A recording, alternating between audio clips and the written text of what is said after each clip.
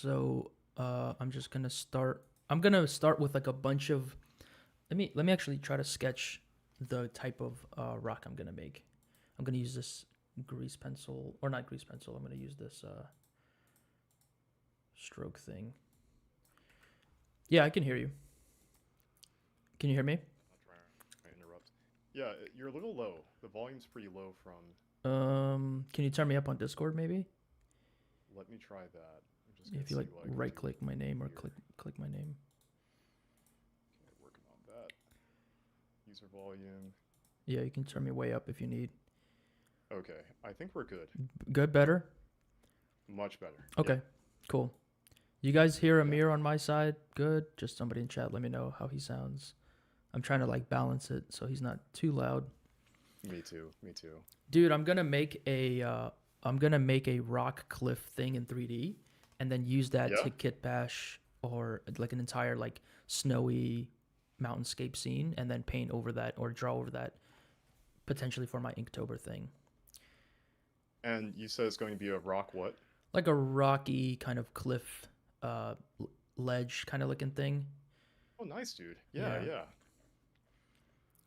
Yeah, I'd love to volume see is that because the fine. prompt, I think it's hike, right?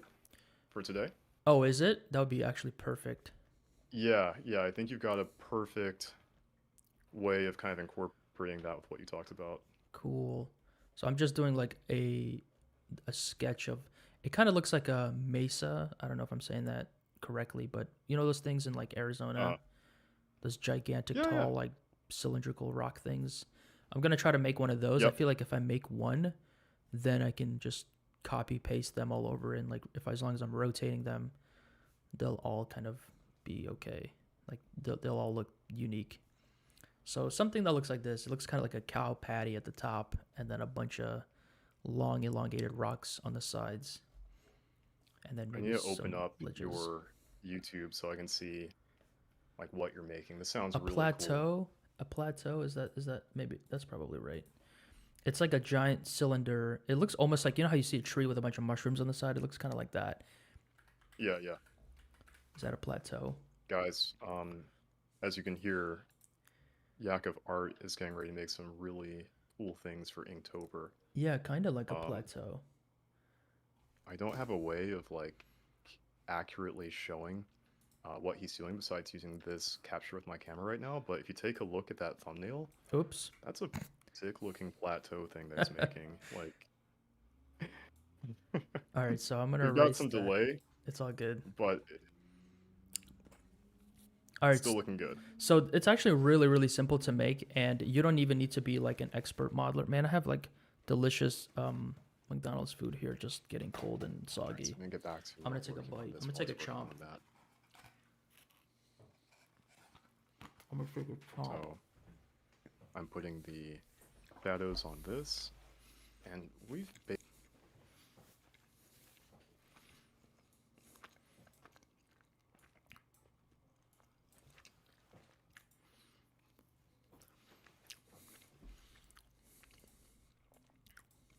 All right, he's chatting on his stream, so I'm gonna Tears of the Kingdom. Tears of the Kingdom. Me want to climb that. Haha. Harvest mushrooms. What's cool about this design, this like kind of repeating plateau design, is that hopefully it'll scale well. Okay, so I'm gonna just start with the default cube here. I'm gonna tab into edit mode, scale it down like this, and I just want like a basic. Let's see. I kind of want like a weird something like this, like a kind of a game controller shape, because then we can, or maybe something with like a couple more bits sticking out like that. Just a good like starting shape, something like this. So let's shape the thing to that. I'm gonna use like loop cuts and things, adding loop cuts here with Control R, and maybe even like this. Keep it relatively low poly. So here, holding Alt and then clicking. I'm on Windows, holding Alt and then clicking an edge will select that whole loop, and then scaling it on the X a little bit. Grabbing this, scaling it on the X. Sorry, X. Gonna add another loop cut here, here, just so I can bring this edge out without any issue. There we go.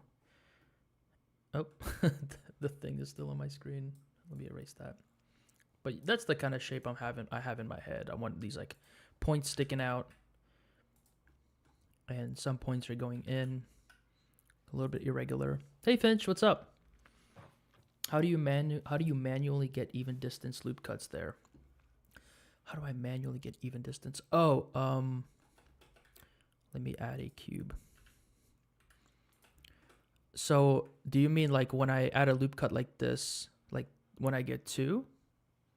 Or do you mean just kind of click and then click like that? Because when you add a loop cut, it automatically just clicking Control R one time will go into like loop cut mode, and it'll always place it in the center of whatever face area you've selected. And is there a reason you don't just use the wheel up? I wasn't using the wheel up because I wasn't sure how many I wanted. I'm just kind of adding them one at a time based on like the design. But yeah, maybe using the wheel would be better. Sometimes with the wheel, I can get a little overzealous and add more faces or more loops than I need, and then I'll be going back. So yeah, I think that's why I didn't do that. Okay, so I just want to get some corners, and then I'm gonna just bevel the corners. Sent you a message. Okay. Okay. I have Amir deafened and muted, just Helen Keller style, so I don't hear him. There he is. He's still talking. Hey, Amir. Sorry about that. No, you're good. I'm gonna jump into the call with Finch. You good? Yeah, I'm good. I'm good. All right. Am I talking over you or no? No, you're good. When you're talking, doing your thing, I just mute you on my end so that nobody on my stream can hear you, so I can talk. Awesome. But awesome. I also can't Great. hear you, so that's kind of a downer. No worries. Just let me know when you're ready to two-way or three-way. Yep. And we'll go from there. All right. Cool. I'm going into that other call now. Awesome, man. All right. Okay. Awesome.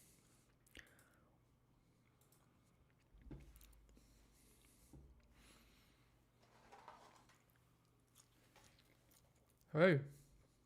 Hey. How's it going? How's it going? How are you? Good. I'm just eating some fries. Surprise. Mm-hmm. Finch? Oh, hello. Hey, how's it going? Good. Good to talk to you again, dude. How's it going? Good to talk to you too. Yeah, Mike, can you hear me? Yep. Awesome. Yeah, I feel like this would be a good way to probably like start introductions right now since we're all on at the same time. So I'll let you guys do your thing first and I'll hop on after. Introductions for what? Who we are. For Oh. my stream, for my stream in particular, nobody's ever met Finch before. Okay. Oh, you're streaming too right now? Yeah. Oh, hello. Yeah, you're in front of a couple of eyes right now, Finch. Oh gosh. So, An odd number of eyes. No pressure. Ooh. No, I can introduce you to guys, for those of you who are listening. When I hit, I just want to say this. When I hit GG, like if you select an edge like this and you want to slide it, but you don't want to be like moving around like this, if you hit G twice, you can then kind of slide it one way or the other. You can see it kind of stays locked. So that's a super useful one. But I'm going to bring this in a little bit. I'm already feeling like there might be too many faces. So I'm going to just start kind of beveling these edges and just to get like a rounded kind of piece. Just going to bevel like that. And then bevel this one. I do feel like there's too many edges, but I think that's okay. So I'm going to take all these top faces. I'm going to hit Shift G. That'll let me select similar. I'll select coplanar, which select all the top ones. I'm just going to hit F to fill that. I don't need all this extra geometry, all these extra faces. Shift G, coplanar, hit F. Okay, cool. So now we have these two edges. And then I want to bevel them just one time, just to get a little bit of roundness. Okay, so this is kind of like our genetic patty. I might jump into the top X-ray mode and to kind of scale some stuff in. Use proportional editing here to kind of get me an even more different, like just more organic looking shape like that. So then you'll kind of see the usefulness of having some parts be sticking out, some parts be going in. Okay, cool. Let me get rid of some of these extra edges, and then I will instead bevel them, I think. Hitting GG again to get a little bit more movement. Just gonna rotate some of these. I don't want like super sharp corners, so I'm just kind of adjusting these so I don't get too many sharp corners.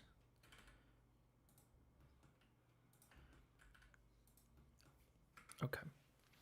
I guess. Maybe? I don't actually Maybe? really know their Maybe. like prestige, but yeah. I mean, we had a good time. Yeah. Yeah, no, that's great though. That's great. Hey guys, I'm Yeah. back. So where are you drawing? Are we all drawing tonight, or just some of us? I'm actually working. Yeah. On Okay. some stuff for the game that I'm working on right now. Nice. Cool. Yeah, I wish I could see it. For tonight's stream, I do not have things set up where I can like, kind of pan and take a look at yeah, like other people's work right now. I can only show it on my phone. So, Well, I technically can't actually show what I'm working on right now. It's all under NDA, so unfortunately, I wish I could. Dang, but, brag more, dude. Sorry. Freaking bragging I over mean, I here, could dude. show like No, I don't can show don't get yourself in trouble. stuff. please Yeah, don't. no, Yeah. I It's will not not. worth it. Fine. But I just opened both of your streams so I can check out what you guys are working. Nice. Yeah, Finch, I've got a question for you from my channel. So Oh. Autumn May is asking, do you have any pages or channels that she can follow? Oh, I have I have all the usual socials. I will say that I haven't really been super active on a lot of my. Okay, so then now that I have my basic one shape, I'm just gonna use this shape pretty much for the whole rest of the thing. What I'm gonna do is I'm gonna hit L to select length, and then I'm gonna duplicate it like over like this, and I just want to kind of make like a collection, on top like this. Just kind of bundle them all together, and I'll be like rotating some of them to get like different angles, and I'm gonna stack them on top of each other so I can get like two like. So if we're looking at it from the side, we have like this, maybe 2 or 3 stacks. And then after that, I'm gonna take the bottoms of like the lowest parts of the stack and extrude them down, so we get this really long and stretched out these ridges, these really strong stretched out ridges. So let's do that, and hopefully my drawing will make a little bit more sense after I make it. Got Yeah, your thank you stuff. for sharing. I appreciate that. Oh yeah, no, of course. You did all the sharing. It's my pleasure. I am obliged to reciprocate. Amir, Mr. Mike. how's Yes, sir. it going with like streaming? You've been streaming every day since what, end of September or something? Yeah, as a matter of fact, Wow, it's been going pretty well. That's I would wild. Mm-hmm. say. Yeah, I agree. Uh-oh, guys, we're getting some real lag. I'm gonna. Oh, really? Uh-oh, what's going on? Can you guys see me? Yeah. I mean, I can hear you. Okay. Gotcha. Yeah, I'm talking about my channel. I think I was trying to mess around Discord too much, and OBS completely freaked out and was like, "Stop! Don't do that." Oh, what do you Um, mean? What did it say? Help! failed. Stop! Don't It do just that. What are started you doing? lagging really hard, like my face froze and nothing was being captured on my camera. Oh, that's not good. But hopefully I could share this link to Finch's portfolio to my channel. I'm trying to do that, and I'm struggling. But Mike, No worries. You're I'm, struggling, I'm Jesus, I'm dude. struggling. I can't support my channel the way how they need me to. I'm But struggling.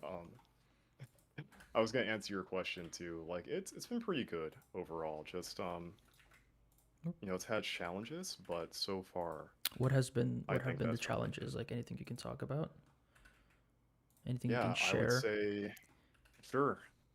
I didn't tell you this, but my YouTube channel, Got it got got shut temporarily down. deactivated. What? I was just kidding when What? I said that. That's crazy. Yeah, dude, Wait, it how? actually happened.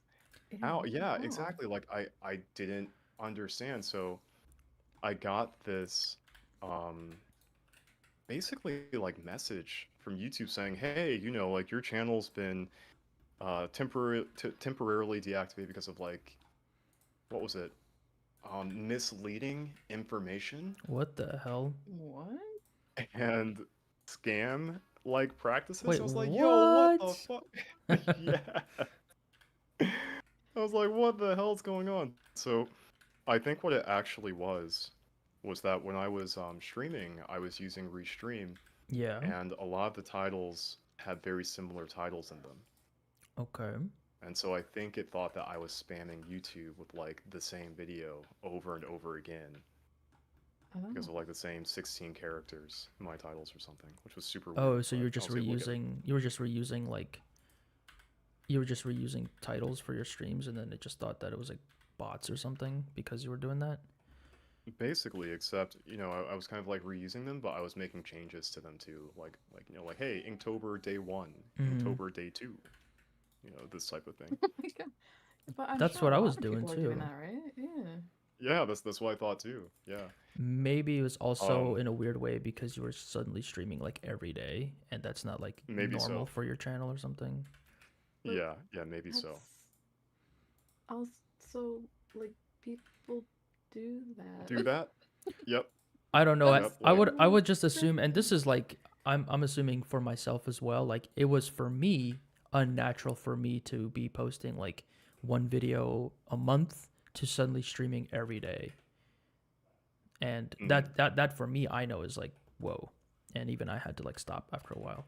But maybe their systems are designed to like catch when people are posting too frequently or a sudden high frequency of activity or something. That's what I'm gonna assume, just as like yeah, That's maybe like from so. like a bot this ain't perspective. like this ain't credit. These are channels aren't credit cards, yo. Like Yeah, these no, the are Yeah, scamming thing right? is weird. The that's scamming so thing is Yeah, weird. weird. yeah. I was I like, don't like this that. is bonkers. YouTube is weird. So, yeah. So yeah, that was one of the challenges, dude. I did not see that coming. Definitely came from left field. So, yeah, That's Okay, rough. I'm sorry that happened. but what did it's that mean? okay. Did that mean you couldn't stream or something, or did that just like a weird like scare for like a split second? How Yeah, did? I couldn't. Oh, you couldn't stream. I literally couldn't stream. I had. Oh, I feel like we might be Hello? losing him. Yeah, we might Guys, be Your channel's breaking up. getting deactivated again. I'm gonna just like pause the music. Oh no, dude, they're at his door.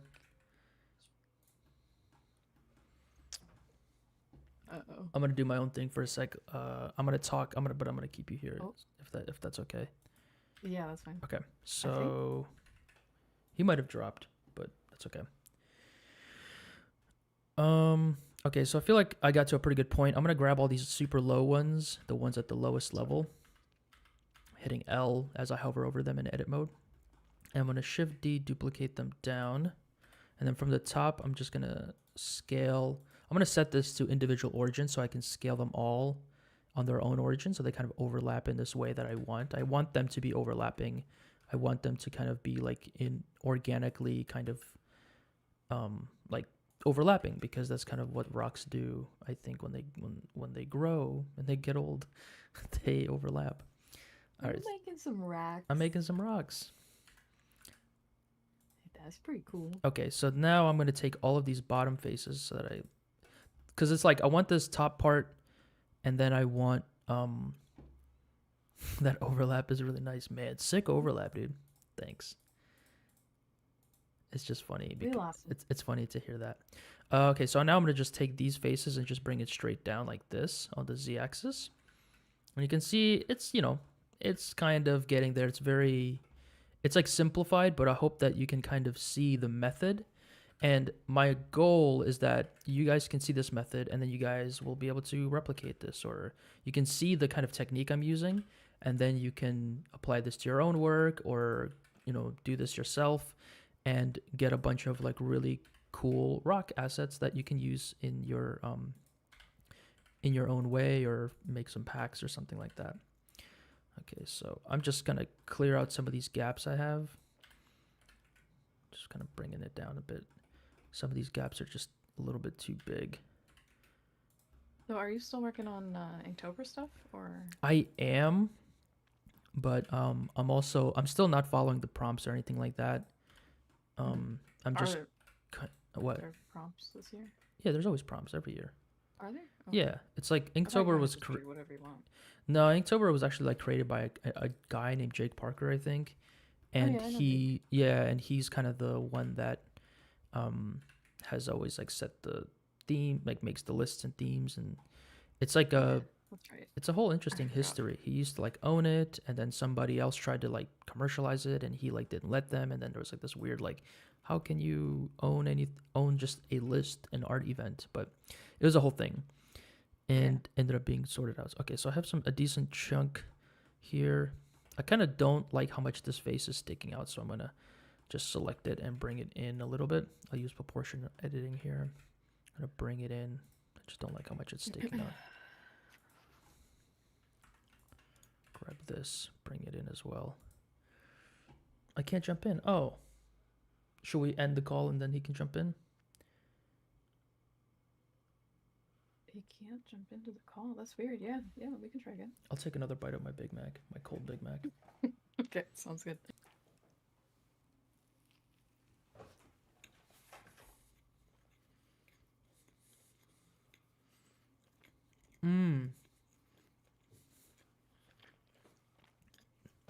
Oh my god, he's having computer issues.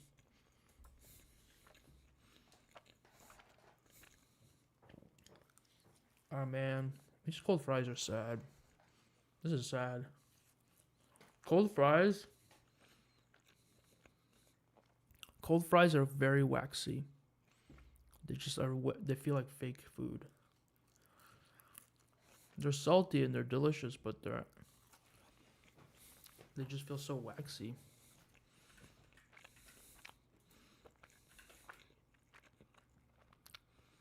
So this is what I'm doing here. You guys can do as well when you're working on the asset. Okay.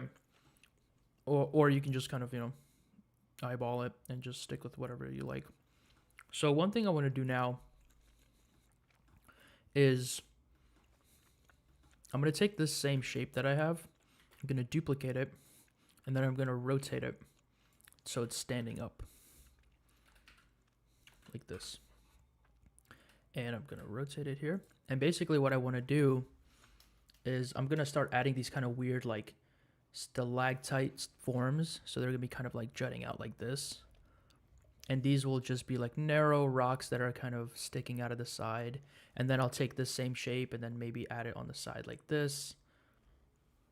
So then there's a bit of like, so then like it feels like the rocks have like layered and then more rocks formed and then layered again. I don't know how rocks erode, or I'm not a geologist, but you can get the idea of like the look I'm going for. So I'm just going to be taking some of these, especially where it goes in, like in these corners. I want to add a bit of vertical geometry that will kind of break some of this up. So that's what I'm going to do. I'm still using like the same piece that I made in the beginning. And so I'm kit bashing the same piece to, and using the flexibility of Blender to kind of like get what I want. So I want to get a little bit more vertical stretch. So I'm going to put that there.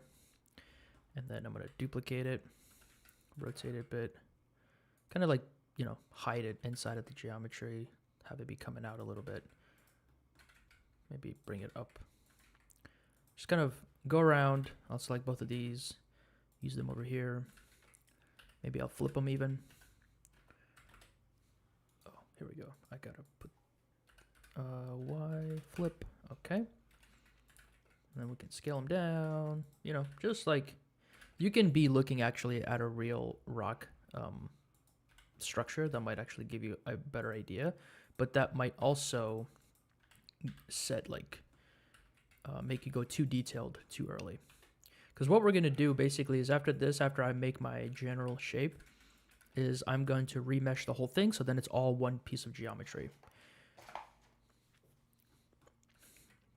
It'll pretty much all look kind of basic and simple until the very end when we start actually putting it to use. So kind of don't if you're working on it and it looks kind of silly, don't worry about it. Hey, what's up, PN? I am making something I don't usually make, but I do think that it's something that can be made by most people. You don't have, you can see I'm not like modeling. I'm not a, you know, amazing 3D artist or nothing. I'm not modeling anything. I'm just taking shapes, repeating them, moving them around. And this will give us the breakup that we need. I too like to make stuff in Blender. Cool. How long have you been tooling around in it? I'm going to move some of these elements because they're getting too repetitive. And I might scale this one even. Yeah, just to kind of go like that. About half a year. Cool. Are you an artist? Were you using like other programs, or are you just kind of jumping in? Like, do you have background art skill in something else? I'm going to copy this shape as well because it's a new one, and hopefully it'll give us a bit of new.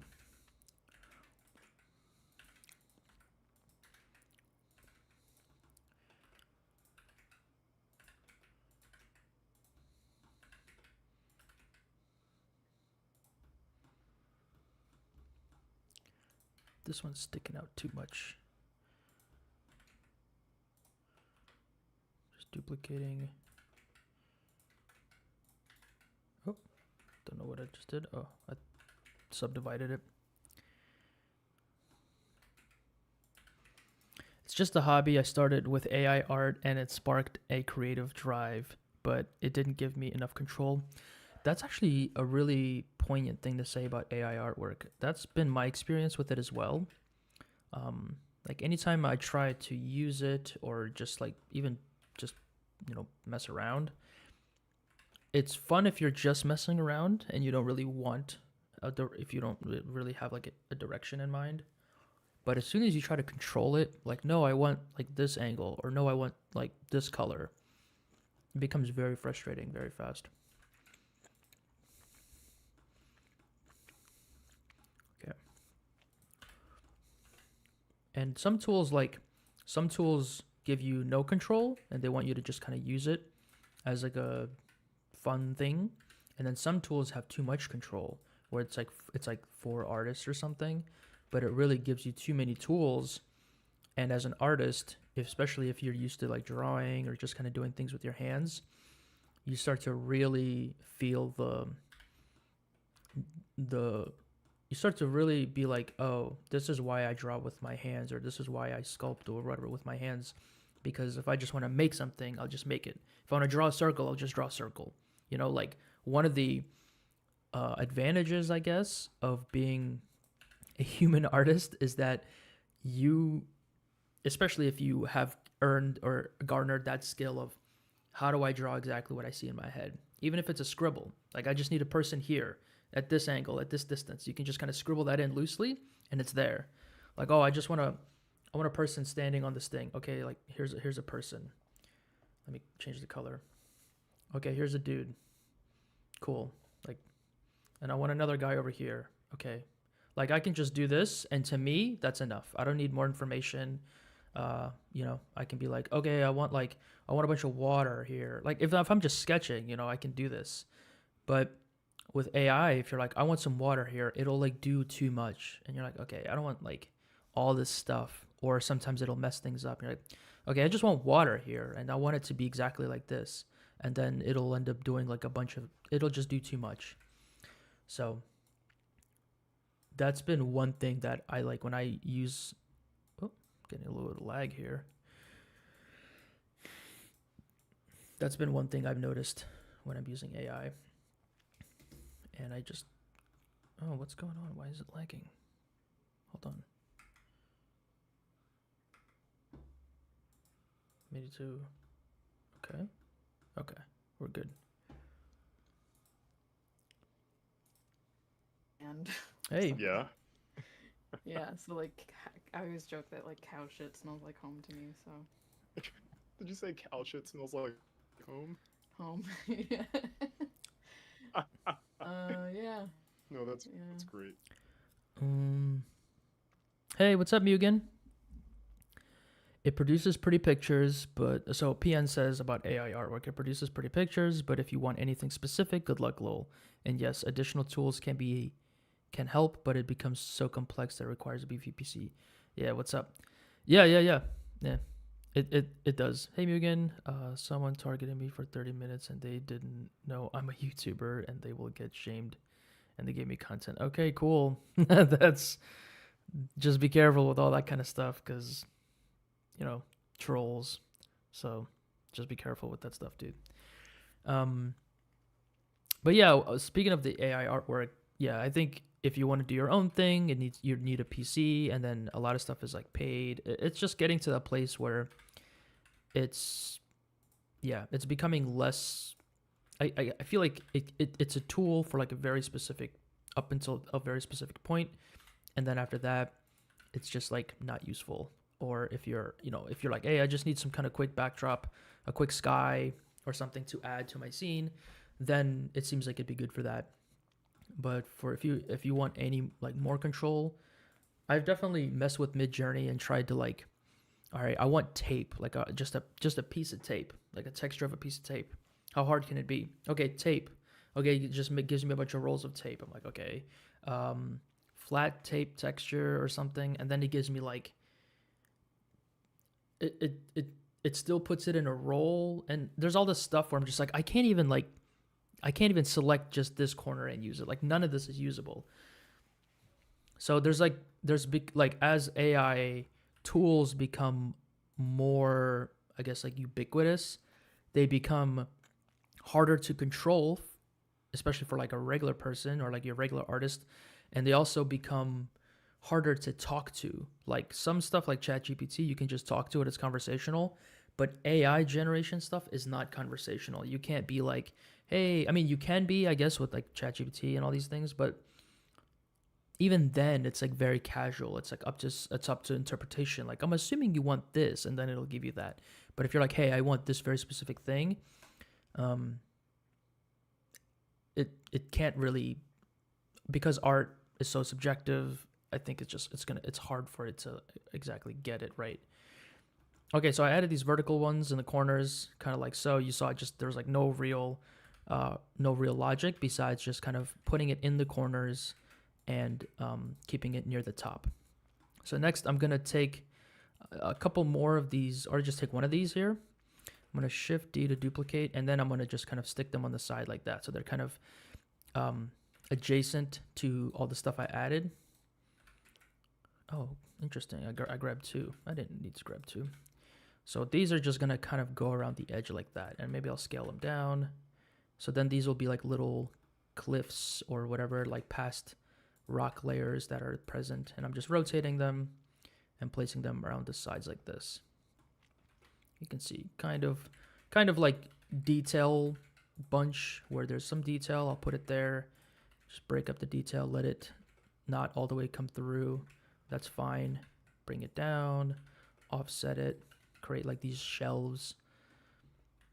So right now it's looking a bit organic. It's also looking a bit inorganic, like cables and stuff. But this is kind of, I think this is the fun part of this kind of artwork, is that you're just making stuff and there's no real rules to it. Because even if you were to break these rules and completely go crazy, I think you would still end up with like a pretty cool shape. Because at the end of the day, once you remesh it, you slap a rock texture on it, it's going to look like some type of rock that exists somewhere. Rocks to me are like clouds. They always have these weird, like unpredictable shapes. Obviously, we can study them and we can, predict patterns and stuff. But you can get rocks that just look alien and look weird, and like that's okay. So don't try to like, don't worry if don't try to like get an idea in your head of like what it's gonna look like. Just kind of watch this, and hopefully you'll get some ideas for what you can do and how you can approach it. Okay, so I think that's pretty good. I'm gonna try to keep a lot of these towards the top, because like my logic, what I'm thinking is like, okay, here's what I'm thinking, and I could be right, I could be wrong. So let's say this was a cylinder at one point, like just a perfect cylinder, and there's a bunch of layers inside of like sediment and stuff. Over time, water or wind or whatever like washed away a lot of the outside. So then all you had left was like, let's say the top got washed away. Like it gets, let's say wind comes in and water and rain and stuff, and it washes away like from the top first. So you can kind of imagine inside there's more of these rocks, but this wall is like, it's thick. It's kind of surrounding those rocks. And then these are the rocks that are being exposed. And these rocks on the side are also being exposed, even though they're kind of sticking out further than the cylinder. But that's kind of what I'm thinking as I make this. So near the top is where there's the most like exposure. So I'm kind of like clustering these rocks, kind of scaling them down, clustering them at the top. And then near the bottom, there's not as much things to see. There's not as much rock being revealed. So I'm just going to bring a couple of these near the top. Just a little bit more. I'm still using it, but it's just a little part of my workflow. Yeah. That seems to be the kind of way that it makes sense the most benefit for an artist. If you just quickly need a thing. Father Dev, I wish I can stay active duty. Yeah, dude, do your thing. Legit passed out on the last stream. Oh my god, you're a champion. How can I show you the scene I make? Yeah, you can just throw it in the Discord general channel or something. I'd love to see it. Yeah, have a good night. Thanks for sticking out, dude. I always appreciate it. Ooh. Okay. I don't want to do too many. Just maybe stick one here, because again, we're gonna remesh this whole thing. Okay, so this is what we have, right? Pretty basic, pretty simple. I'm going to now remesh it. So apply the scale. Okay, and now this is an interesting little small spot. I want to close that. Okay. So now I think, yeah, now let's remesh it. So we can see the whole thing is not super high poly, but we do the add modifier. I'm going to remesh. As soon as I click it, you can see what's happening. It's in voxel. It's set to 0.1 meter. And you can see it just kind of joins everything and smooths everything out. And one thing I want to do is, well, let me think. So first, before I apply this, I'm seeing that it's a little bit too like, I want more parts that go in vertically.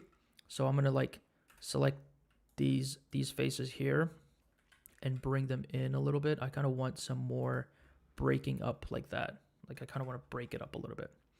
Or I'll select this and bring it in. I'm hitting to move it on everything but the Z axis. I'm hitting G, Shift Z, and that'll kind of let you slide it in the X and Y axis without the Z axis.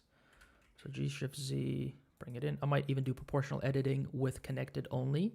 So connected only makes it so that only the parts that are connected to this original geometry are being moved, and not like all of these like side pieces that I have. Okay, that looks kind of cool. I like that. It is too much though. It's too deep. So maybe I'll grab this one, bring it in like that. I think the more kind of in and out undulation you have, the more variety you'll have when you're doing your like kit bashing and stuff. So I'm gonna grab this one, bring it in. Oh.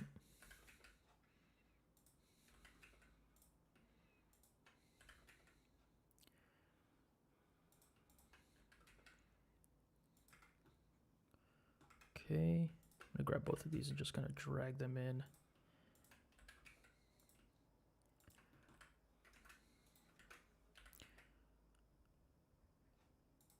Maybe even rotate it to get like a corner.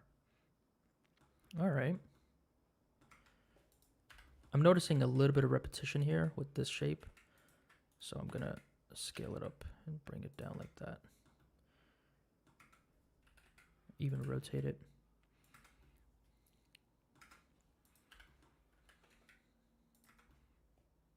Okay.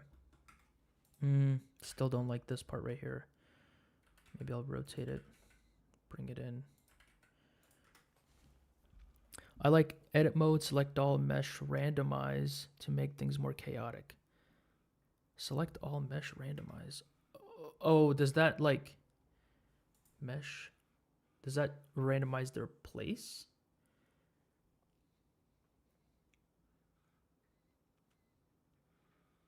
Not sure where randomize is. Symmetrize. Is it like an edge thing or vertice thing?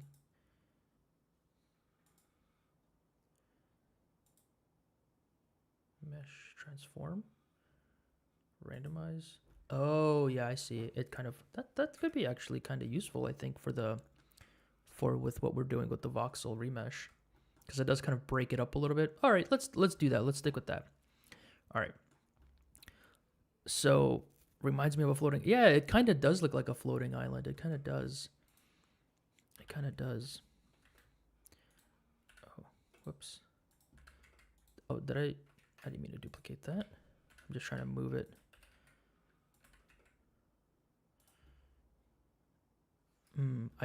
It randomized these faces, so it looks kind of I'm gonna just flatten them out real quick. I'm gonna select all of them, go to individual origins, and then hit SZ to flatten them out. I do want them to stay somewhat flat at the top here. Yeah. Gotcha. Okay, cool. So when we add the remesh modifier, we can see what it's doing. It's kind of like smoothing everything, it's blending everything, and the voxel size is what it is. If we increase this, it will make it a little bit more detailed.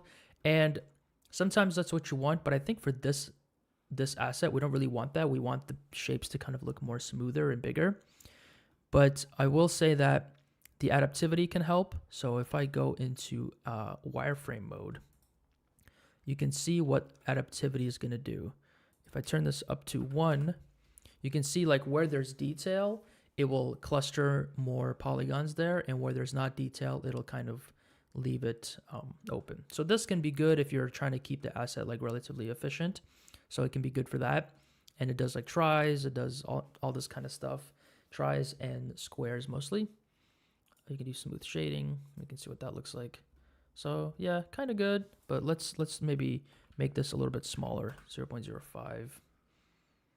Smooth shading does look weird. And I'll lower the adaptivity so that we still get some shapes. You see, it's starting to look kind of messy, and fret not. That's okay. That's kind of what we want. It's okay that it looks like this. I'm gonna bring the adaptivity down to 0.2. Let's bring this voxel size back up, see how it looks. Yeah, I do like the adaptivity on. Maybe I just don't want it to be too high. E. Transform. E. E will extrude, I think, right?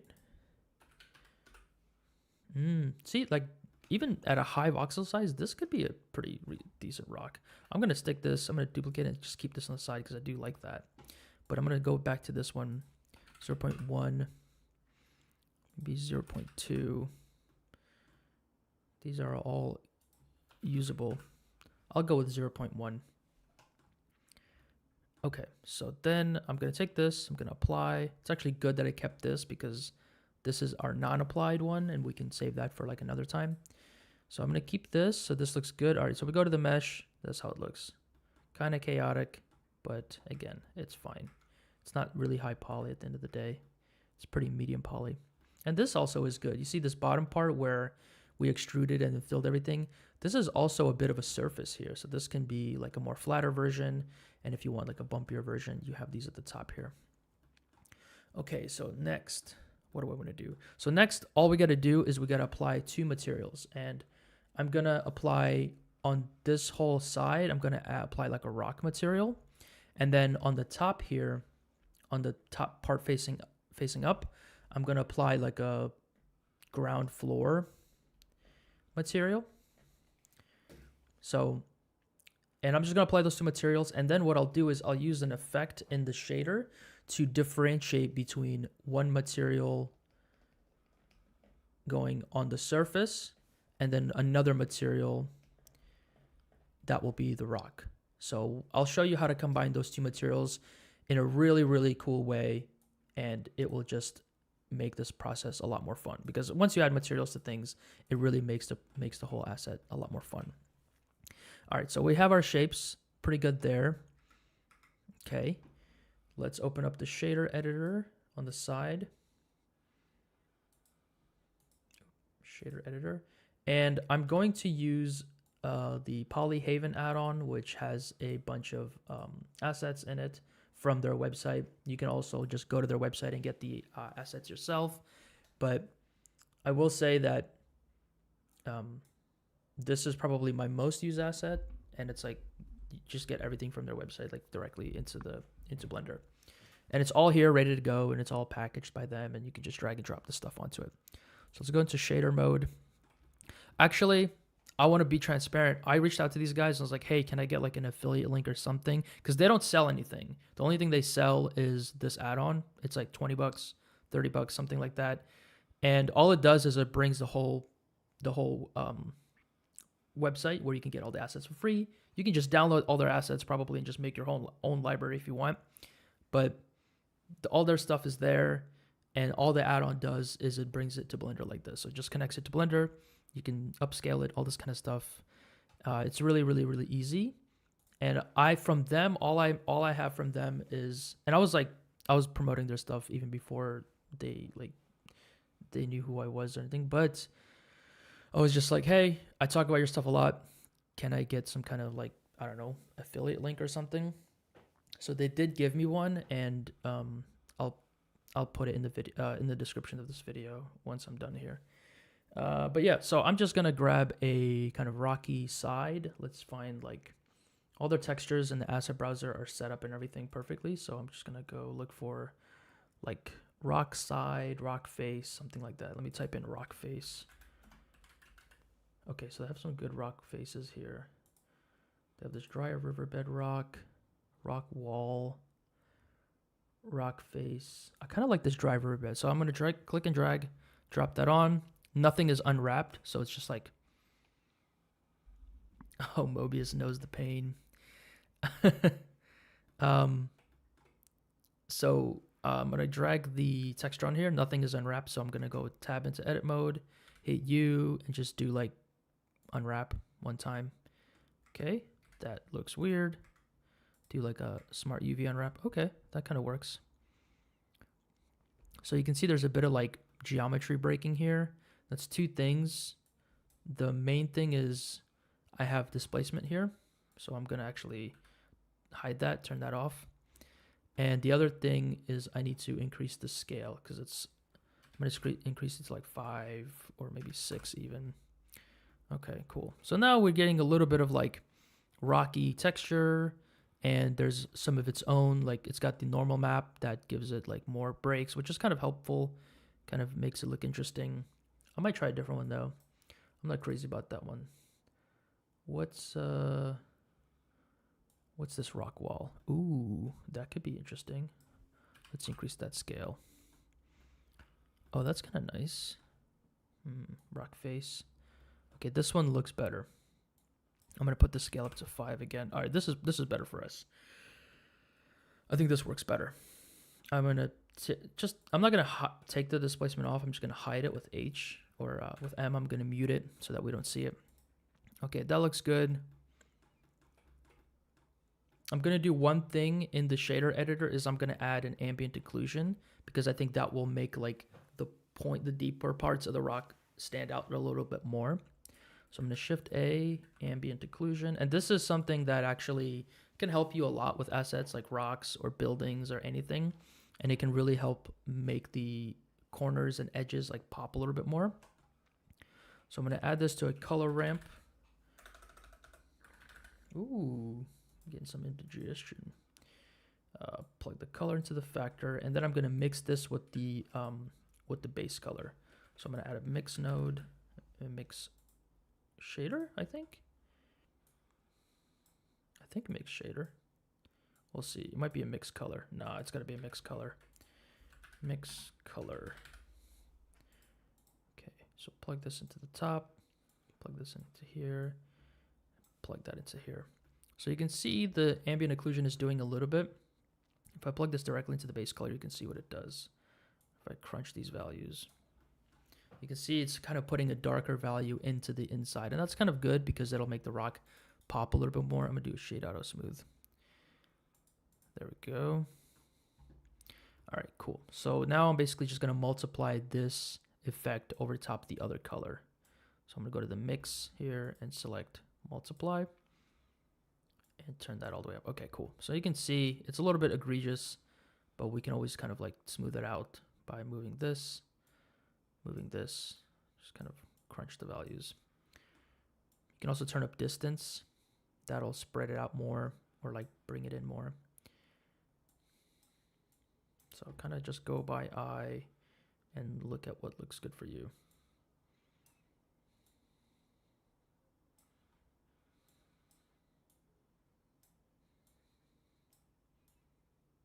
Yeah. Okay, that looks okay. It's not too, whoa, there's some like trippiness. Are you seeing this? Like when I zoom in and zoom out, it like warbles. I mean, is it just me? Is it just me? Is it like warping?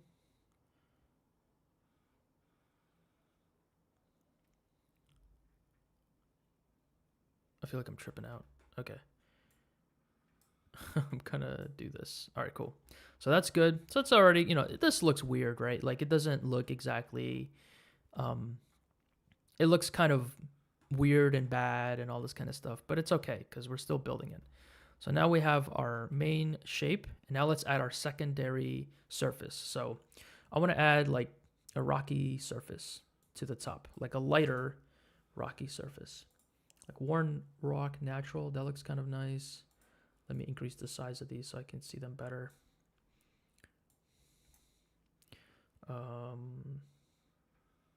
What do I want on the surface? This could be good. This could look cool because it's got those cracks. I kind of like worn rock natural because it. You think it's the resolution of what? Of my.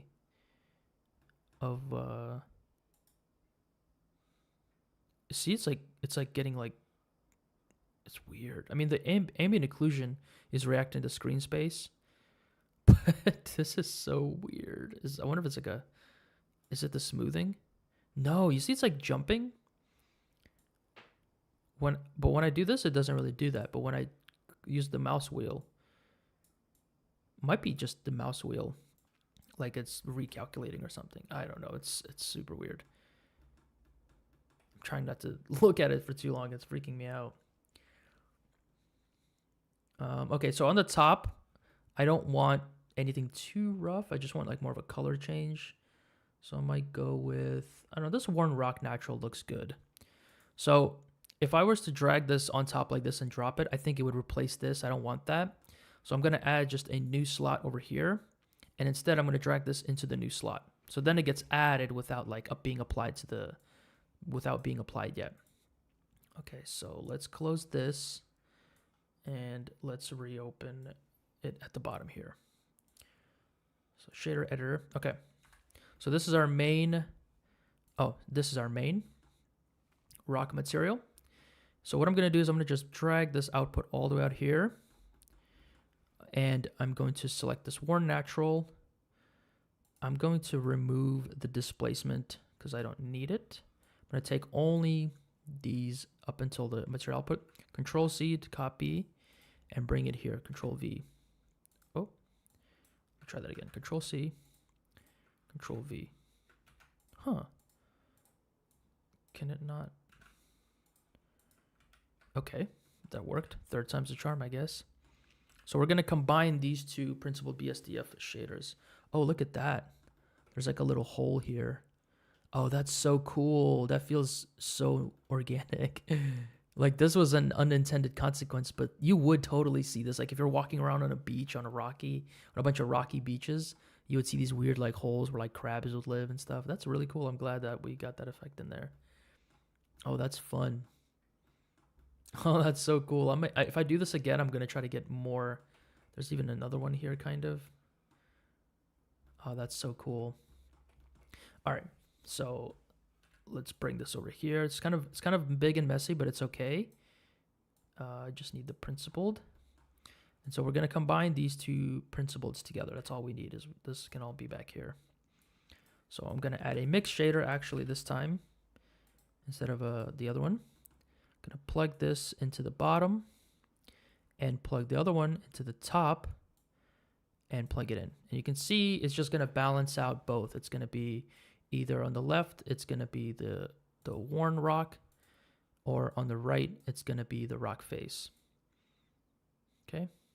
Oh, and I want to scale this up too, because the scale of the rock face is 5, and I'm going to scale this up to 5 as well, just to match. That looks pretty good. Dude, the zooming in is tripping me out. Oh my God. What's in this Big Mac?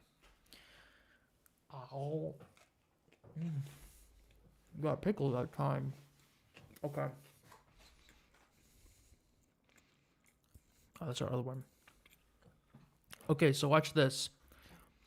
This is going to be a really good effect if you ever want to do this yourself. Like, you want something on one side and a different material on another side.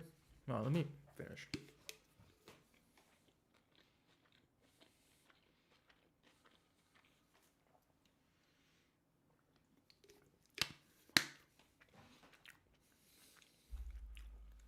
Yeah, Mugen, you should probably update your game, dude. Because it could be like security issues and stuff. These fries are so gross and waxy. They taste like worms. Okay. So this is going to be... Basically, we can either go between the sandy material or the rock material. And we want to differentiate. I want to keep the sandy part on the top, but take it off on the sides. So what I'm going to do is I'm going to use the normal data. The normal data is basically where the part of the geometry points. It kind of keep track of where everything is pointing and where the light hits and all that kind of stuff. So I want to isolate this normal data, the z-axis. Right here you can see the z. I want to isolate the z-axis, and I want to use that as a differentiator between where the material is showing versus where it's not showing, okay? So let's do that. I'm going to use a geometry node. And I watched a tutorial on this. This is the only reason I know this. But I've seen multiple tutorials on this multiple times, and I keep forgetting what it is. But it's really simple. Geometry node. Color ramp. Oh, sorry. Mix. We need to separate X, Y, Z. These 3 nodes. And then a color ramp. I'm going to just take this one here. Just for good measure. So this will be our factor. And so we take the normal plugged into the vector, and we take the Z data plugged into the color ramp, and then the color ramp into the factor. So now it's flipped. There we go. Just needed to flip the values.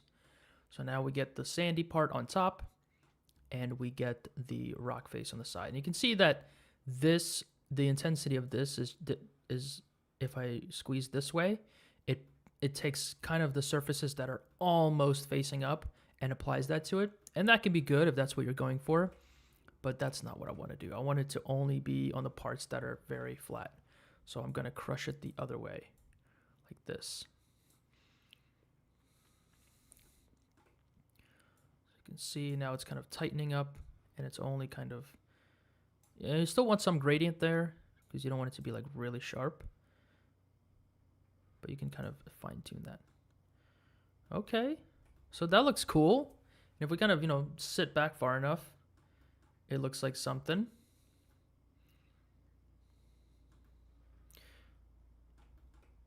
Cool. So I think what I'm gonna do is I'm gonna darken. How do you know what worms taste like? Very waxy and yucky. Waxy yellow worms. Mmm. I don't think I've ever eaten a worm in my life.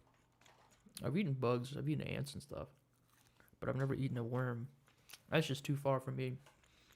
I've even seen kids eat like cicadas and stuff, but worms, yuck. Never. Okay. Okay,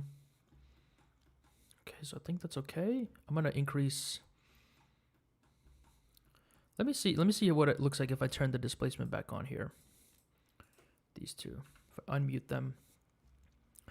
Okay, that kind of looks cool. The other thing is, this feels illegal, but you can turn the normal value up past 1. So let's jump into cycles. I think it'll look a little bit better in cycles. Yeah, that looks better. I'm going to use another, just Polyhaven. I'm going to use an HDRI from them.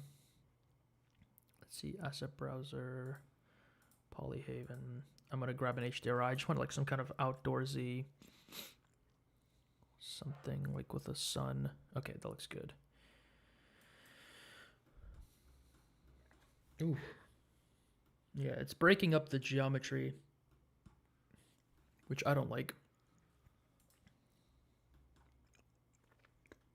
I'm going to try one thing. I'm going to try to join all the vertices, so I'm going to just go and join them. Nah.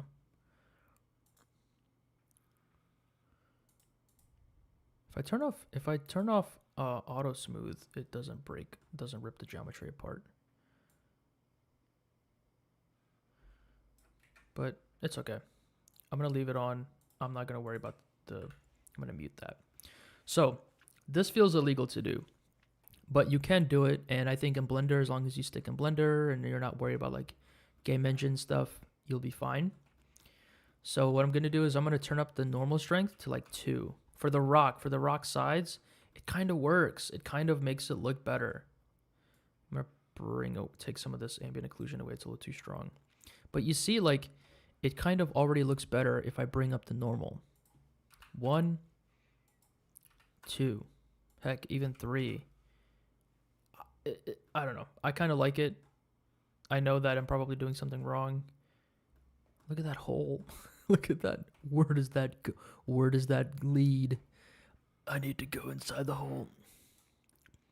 You guys ever read that manga, like My Shape or something? That thing is crazy. Okay.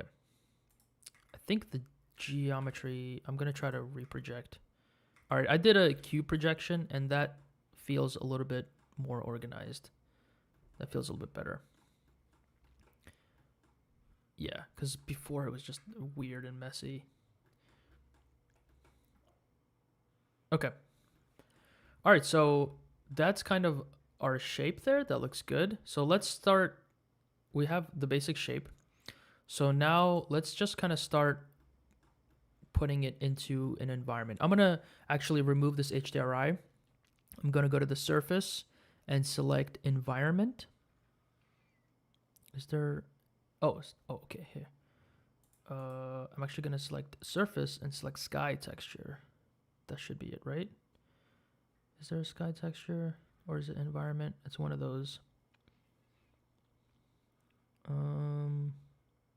Background? Yeah, background and then sky texture. So this is Blender's natural internal like sky kind of render engine thing. And it's actually nice. You have elevation, which means you can make it like brighter, or like if you bring the sun down, it naturally starts to get kind of like in the sunset kind of vibe, which is really cool. Right? And then you have air, which makes it more sunsetty, or it makes it more like higher altitude. You have ozone, Makes it more blue. Dust makes it more brown. Ozone is cool because it makes the shadows like really cool and actually like blue shadows, which could be cool sometimes. I'm saying cool, but you know what I mean. Okay, so basically I'm going to save this just to my desktop. All right, so now we have our shape. This is really kind of the core of what we're doing. We have our shape, and still it looks a little janky. Of course, like you can go in there and like move things around, push things around to get a little bit more out of it. I'm going to change the air. I'm going to change the elevation. Okay, so I like the elevation. I think I'm going to grab some of this stuff and I'm going to turn off the vertices and just kind of push. I'm going to use this to push some of the stuff in.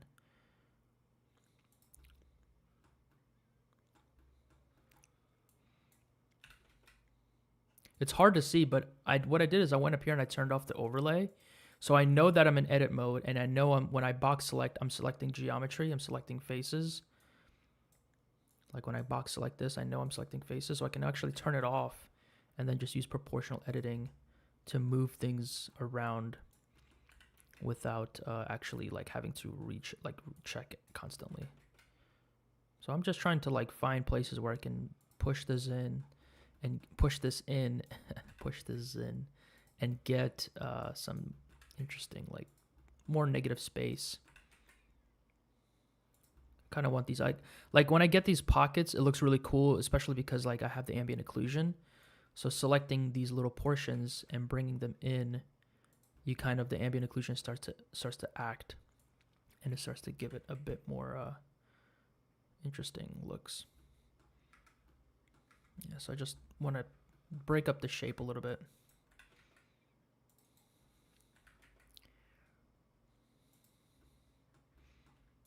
And take this and bring it even more in.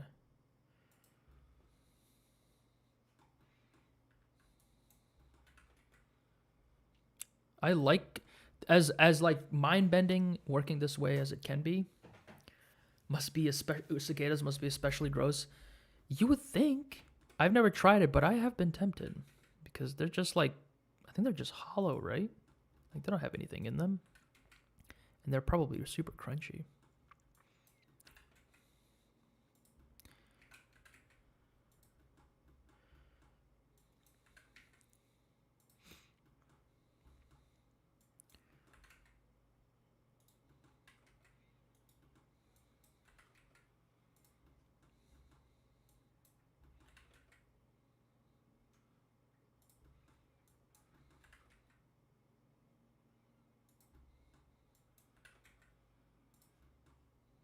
Okay, cool. I kind of like that. I'm just trying to break up like the sides. The sides are looking too much like, it's just looking too kind of uniform. So I'm just trying to break it up a little bit. Like especially this one side is like really, really flat. I'm trying to break it up a bit. Okay. Okay, cool. So we have our shape, and now I'm in object mode. We just start duplicating it. So let's say, I think the sun's a little bit intense. Let me bring this intensity down a bit. Okay. So I want to start making some kind of, I'm going to duplicate this with Alt D. So if you Shift D duplicate, it will actually copy the geometry, and there'll be like two versions of it. It'll double the polygons, all that stuff. But if you Alt D, you can duplicate it, but it won't, it'll just be like instancing it. So here's the fun part, is like now that it's this kind of organic mesh, if we kind of move this around and start piling these up side by side, you can start to get somewhat, we can scale them, bring it up. And the way that these like plateaus usually line up is that they just kind of like stack on top of each other, like, you know, like mushrooms. So I'm going to take this one, going to Shift D, duplicate it again, and just start building out. And you can rotate, you can get more out of it, you can scale it down. And now it almost feels like we're building like floating islands, or we're building like some kind of like pathway in a video game, you know. Scale it down even more to get like a really flat. See how like because the materials are just very simple and they're similar, we can start to get, and we have the like the separation of the lighter material at the top. It all kind of blends together, and I think that like, for example, if you take like the Quixel like assets in Unreal Engine, this is kind of the way that you're supposed to use them, or that the way that people use them is they just bash them together and they all organically like fit together. Like look at this ledge right here. It's overlapping into the ledge of the other one, but because they share the same material, it looks kind of seamless. You know, it seems organic. It seems like these are actually connected.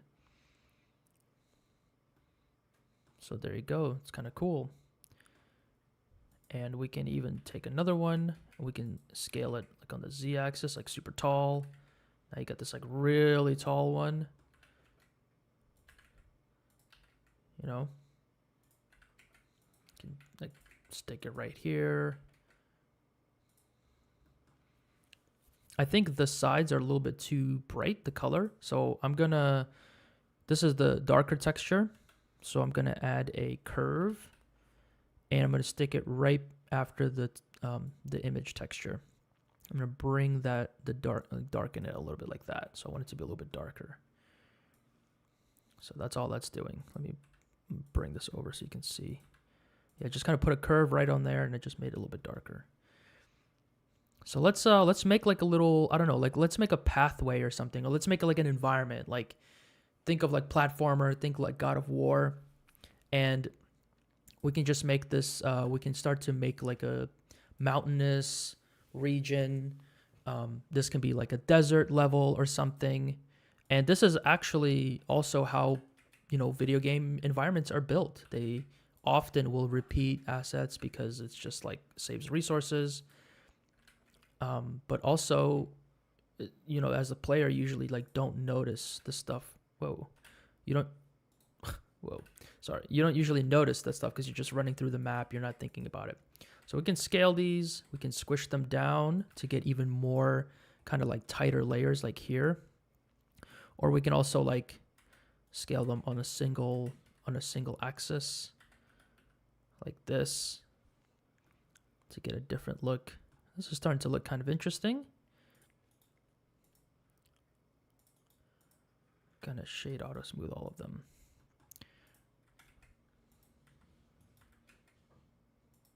Yeah, see if we kind of stretch it that way, we get these like deep ridges, and because we have the ambient occlusion, starts to look really cool, starts to work with us. We scale it up, we get a bit of variety, and you can use like the steps that we added on the sides. We can use those as measurement points, like put it there.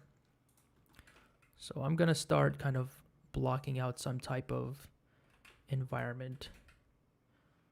And look, even the model inside of itself here works because it's just adding more detail on the ridges.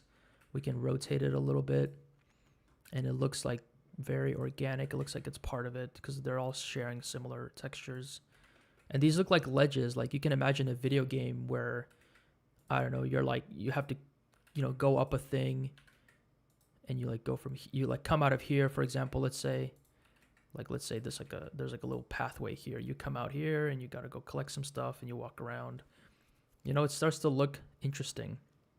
So I'm gonna just kind of tool away at this. I'm still in a call with Finch and Amir, so I'm gonna turn them back on and talk to them, and I'm just gonna start kind of moving stuff around, and you guys will see it come together.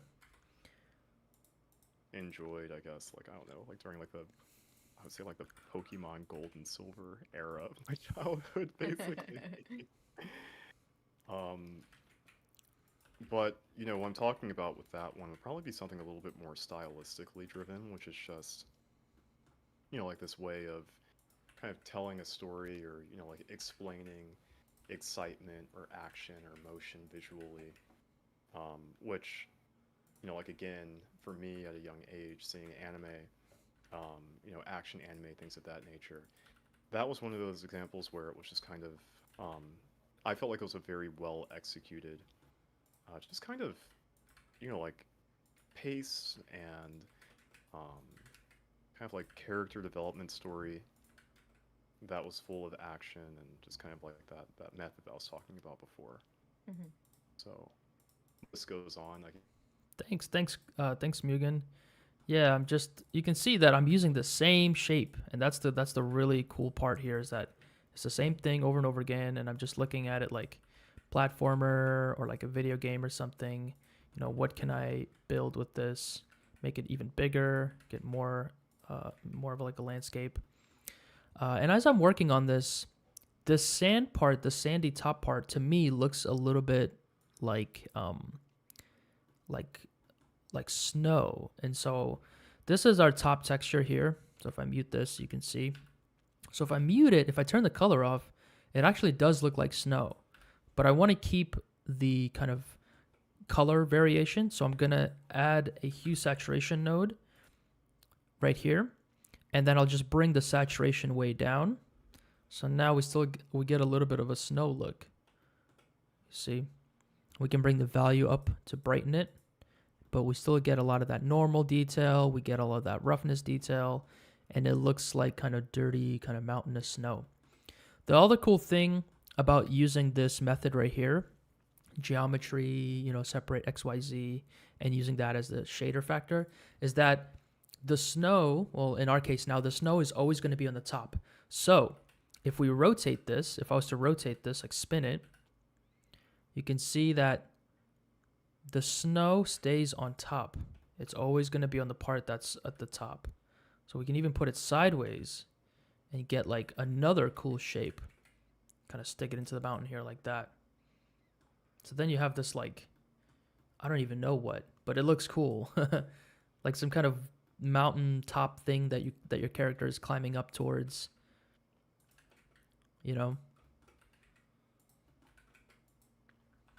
Let me get a wider view here.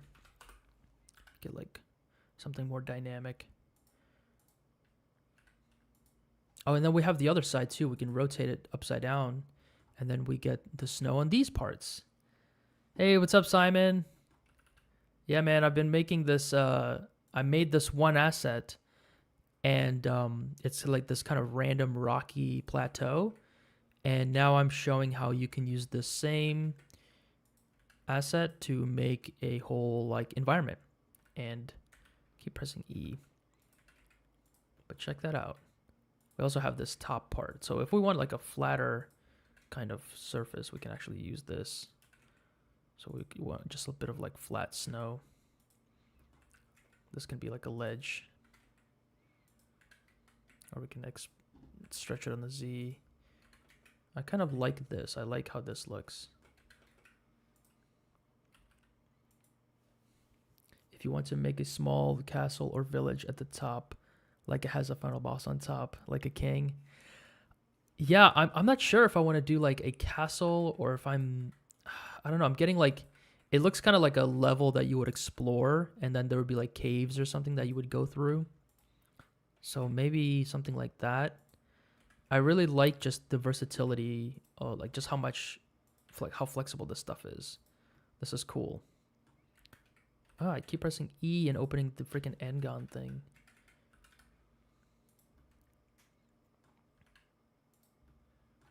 Maybe some kind of like thing like this. Maybe some kind of, whoa, that looks cool. Dang. And you can see as you rotate it away from the top, it starts to lose that snow. Damn, this is cool. I kind of like this like vertical opening.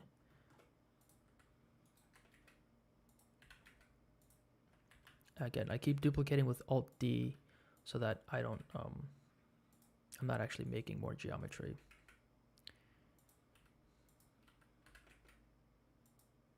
This is cool. I think I'm going to keep it like this.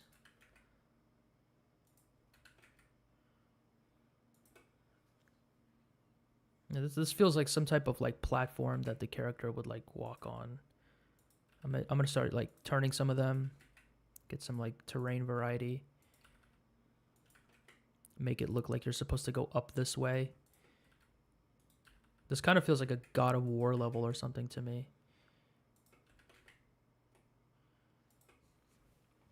Nice. I was looking for a low poly rock tutorial. Yeah, this stream I did that.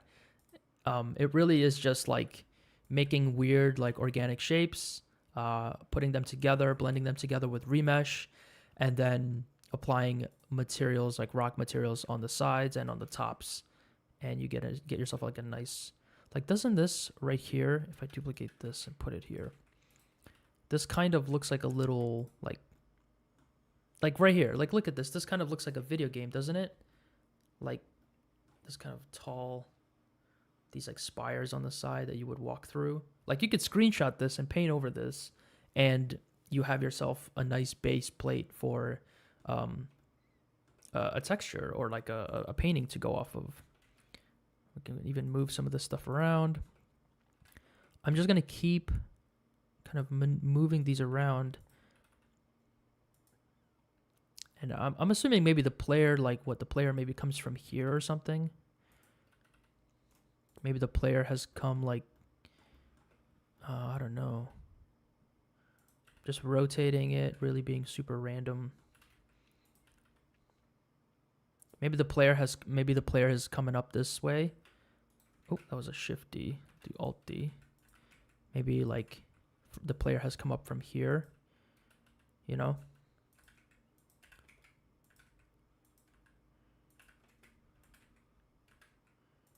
Maybe like the player has come up from here. This looks kind of cool. This looks like something. This looks like something. I might want to make these bigger. I want to make these kind of more like towering. So I'm going to stretch it.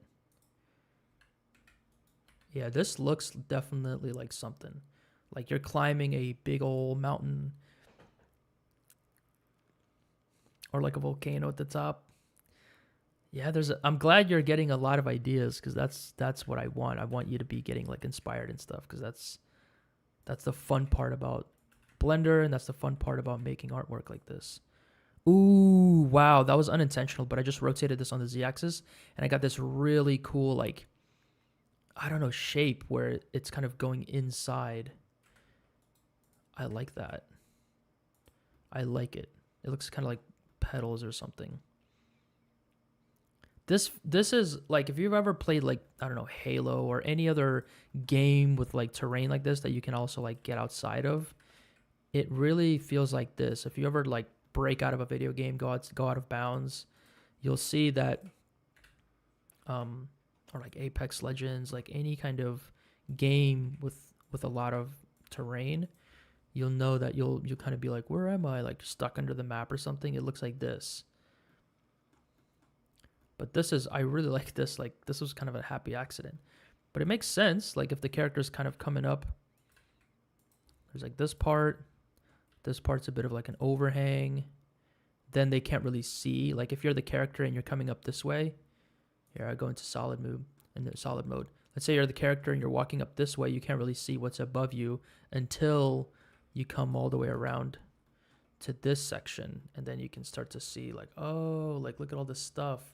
So maybe I'll move this even over more. Maybe I'll move this over here.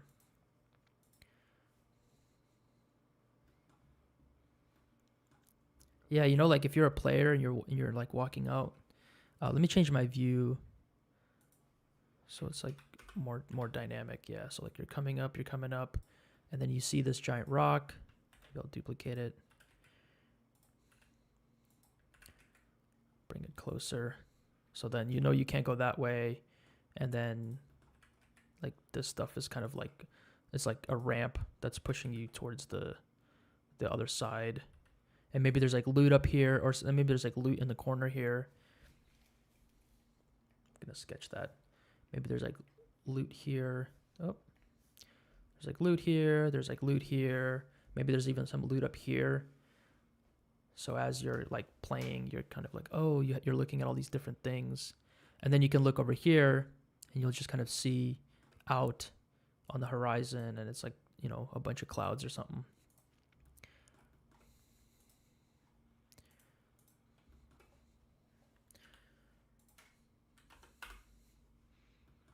Yeah, because we have so many like sides to this, it gives us more variety for can even squish it, something like that. Turn it a little bit, get some snow on it like this way. Jump into edit rendered view to see how that looks.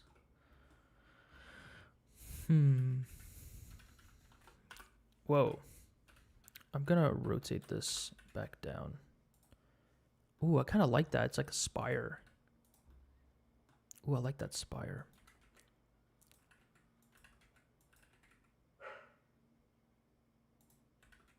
Yeah, that's cool. Like there can be some like stuff up here. And then like as the player, you're probably like tempted to try to like jump on these like cliffs or something. You're probably curious about what's going on there.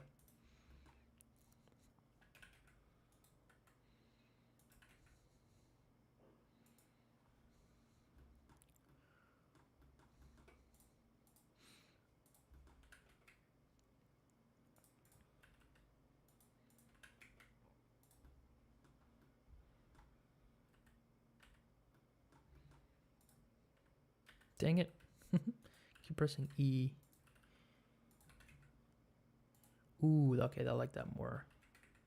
Yeah, so this is just kit bashing. I mean, this is just you have an asset and then you're just like finding different ways to use it and turning it like rotating things, moving things. Just kind of finding different ways to use it.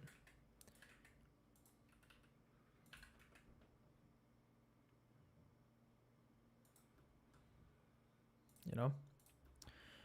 Let me duplicate this and put it over here. Now I'm like, now that I have my basic layout, I'm going in and I'm like just adding detail, like using the same asset and just like putting it inside of itself and kind of literally just free environment detail, like shaping out the shape to be, I want there to be like, I want, if you come up here, let's say as the player, let's say you come up this way, I want you to know that you're supposed to go that way. So this is the cool thing about like environment design is that especially like you can pull from your own inspiration like of playing video games, of movies, whatever.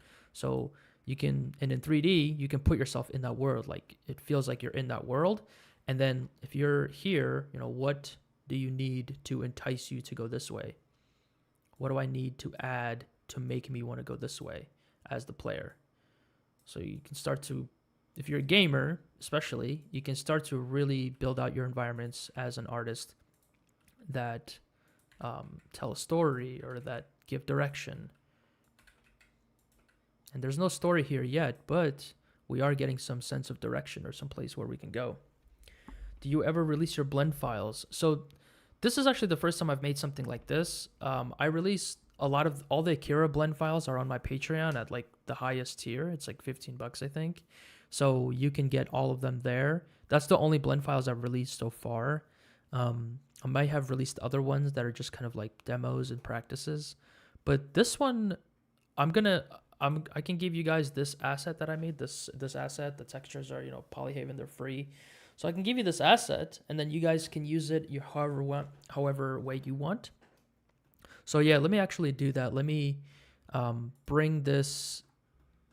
I don't know if I'll export the whole scene because it's kind of like, taking the fun of building the scene away from you, and you can see how to do it. But I'll give you the asset, and you guys can just like play around with it, do your own thing. The textures are fairly low poly. I mean, low res. They're like 2K, I think. So they shouldn't be too. Oh, they're even 1K. I'll make them 2K. Oh no, I can't. Why not? Is it because it's not connected or something? Wait, that worked. Oh, wait. Okay, yeah, cool. That's like a little benefit of the Polyhaven add-on is like if you want to increase your res, you can just select the higher res and it will start downloading and setting that up, which I think it did. I hope it did. I think it, puts that down into your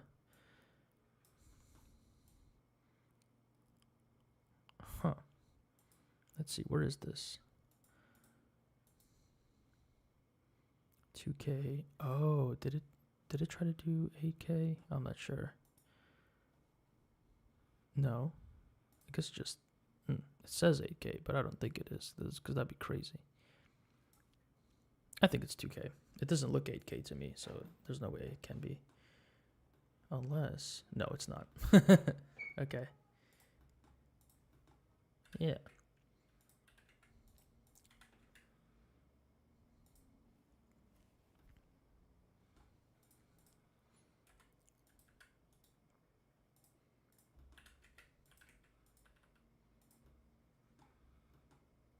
I need to rotate this a little bit more. I wanted to like cast a bit more of a shadow on the whole thing.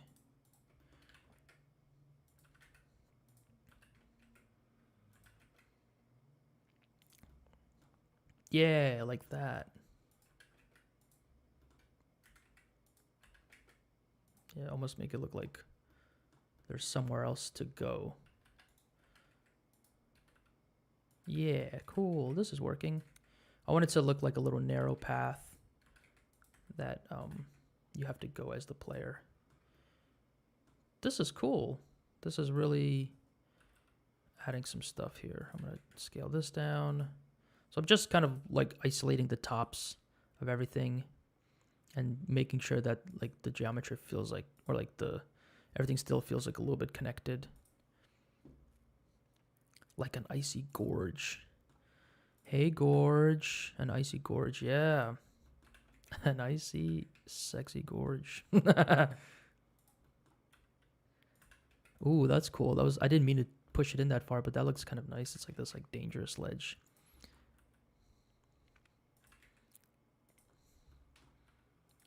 Yeah, just kind of like, and this is just my own personal taste. I like when there's a lot of angles and slopes. I feel like it makes for an interesting, bring this down a bit. I think it makes for like interesting design and interesting like movement. So this feels like a cluster of things at the top. So as you kind of come up as the player, you know, there's like leading edges. There's edges kind of pointing to a direction that they want you to go.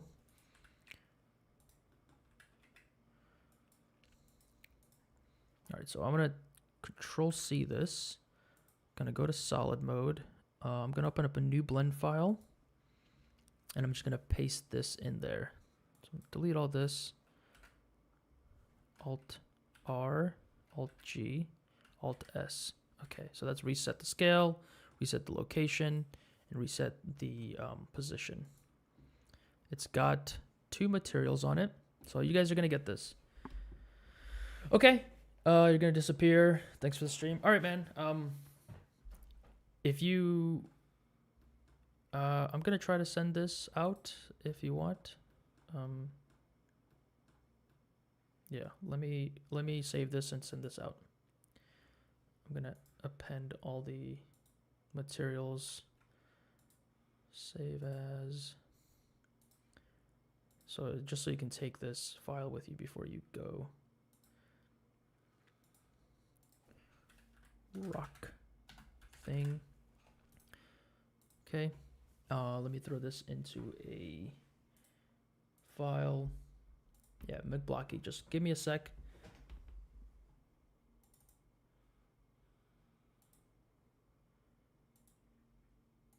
And so you can take this as a parting gift for sticking around. And for, you know, for everyone that I wanted to make an asset. I wanted to give it away. Let's see.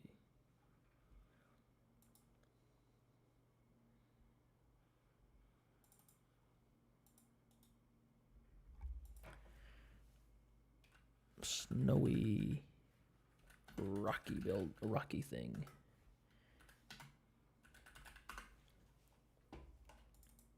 Okay, I'm gonna put this here. And I'll post a link to the asset shortly. Share. All right, so hopefully this link works. Let me know if it doesn't. I'll just keep this up for like 24 hours, and then once it's and then after the stream and everything, I'll just get rid of it.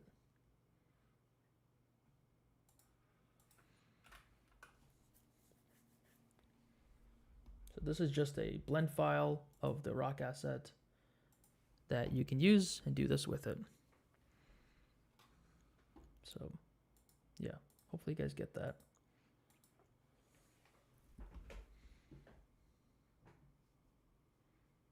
Cool. Man, my cheeseburger is so cold.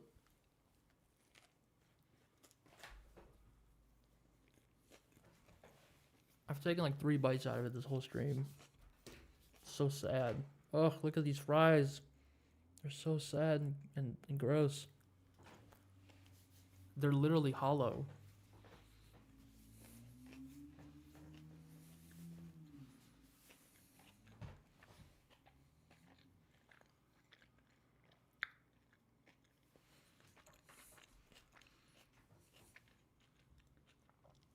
All right, dude. Have a good one.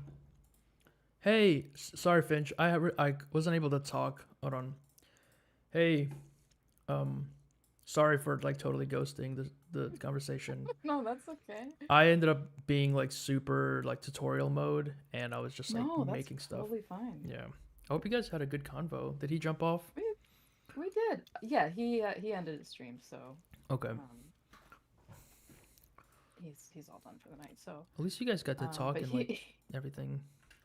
yeah, it was really fun. He's such a nice guy. He's so nice. We just talked about art and life and such. So Awesome. but he was actually like, it was funny because he exited out of Discord. But Oh. then like I got a notification that he was back in a call, so I jumped in, and he was not technically in Discord. What the hell? So he was I don't know, it was really weird. So when I came back in the call, he was like, "What?" That is strange. So Discord was just closed the whole time, and we were in a call. What? Yeah, I don't know, man. That's super Discord good. is kinda That's broken super. sometimes. That's super weird. Honey, I can't see. How are you doing? Are you See. are you Keep it down. are you like I'm still working. Okay, cool. Yeah. So, yeah. Do you want to see what I'm working on? Are you able to see on stream? I can see it's looking really cool. Isn't this cool? This makes Yeah. me want to like bring it into Photoshop and paint over it or something. Hell yeah, dude. And I don't know. I mean, I know you're not like messing with 3D too much, but I put a Google Drive link in my chat for anybody that wants to take the. If you want this 3D asset, or I can send it to you later. I mean, who cares? You know. Oh, cool. You can get whatever you want. Nice, dude. But look at this. I'm able to get so much like variety from all the different sides of this one piece of geometry. This is all like the same piece. I'm just like flipping Oh, that's it. I'm cool. stretching it, turning it around. Yeah. That actually reminds me of, do you know the game Planet Coaster? Mm-mm. You remember like Roller Coaster Tycoon? Yeah. It's by the same Developer? I think. Interesting. It's like kind of like the spiritual The fries. successor of Roller Coaster Tycoon, but it's really detailed. It's kind of like what you're doing right now. Like you can kind of build anything in the game, and they have like another game called Planet Zoo, which is kind of like Zoo Tycoon. But you can basically take a rock like what you have now and just the fuck are you doing?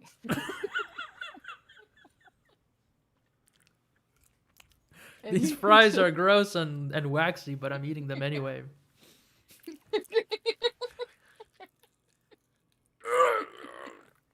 They're really Oh god.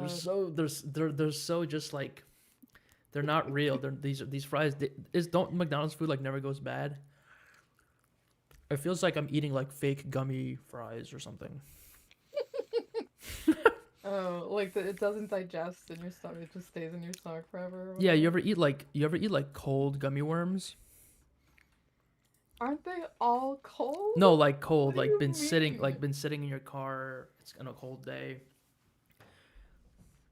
Or like Swedish fish. You know, Swedish fish are kind of hard-ish a little bit. Yeah, yeah. It's like they're like Swedish fish fries.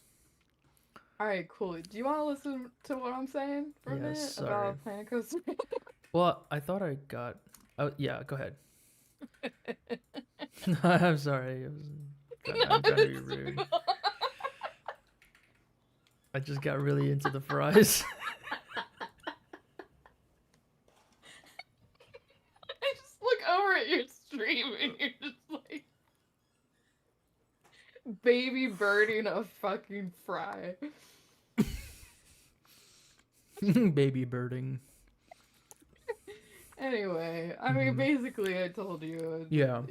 You can do what you're doing, but in the game.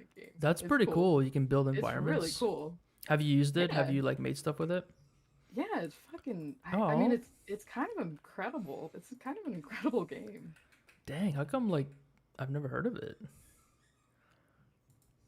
I don't know. No. Because it's not a fucking Call of Duty It's game. not a fucking Halo, Call of Duty, Apex Legends bullshit. Not a fucking shooting game that you don't shoot people and kill Not things. a fucking shoot a man. Call of Duty It's shoot not a a man. fucking firing range simulator.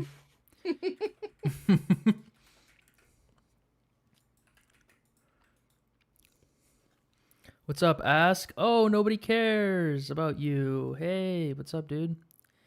Hey, well, that's his username, so take it up with him. Nobody cares about you. That's his username, really. I love it. I love when he joins chat because I can say that Oh. for free. Oh, I see. Jeez. It's such a good name. I thought you were talking to Ask. Ask, nobody cares about you. Why are you here? No, please stay. Please stick around. But guys, you missed it. Not only was I choking on waxy McDonald's fries, I made this whole rock asset, which you can get in the Google Drive link. Hopefully it's unsubscribing. No. It's in the Google Drive link in the above chat. I don't know if you guys see it or not. If not, I can just like drop it in again. But I made this rock asset actually here. This is what it looks like. Really simple. I kind of went through the process. After the stream, you guys can watch the VOD to see how I did it. But it's a really fun, like pretty organic, not super like advanced. You know, you don't need to be like, it's not like sculpting. It's a lot of just copying shapes and placing them. And the most advanced thing is probably using the rock thing. Thanks, dude. That's the name of the Fantastic Four character, isn't it? Rock thing, rock guy, rock dude, rock bro, rock thing. It's thing, right? It's rock thing, or is it just thing? Because that's worse. I think it's just thing, bruh. Is it thing or the thing? The thing. I think it's thing. Somehow thing just sounds even more degrading. Wasn't my favorite. It's the thing. Oh, it's thing. It's the thing. I think it's just thing. It's the thing. Yeah, I think it's the thing. Hey, thing, get over here. Thing goes. That's fucking rude. It's kind of super dismissive. You're just thing. Yeah. You're gonna be called the thing. It's kind of like it, but somehow still not as bad as like it is still somehow better than thing. Ugh. It's it versus thing. Who would win in a fight, it or thing? No, that would be a YouTube video that I would make on my alternate channel, and I would animate it. But guys, check. Oh, sorry. Go ahead. I just want to show chat this thing. So this thing that I this thing. So I have something interesting with this. The materials here are two materials on top of each other. Here, if I open up the shader editor, you can just get a quick look-see. Here. It's two materials, two PBR materials being joined, and then I'm using the Z normal axis to separate where the snow vibe is. So if you rotate this like on the y-axis, you can see the snow grows as that becomes the new up axis. So this could be cool, if you guys want to use it. And that's what I've been doing in that scene where I've just been like rotating things. I've been taking this and scaling it like that. Scaling it down.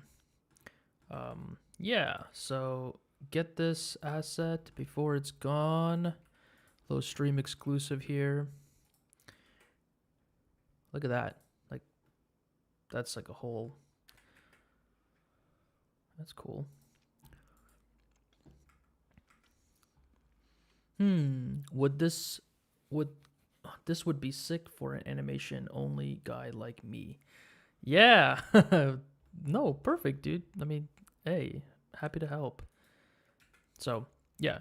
Do you need the link? Do you guys need the link, or are you guys good? Because let me know if you need the link again. I'll drop it in chat.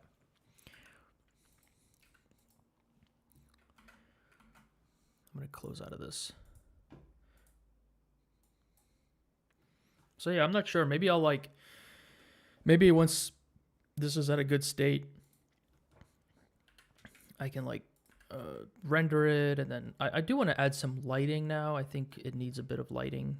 So let me mess with the lights a bit more just to get some more variety.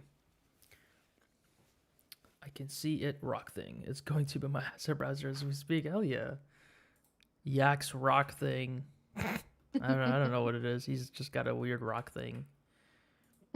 He's into rocks. It's got this thing with rocks. This rock thing. This rock thing. I don't get it. I This don't fucking ask. rock thing. I don't ask. Hey, I got a question for you. What's up? So Amir and I were talking about like kind of like what we remember our first kind of experience with like God, where are you going with this? all right, now listen up. Whoa, you're pausing too much. Just go. No, I'm trying to think the words, yo. Like shut up, it's late and I'm tired. Oh, okay. It has to do with art. Okay, gotcha. So like the first time you kind of like looked at something like media and was like, oh, like this is like influencing me. Oh, like commercial things, or like as an art thing? Like this makes me want to make art thing.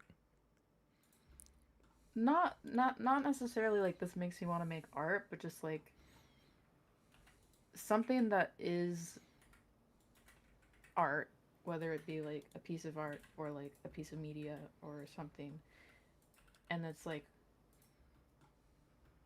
you're recognizing it as something like aesthetically that is like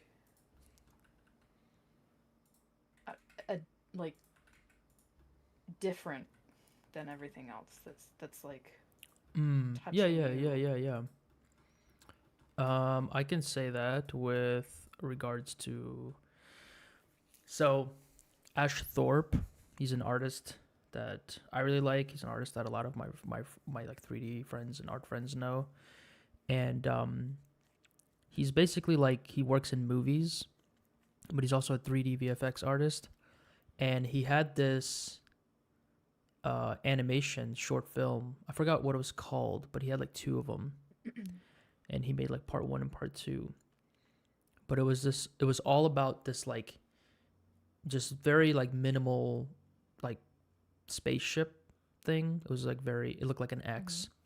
And it was like traveling through. I think this was like, man, I want to say like maybe college. So when no, I'm talking like like way back, like the first thing you remember, like really like. I mean, if that's the first thing you can remember, I guess that's. So you mean like as a child? As a child. Yeah, like the first thing, like for example, like he was talking about like a video game he played when he was really little. Like a samurai game. Okay. I like immediately forgot what it was. Oh no, Amir.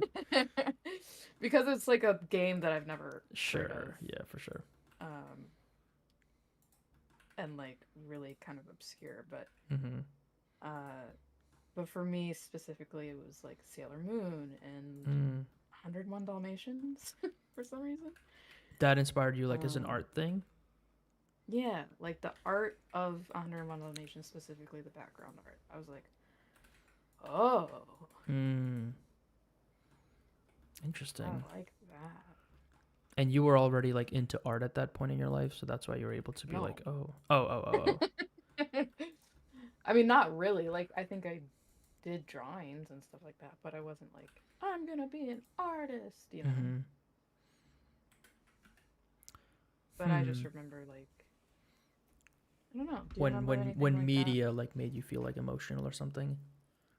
Yeah, like when media was just like, I don't know, like the look of something really like struck you as being different and something that.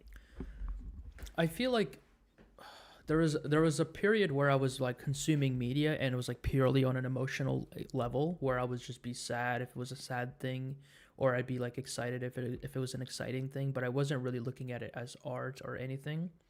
Um Mm-hmm. so that's more of like a what was the first time I saw something that like made me feel like emotional.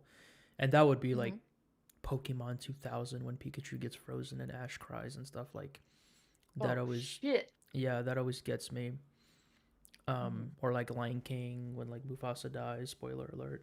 Um, God. that stuff always gets me. And He what? Oh oh shit. no, they're releasing the fourth live action remake. Um, but like those don't feel like when I was watching them as a kid, I wasn't an art person, so I wasn't recognize it as art or anything like that. But Mm-hmm. like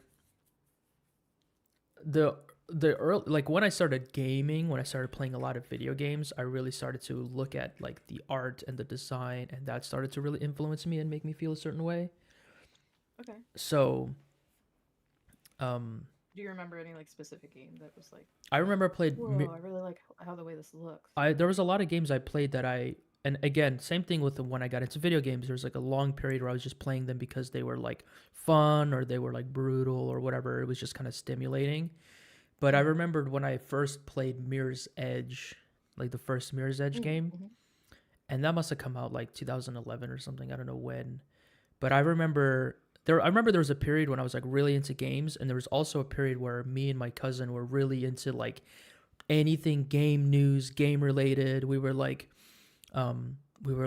oh, like E3 or whatever will be happening. Like every game, we're like, that looks so sick, and we were so excited about like everything, even if it was like, and at that point you don't have money, you don't have anything. There's no way you can get it. All right. So every game looked awesome, and it was so cool. It was exciting. It was like the most random game that was not even in our like wheelhouse. We were like, that looks sick. I want to play it. Like I want to play it now, and we were all like hyped. So Mirror's Edge, like that came also at a time. I think like when parkour was kind of big.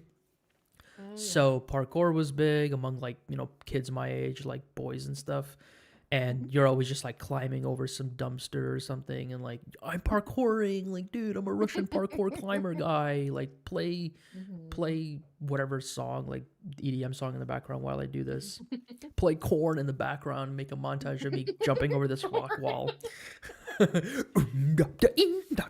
And you're like jumping over a jungle gym thing, doing a half backflip because you're kind of scared actually. Doing a little roly poly. Just like rolling but onto your head, not onto your shoulder like you're supposed to. Like ow, just head right into Oh the god. grass. So Just head-butting the grass. irreversible body damage. And now you have a hump and you don't know why. Why do I slouch? But that around that time, Mirror's Edge was like, I think it got announced at E3, and the trailer was so hype. It was like a game that like I wasn't like on gaming channels, so I wasn't aware that it was coming out. So I just saw it and I was like, "Oh my god, dude. They're doing it. They're making a parkour game. That's so cool." And the style of it was like this really, and the style still stays with me. I Mhm. still look at the concept art. I remember I had this like really old like, I mean, this feels weird. This feels like I'm dating myself, but I'm also not. But just before TVs were flat, the Mhm. big ass box like Yeah. silver TVs that everyone had, like the whatever. Mhm. I had those TVs, and I remember it was like what I don't know, it was like the resolution was like probably 720 pixels or something. Like it was like low Mhm. res, but I remember playing the game, unlocking the concept art, and like sitting like super close to my TV and just like looking at the concept art. And the concept art, you could never get full screen on it. It would only show like almost like a thumbnail. And I was just like, whoa, what the? It looks. And I remember looking at it and be like, why does it look like a photo? And I don't know. Why And do I I was, have a hump? Why do I have to wear glasses? I'm like this, just dirt on my forehead from rolling too hard on the grass. And I'm like looking at this artwork, and I'm just like at that. That's when I really felt your like, face cam's dead, by the way. oh no, I think my camera might have died. Yeah. That's a bummer. That sucks. Okay, whatevs. Sorry to interrupt. It's all no, it's all good. I'm glad you told me. I'm sorry. Wait. Back up. It just died. Gotta back up. Gotta low qual back up. But I gotta back up. Back up. Low qual back up. Back up. We gotta back up. We gotta low qual back up. Low qual, back up. Back up. Back Back up. Low qual back up. Back up. Back up. Back up. Low qual back up. Back up. Back up. Low qual, back up. Oh, it's super low qual. Look at that tiny camera. Oh, back up. Sup, guys? Welcome to my channel. Sup? Why is it so tiny? Yo, put Sup, put sup, it in the guys? box somewhere. Yo, See if we welcome. can find you. Hide yourself in the rocks.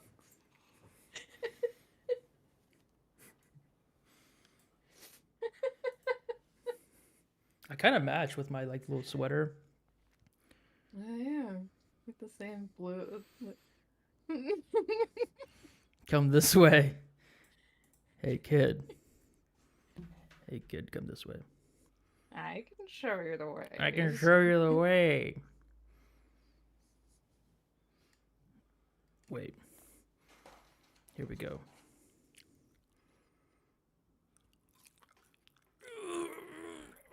The fry is actively damaging my stamina as I eat it. I can't believe you're still eating those cold ass fries. Are they Mickey D's? Yeah, they are. Let's get this sorted. Mm. I don't know why it's like literally sideways. So, your camera's not plugged into anything? It just like ran out of battery? Oh, yeah, I was trying something new. Dude, never try anything new. I did, and I spent the first half Oh. hour like troubleshooting my camera. Honestly, the people that stayed are heroes. They're true fans. If you stuck around for the first half hour where I was just like, what the hell? Like messing with the camera. Anyway, yeah, Mirror's Edge, the trailer for that blew my mind. I was hyped the whole time. I got it. The game ended up being like short. It ended up being like kind of minimal and simple, not like didn't have a lot, but I played the hell out of it. And I got the DLC. Like there had these like extra like levels that you can run through. I just love that art style, and I don't know. All I know is that EA worked on it. I don't know. Like, I have yet to like locate, I guess, or find out who the artists are that worked on that game. Like the concept artist. It was so good. Really? Yeah, like nowadays it feels like you can kind of find the concept artist for a lot of movies and games, but I don't know. I don't know who Weird. worked on it. I don't know who worked on it. I don't know the artist that worked on it. But if I could ever like meet them or like say hi to them or say if I ever find them artists, I'm gonna give them a kiss on the cheek because I love that artwork. You sound like shit now, by the way. What? At least on my end. Not on the stream, but Okay, good. Hold on.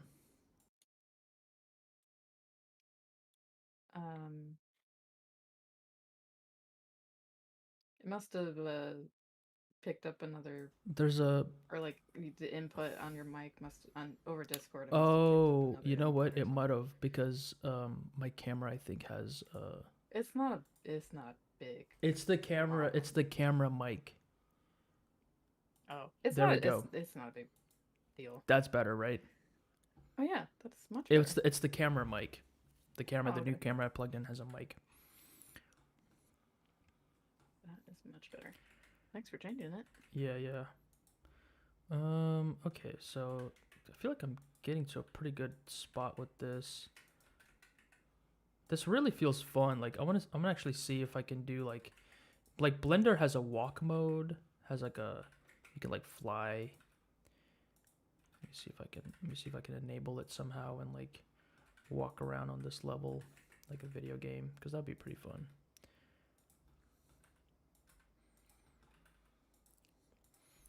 Let's see. There is that preferences.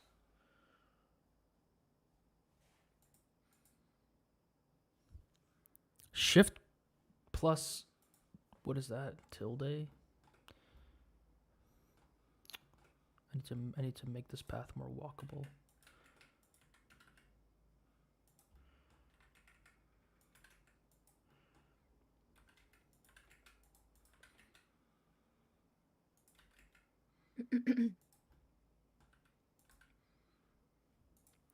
Have you seen this 3D game thing someone made in Blender? Yo, yes, I was actually showing it on stream the other day. Yes, I want to get it. Okay, there's a Finch. You might like this.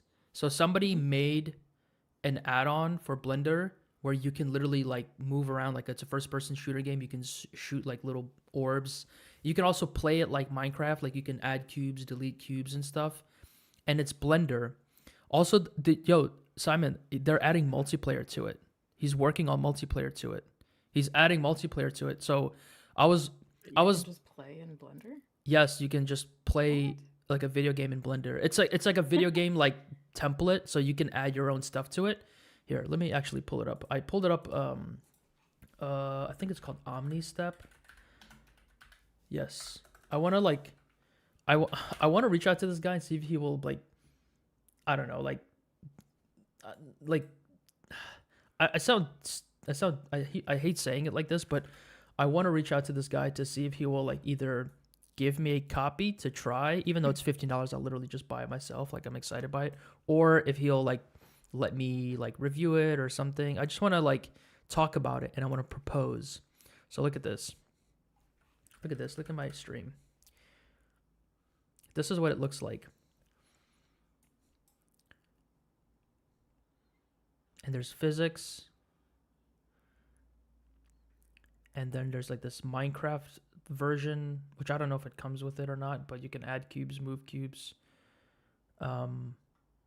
Yeah, and like you can jump, you can walk.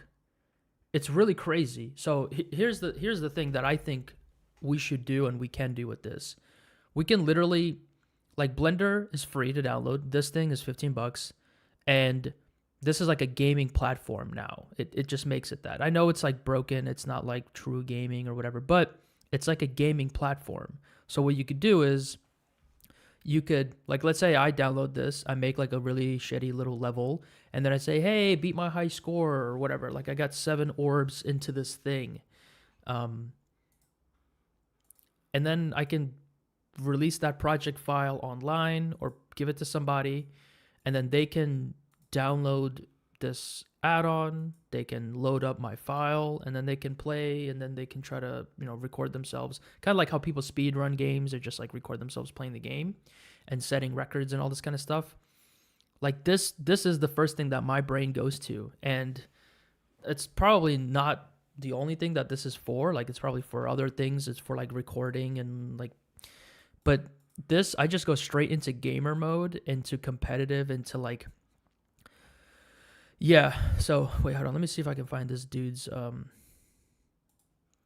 website or YouTube channel or something. Okay, yeah, YouTube channel. So this is how it looks. Like it's got the Blender UI and everything on it, but it's so smooth. And I think it's Eevee, and I also think it's like a custom version of Eevee that loads maybe faster or is a little bit more efficient.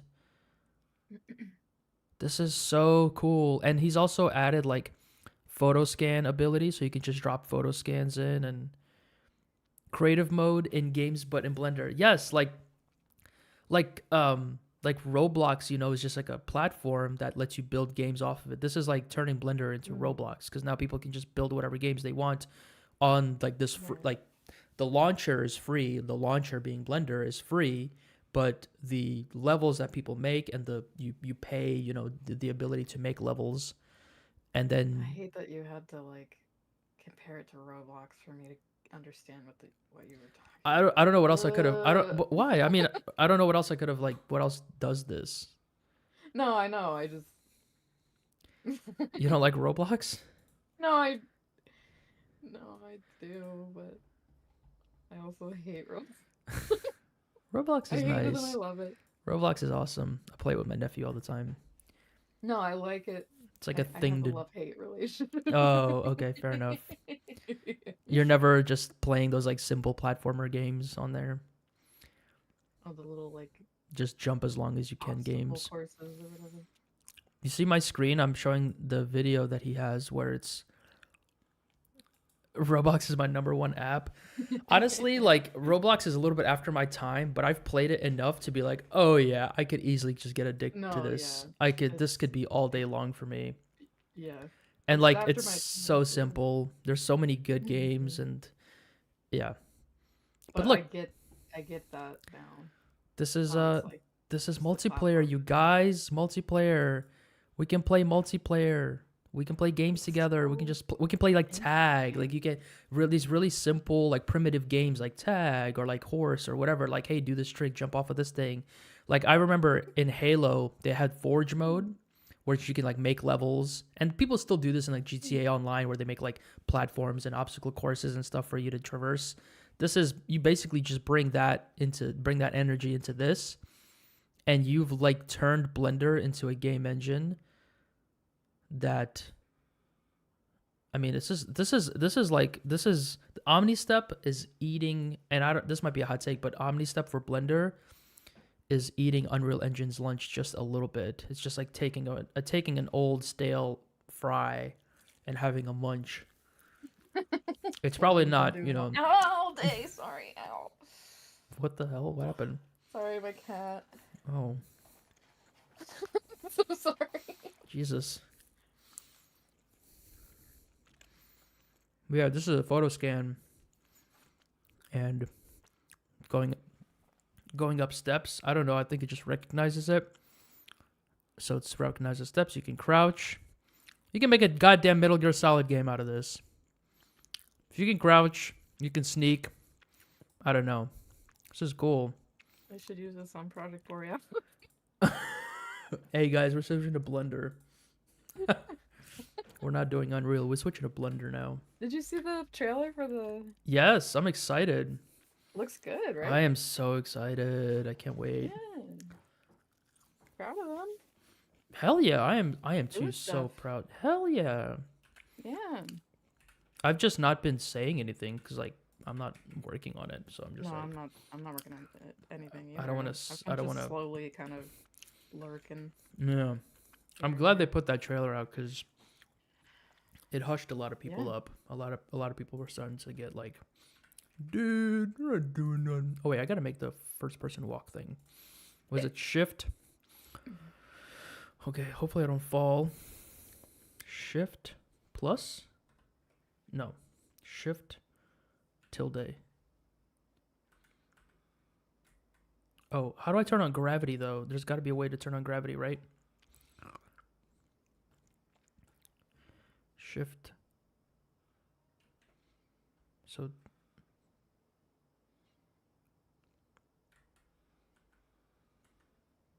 oh, gravity. What button is that? Shift. How do I turn on gravity? Ghost of Yote looks crazy good. Ooh. Oh, it does. I never actually played the other one. Ghost of Tsushima. What button is this? G? Oh, okay, cool. We're gaming. We're gaming. Dude, the crazy part, guys, this is cycles. That's the super crazy part. But look, this is like God of War. Oh, this is fun. Man, I got to do this more often. The fact that it's Oh, shit. cycles. Your POV in? Yeah, you can turn on like first person walk mode. Okay, look. Imagine this is like a video game, right? Like you're like, oh, okay, what's going on over here? There's like some stuff, and you can't really like see over it yet. You can just only see the cliff. Like, okay, I guess like, whoa, and then there's like a hallway with like lights. We can really like amp it up, and we can add a bunch of stuff. Should I go over? Me Should I? playing Red Dead Redemption 2 for the starting it. Where's John Marston? He got bit by some wolves. I like never finished that game. I've fucking Oh, started it Jesus. a million times. Where's John Marston? We gotta find him. He got bit by some wolves. We gotta find him. John! John, where are you, John? That's all right, boy. Oh, this is great. Oh, this is so fun. Look. And then, oh, we gotta go this way. There's loot over here. Yum, yum, yum, yum, yum. Oh, stale french fries. Yuck. I don't like that. This is cool. Can you jump? I think it's space, but I think if I press space, it will shoot me forward. Yeah, it's teleport. Where's jump? Increase jump height, decrease jump height. Oh, V. There's no footprints in the snow behind you. We need footprint displacement maps. It's V, so it's kind of hard to see. But Where's like, the immersion? I need to go into this view. This will do it better. So Shift G. Nope. Shift tilde G. Okay.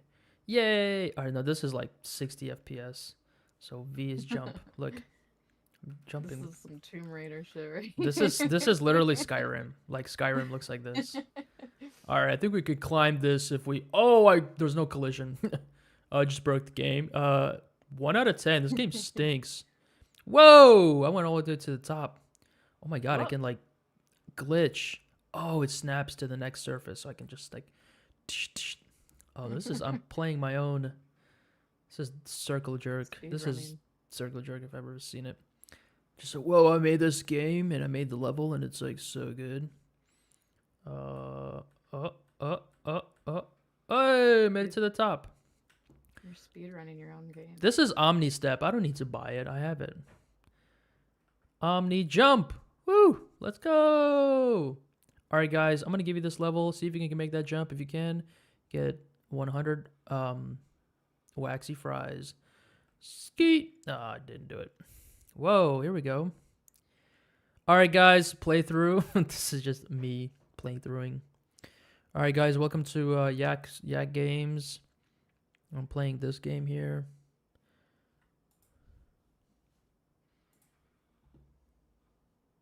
Trist, you there? Where are you? I don't hear you. Yeah. Oh, you were so quiet. I got scared. Trisket. That was my nickname Trisket.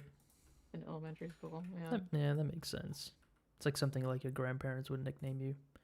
Come here, Trisket. Also sounds like a cat.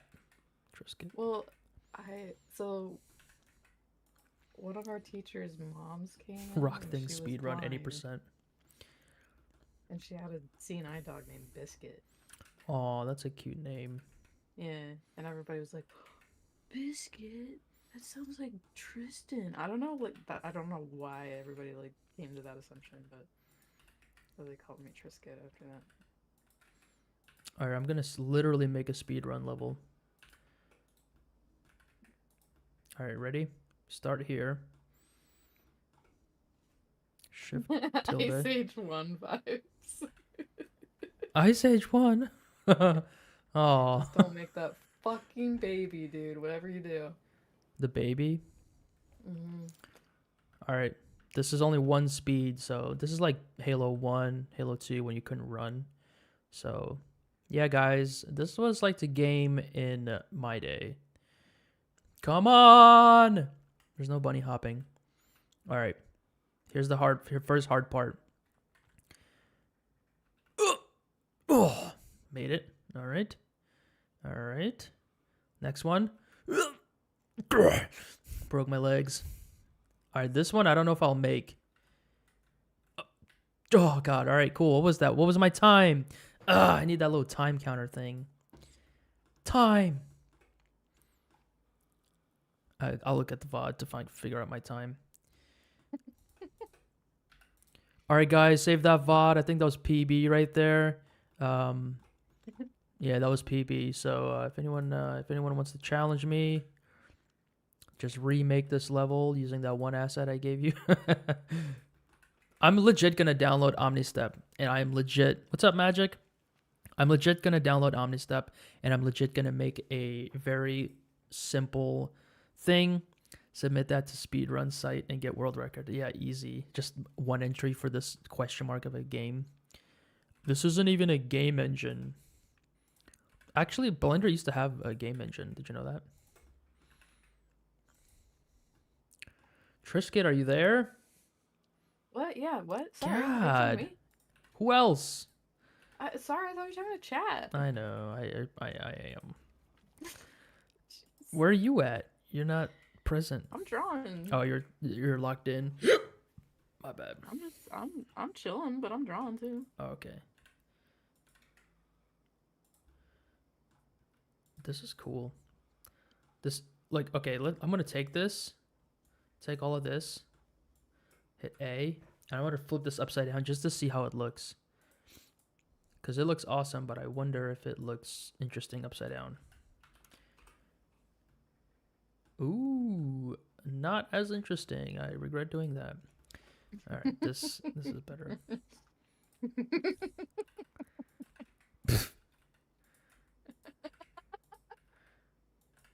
Kind of like this little spot here.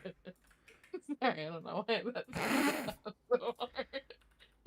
I didn't even I didn't even see it because it was Just like audio. delayed just based on your voice.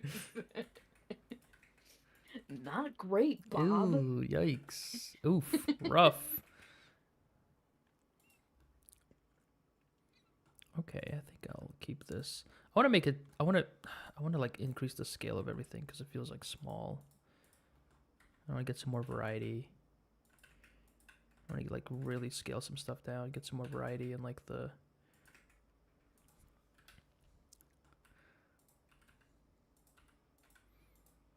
Yeah, I want to like bring some of the scale down, like kind of this is where the focus is, so then I'll just get some more variety there on these like edges.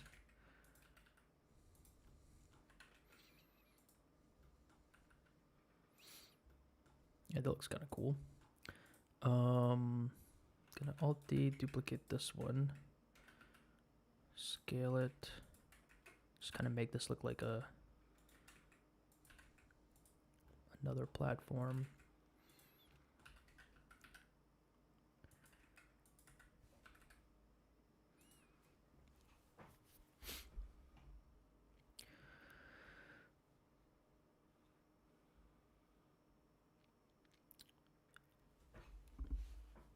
Submit this. Okay, so you can press play on the time to have time you then press play on the time to have time.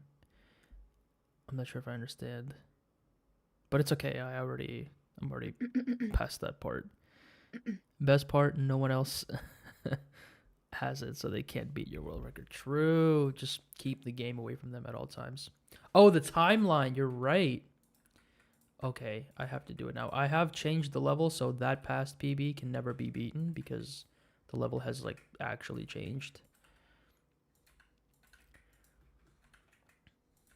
So I'll do a little bit more. Let me just like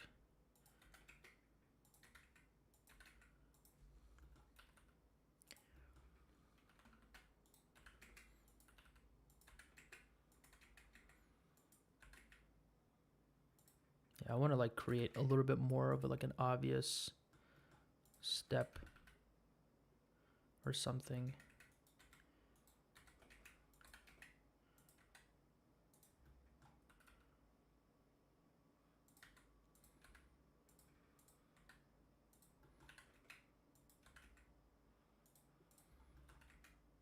Oh, that's okay.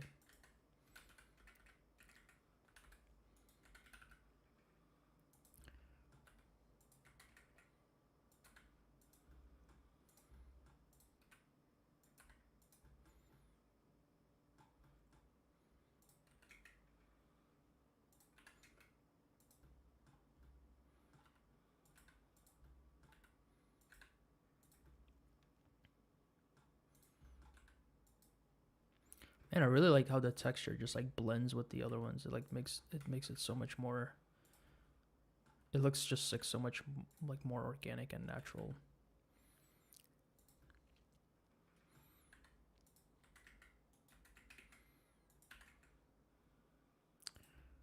Okay. Put this over here.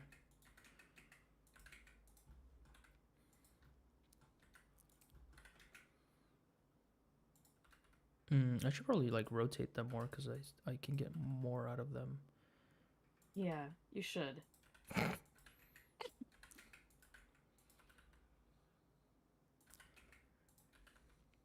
Sorry.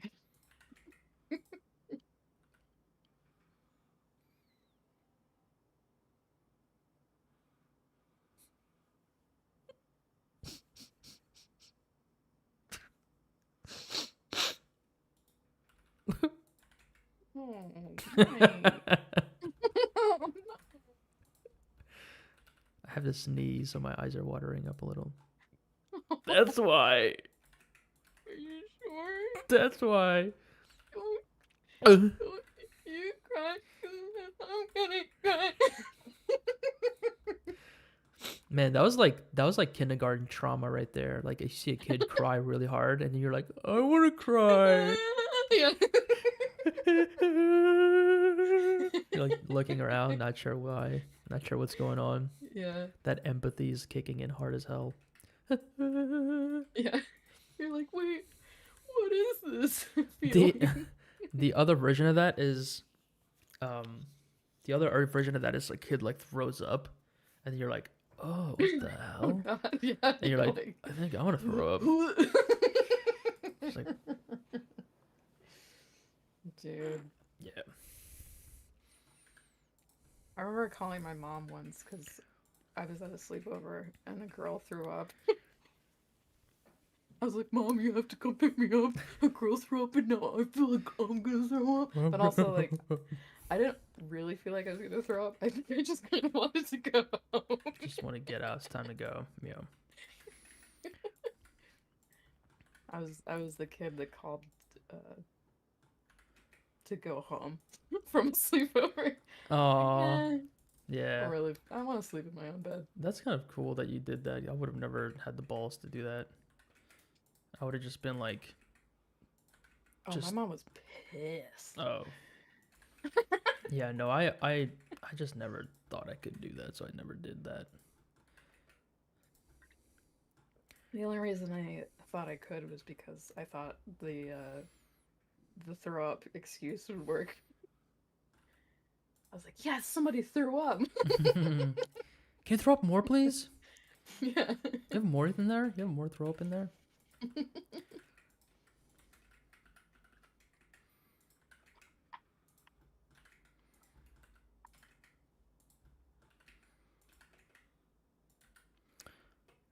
Also, I probably could have just walked home.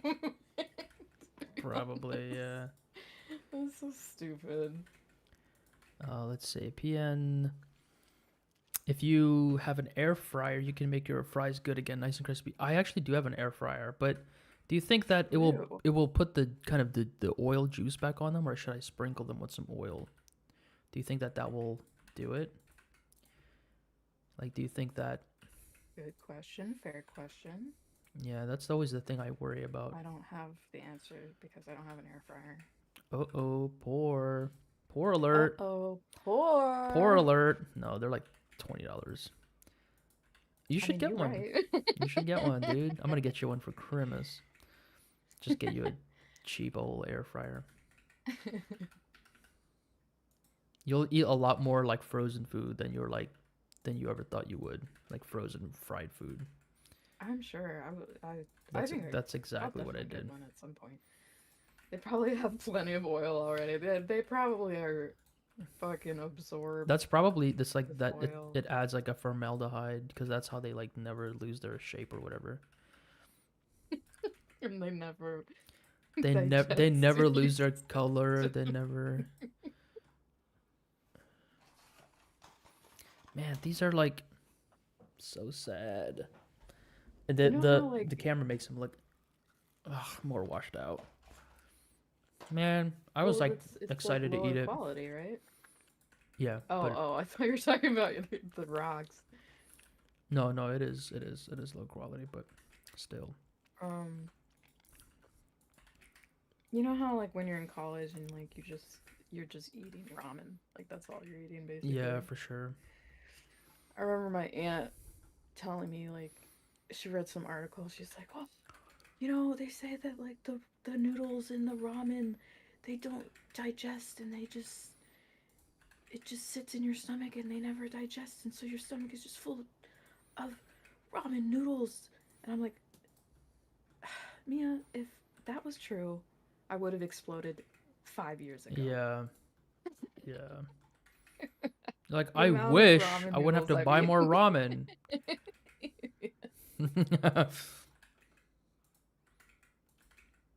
That's so funny.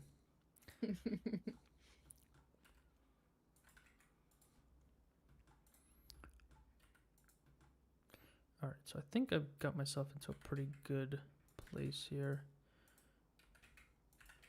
You said that about chewing gum. That's true. Kind of looks like What cinnamon rolls. Ooh, it does. Delicious Oh cinnamon yeah. rolls. Yummy. Oh man, I would want What some. was it? It was like 7 years. They said it would stay in your system.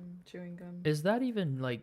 I mean, I'm sure MythBusters probably like decrypted that already. Yeah, I don't think that's factual, but that was like the urban legend, right? I think that was like 7 years or 17 years. I don't know. Some Or 17 days, probably more like.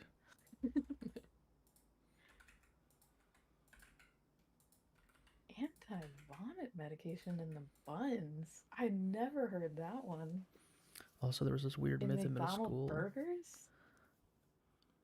Anti-vomit medication in the buns. Is it like a weird thing so that you can eat more McDonald's or something? Oh god. So that you never get like sick? I feel like if they did do that, it would be for that reason. Like that's the only reason I can imagine them like doing it. There's anti-vomit medication in my buns. Don't eat them. Don't eat my buns, dude. There's anti-vomit medication them.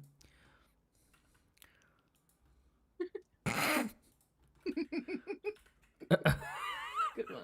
Yeah, dude. Yeah, dude. Got it. Yeah, dude. Who's on it? I'm not sure what I'm trying to do with this thing, but I just kind of want some kind of like landing platform, kind of like here. Maybe I'll do this. I'm trying to think of like other weird urban legend myths from childhood.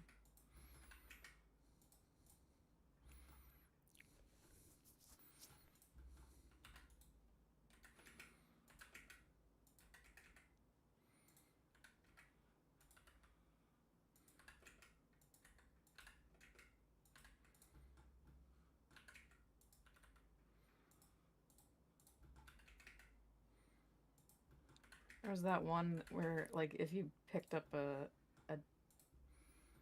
dandelion, like the yellow flower, Mm-hmm. and you held it under your chin and your chin turned yellow. Means you like butter or something. No, it means you were full of Jesus's love. Oh, I No, I remember. don't know. Oh, it means you're a true Christian.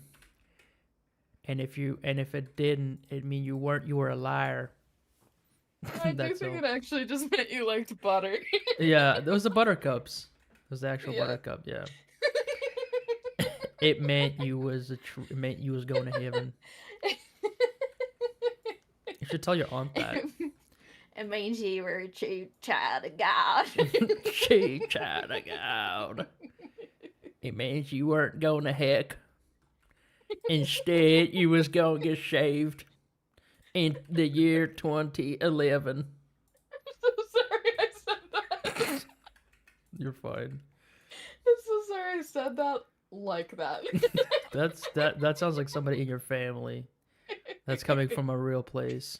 That is like where I grew up a little bit. Yeah, that sounds like it came from like a real place. Oh yeah. It means you were accepted into the pearly gates by Jesus Christ. It means you were not full of sin like your shitty father. Just starts getting weird. Damn, Mom. Really Damn. personal. Dang, Mom, what the heck? I need to say all that. Like your father, Like your father. run for your father who run RUNNOFT on you. RUNNOFT? Yeah, run R- off. Oh, run off. RUNN. RUNNOFT. Unlike your father who went and started an NFT business. Okay, I won't eat your buns. Oh my god. The myth's explanation was so that you don't get sick eating them. That makes sense to me. Praise Jesus. Praise Jesus. Light inside of you. It means you are not a child of the devil, but you were a child of God, and you. You're sounding like I'm just sounding more what's different. his face from King of the Hill? Oh fuck, who? Boomhauer? No. Boomher? The guy with the hat. What's his name? The guy with the hat. Oh, like Yeah, the guy in the wife crazy beater? Conspiracy guy. The chubby No, dude? no. Jesus. The crazy conspiracy guy. Dale.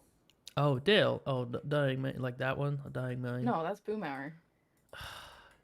Dale, the pocket sand guy. Oh, yeah. Jesus. I haven't watched that show in forever. Oh, so good. I'm going to change the lighting up a bit. I want it to be a little bit more like snowy, and I want the shadows to be a little bit colder. So I'm going to mess with I'm going to bring the air down, and I'm going to bring the ozone up, and I'm going to rotate the sun, maybe bring the sun down a little bit. I want to try to use the lighting to kind of almost like guide the player. Like, let's say if the player was like let's say legit I'm making a video game level. So like, yeah, you come out this way.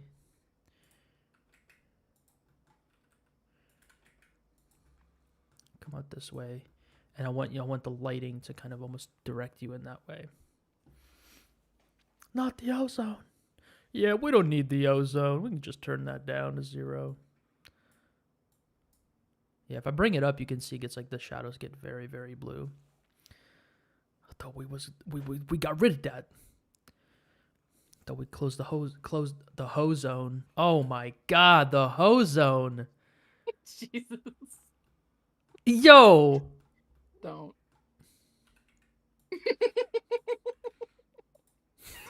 Okay. It's right there. I'll leave it right there. No, no. It's just something about like the ozone layer or something, or like I thought we closed the ozone hole or whatever. I thought we got rid of the ozone hole in the 90s or whatever. The ozone. Spelled that out is funny. Welcome to the ozone. That's literally something that plays at 3 a.m. You're like on MTV. on like MTV Plus or whatever, and VH1 2. Oh my You're God. like falling asleep. VH1 in the early 2000s, absolutely. Welcome to the ozone.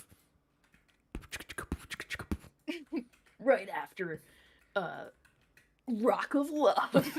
right after the Flavor Flav's Rock of Love premiere. Right after Rock Thing of Love. Ozone layer. Use thing 00.1. Remember that show? Did you ever watch that show Next? Yes. I think it was on VH1, where they went on the bus. It says untexture. We gotta texture it. Yes. That show was so crazy. Let's see. Oh my god. Rockface 03.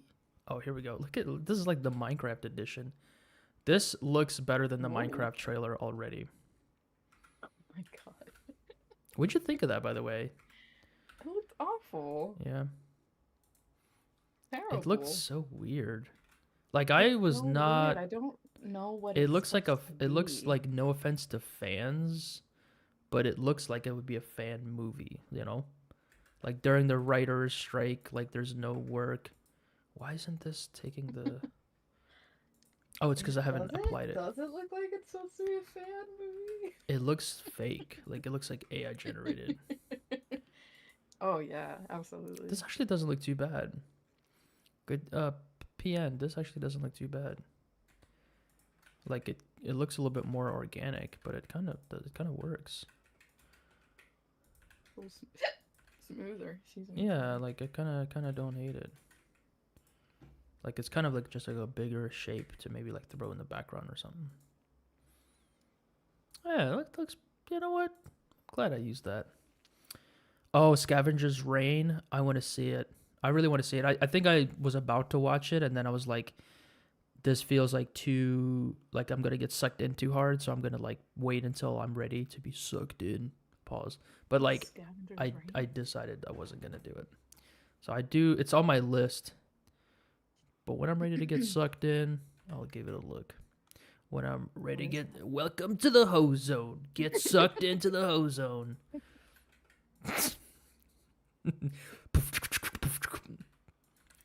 It'd be like bells and whistles and sounds like guitar, like classic guitar.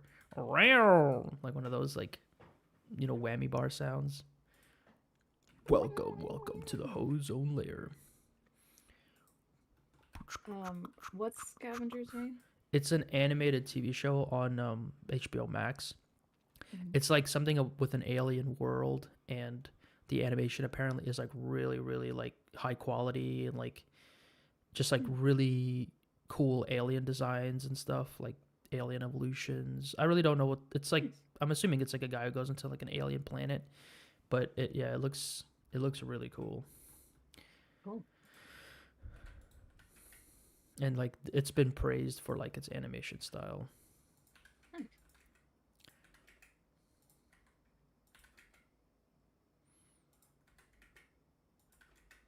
know what? This could be like a good like just a symbol, like a simple pillar. So like if I like really scale it, it can be like one of these like points like that.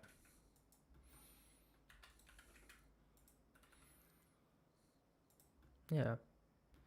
It also brings the eye a little bit more towards the like entrance of this kind of area, which is where I want you to go. It does add a good amount of variety. Thanks. No, really legit good call on using that. I forgot that was there. And I wonder if you called it out because you started to notice like the repetition.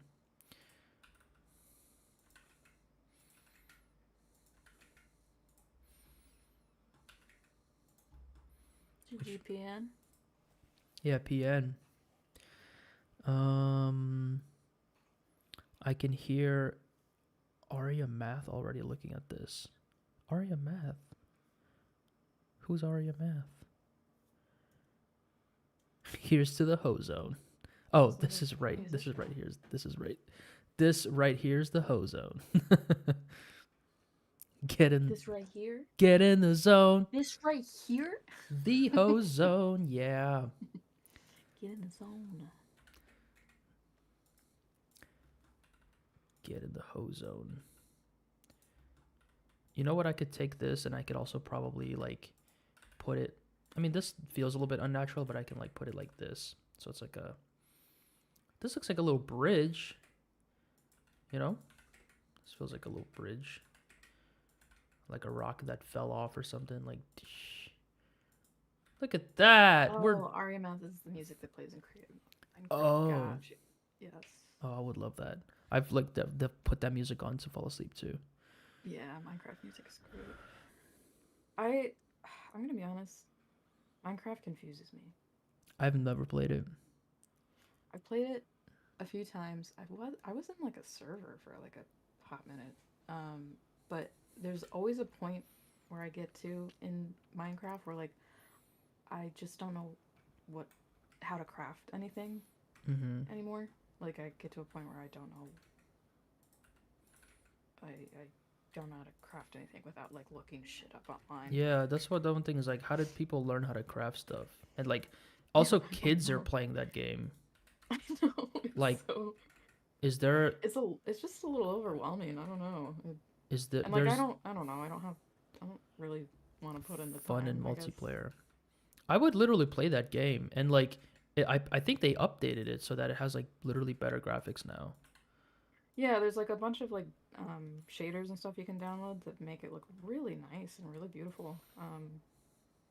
But I don't know. I guess I just would rather watch people play it, like videos of people build cool stuff on it on YouTube, than play it. Hmm. Have you ever played like Fortnite or any of those other kind of like Gen Z games? I And mean, Minecraft's not really a Gen Z game, but I played Fortnite, like a couple games of Fortnite, and I got third place once by hiding in a bush. that's pretty good. It's a good tactic. It's like something I But would I don't do. know. I didn't really like the building Mm. Too concept. stressful. Yeah, I'm not really a first person shooter gal. I play I do play a lot of Overwatch, but I That's don't know. I yeah, guess your it's pretty phases. pretty first shooter. That's like kind of the only FPS that I play. And your Rocket League. Rocket League is the soccer one, right? Yeah, the Yeah, I football played a one. little bit of that, but not Rocket a League lot. was like Minecraft has like a it's like a very simple to play game, but then Rocket Mhm. League, but then like you play Minecraft, it's like really simple to play, but then like the game portion of it is like I am overwhelmed. This is too much. I'm just not gonna do it. Rocket League is like the reverse of that, where it's like the game mechanic is very hard to learn and get your like wrap your head around, like controlling a car and boosting and jumping and shit. But then the Yeah, game play itself is like just soccer. Like it's super easy to yeah, follow. yeah. And there's only like There's only like you really can only one have way two to. people on a team, right? I don't Or know. four. I have no idea. I don't know either. But yeah, no, I get what you're saying. I totally get that.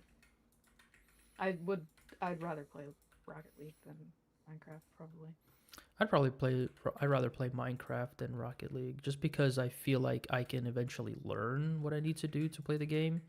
But Rocket League doesn't feel like a game that you can really learn unless you're just like technically, skilled and you. It feels like one of the games where it's like really gonna challenge your hand-eye coordination and all this kind of stuff, and like you could easily just like not get it and be like raging. I, Yeah, I guess. I I, feel like it's easy. I mean, Minecraft is easier to pick up. It obviously yeah, like the controls. Um, but like a but I think game, a game that like Bloodborne, like those kind of games, like I could play those games even though it'd be hard, but it's like the mechanics are pretty straightforward. Like you do hmm this, you do that, and like you'll get through it. It's just like timing, it's just all of this. But a right. game that like it's like QWOP, like do you want to get good at playing QWOP? Like damn, that's just gonna be a lot of like mental rewriting to learn Mm. this new I thing. mean, it's not as hard as But co-op. playing Rocket League for me as somebody who's like just always playing shooters. Playing mm. Rocket League feels like QWOP. Mm. Like I can get far, but I'm not gonna get to that level where I'm like doing crazy. And that game is like so competitive. I don't know. It feels so unreachable. Mm. I guess I've just had more fun playing that than You know what's a game that I think is more popular than all of these games that I somehow have never gotten into or played and never got good enough to play and kind of don't care enough to play, like get good enough to play? yes.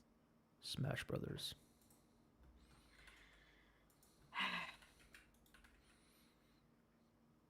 Yeah. Oh, you but you played Smash a lot. You were good at that game, right? Or what? Was I? I remember you playing it a bunch, and like you never were like, nah, I don't want to play this game. Okay. I, okay. I found out I was bad at Smash Brothers when I played against Taylor. Hmm. Well, he was good. He was really fucking Yeah, good. he was really good. Um, and then I walked home alone in a snowstorm and lightning storm. And it made you hate it even more. Core um, memory formed yeah, there. core Yeah. core memory. I was like, oh, Smash Brothers tournament, let's go! Tournament, Jesus. Yeah. I remember being And good at. never played I was again. only. No, I was. I was only ever good at one game, and that was Halo 2. Mhm. I think I was like really good at that game. I was like really confident in that game. And like that's the only game I was ever good at. Like I'd play all my friends, I'd play anybody, I would play like online all the time. And so I got a little bit of a taste of like what it's like to be really good at a game and then like Mhm. play against people who were kind of not that good. It just felt Yeah. so good to like to just like destroy. And like I think that that's what when I play Smash with other people, I'm like I'm glad you're liking this and I understand that feeling, but this is boring for me. This I'm done. Yeah, sucks. this Yeah. sucks. Like I am Yeah, it just sucks so to be like behind. so like just completely beat the Dog shit water. out of. Just be dog water in this game. Um, I Mario Kart DS. I got no, kind of good at Mario Kart on the I like GameCube. Smash, but I wasn't like Thanks, Mobius. I was never like super good. Like I could usually beat like my family if we played. Mom, you No, want to get like pounded siblings, again? On... cousins, you know. Mm, And it was the same way with like Mario Kart. mm. Um, like I was pretty good at Mario Kart with them. Like I would always would kind of cream them. You're kind You of know, what? I would kind of cream them in Mario Mm. Kart because like Get creamed, loser. I'm the only person in my family really that plays video games. Mm. So like I don't know. I just would always win. Every time I would play you in Mario Kart, I'd get mad. I'm sorry. It's not your fault. It's my fault for not being able to control my emotions. But I'd always be like, I would just be like, this game feels so simple. Why am I like so bad at this? And then it's like one of those games where it's like, I'm literally just holding down the accelerator button and I'm somehow still getting past. And then that's when it feels like this game is out to get me. Like, I Oh got the fucking no. Mads Cat controller. Like, something is afoot here. Well, that's when like that is when I felt good at video games is when like I was beating Taylor and Cole Yeah. because I was like, oh, because I knew Taylor was like really good at Smash Hmm. Brothers and really good at other games, and I was like, oh my god, I'm beating Taylor at Nice. something, and They'd be like, all right, I don't want to play anymore. yeah, Wait, you're cheating, yeah. wait. um, so I don't even remember what the fucking question was. Sorry, there was no question. I don't even know. It was just we were just talking about Oh, games. Smash Brothers. Yeah, some people here are talking about I thought you were about to say League of Mario Kart Legends. League of Legends. I've never No, I played never those played games. League. It I seems played like Dota 2 for like one day and got bullied off of that game immediately. I was damn, like, I Dota. don't know. I'm playing for the first time. The weird thing about Dota is the only thing I know about it is there's an old EDM song made based on it by Oh, really? by this guy named Bass Hunter. Base Hunter. Yeah, maybe What somebody on the- chat knows about this, but his name was Bass Hunter. He made a song about the game Dota, and the song was just called Dota. So if you look up Bass Hunter Dota, you'll find it, and it's all like in Dutch or something. So it's funny. I think Why that's when can't I I move? first downloaded Steam and I was like, oh, you can play this game for free. Mm. So I was like, okay. I have a question.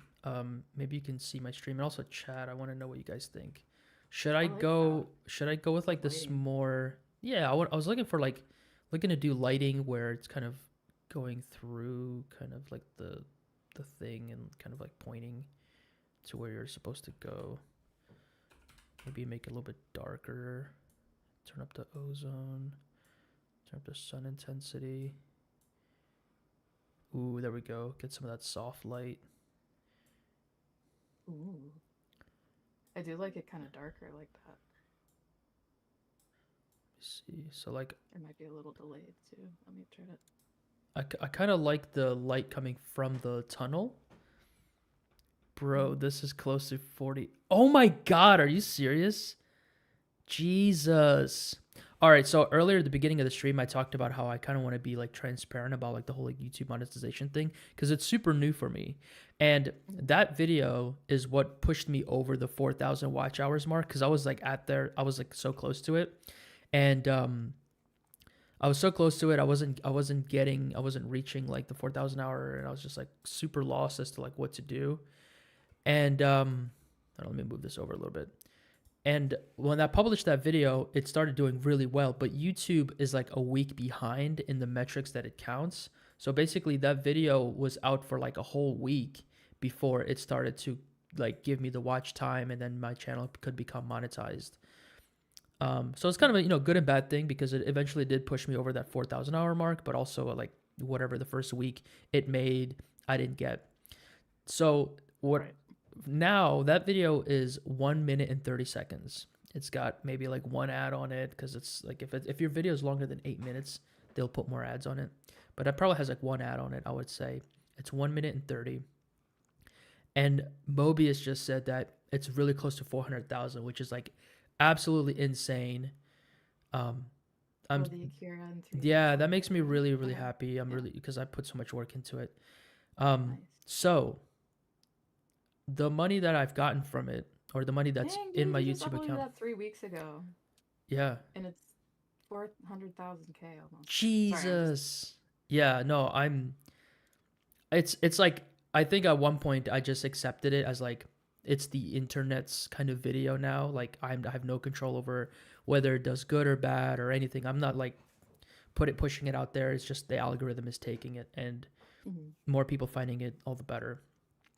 Um, so if I think last I looked at my analytics, I've made from that video, from when it started counting, which was like a week late, like $150. Dang.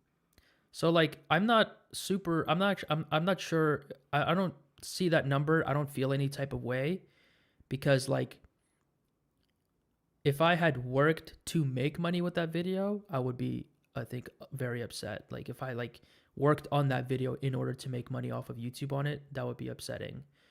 But Yeah. it's kind of like a bonus that I'm making any money off of it on YouTube. So I see it Mhm. more as just kind of like, oh, interesting. Like that's how I'm taking it more as like data. Like I worked on that for Mhm. like a year on and off, year and a half on and off, and then I published this like 1 minute and a half long video. And it's just like my channel's monetized and I'm making money off of it. And there's all my other videos I've made maybe like less than $1 off of. But it's like Mhm. it's for me, I'm like, this is interesting. I've never actually paid attention. How does YouTube money work? Work. Yeah. How much money do you get for a video? I would assume if my video was like 4 times the length that it is and it got that many views, I would just assume simply that the amount I would get is 4 times what it is now. So it'd be like $500 or something. And would that just be because they could put more ads on it, or just because it would be longer? I think it would. I think it would be because maybe they can put more ads on it. I don't know if the money goes up based on how many ads they can put on it, or if Mhm. something else, just watch time or something. I'm not sure. I would Mhm. assume, Mhm. yeah, maybe they can put more ads on it. Um, so then I just off of that single data point, I'm like, dude, there's channels that make like you know 15 to an hour long video and they have like millions of views. I'm like, oh my god, dude, that's a job. That's literally that's it. Like you could literally that's your job. And then it made me think about like what if my channel gets to a point where like I'm making a bunch of money off of the videos? It's kind of like a weird and dangerous proposition because like let's like I have a job, I'm good, I'm okay. And then it would be like there's a lot of YouTubers who are like I had a regular job and then YouTube started making more money enough for me to switch over to it. And then like there's this thing where now you have to make each video with the goal of making money off of it. And then if it doesn't make money, it's like it becomes like such a it feels like it becomes like a scramble. And I don't know, like I don't think I'm ready to I'm not anywhere close to like that position.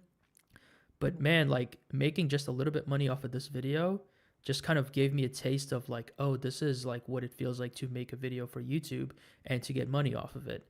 And I could extrapolate this feeling into like, I have to make a video that makes money in order for me to get paid and to sustain this. Like, I quit my job, I quit my whatever, I moved. Some people move to like a new state or move into like a content house or whatever. You know, like people like pivot their whole life towards this thing and I'm Yeah. just like, damn, dude, that feels like so scary. Like it really Yeah. does. It's really scary. And it's like and it feels scary to be even proposed that, you know? Like if I came to you and said, "Hey, Mhm.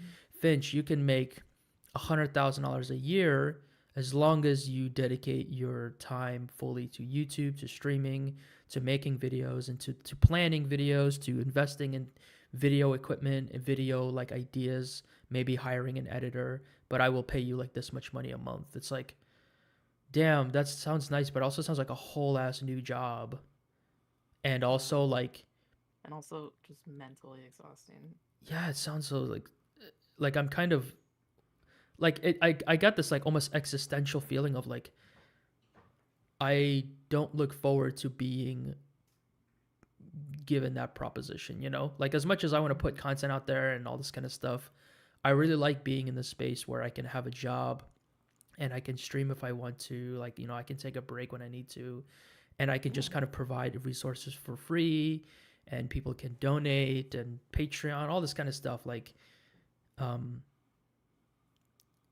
but yeah, like I don't know, it just kind of gave me that really small taste of like, oh my god, like I can see and I can understand wanting to be like, all right, my next video, like I'm gonna try to make sure it makes money. You know, Yeah. it's Yeah. so it's like Totally. it's like a weird like little hunger that you feel all of a sudden. You're like, oh snap, Yeah. I'm I feeling can that a tell. little bit. I can see.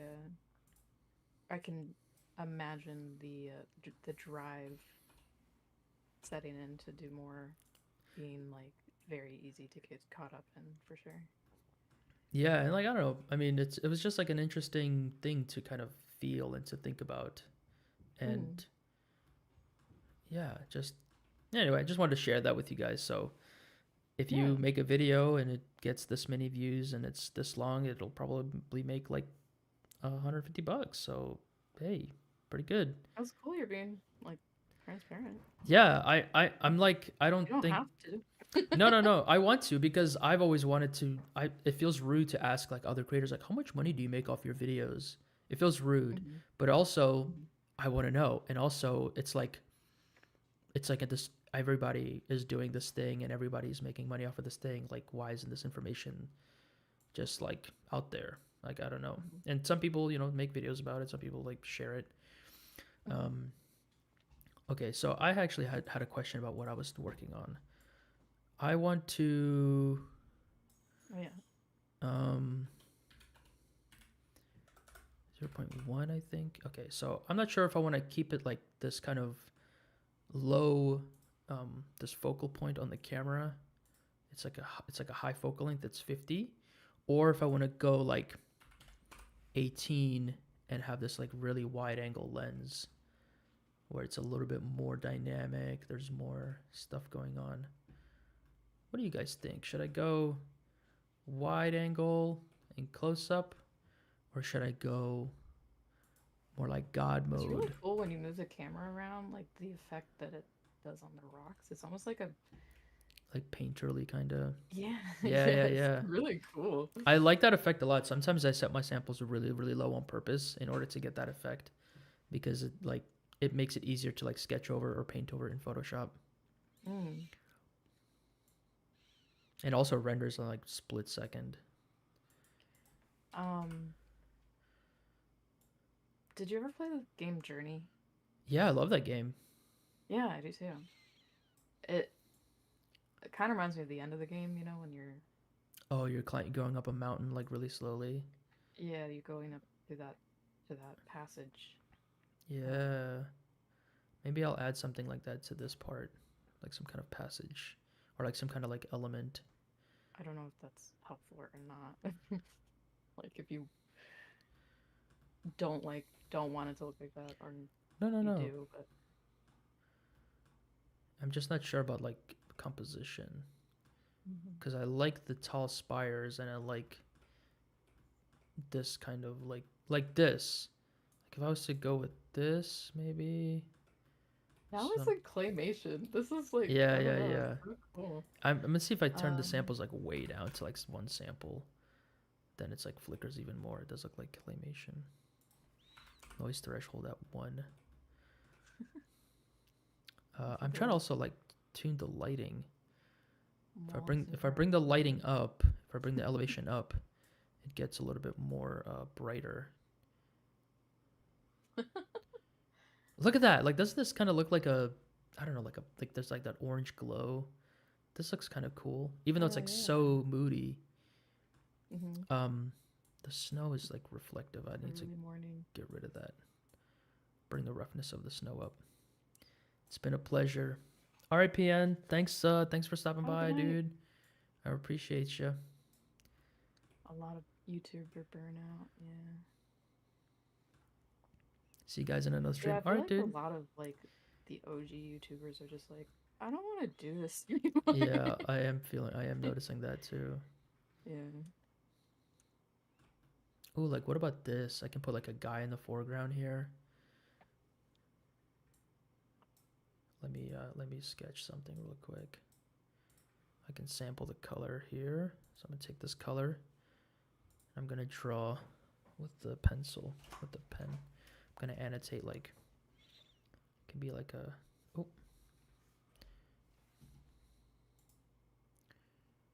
selected, outline selected, Excuse me. there we go. Yeah, so I can put like a guy here. Mm. Like a guy who's about to like go on a little adventure. Yeah, that's kind of cool. I kind of like this view.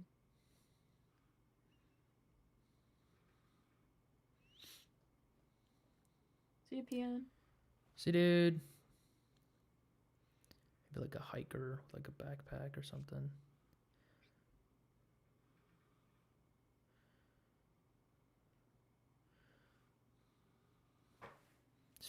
This feels like such concept art. I love it. Yeah. It reminds me a lot of your old stuff. Yeah, I miss like painting and stuff. Like digital Yeah. paintings, I miss them. This is why I've like really enjoyed doing Inktober for that reason, where it's like feels like I'm getting to paint again. Mm-hmm. Ooh, look at that! Like that whole left side. It's like a pathway. Mm-hmm.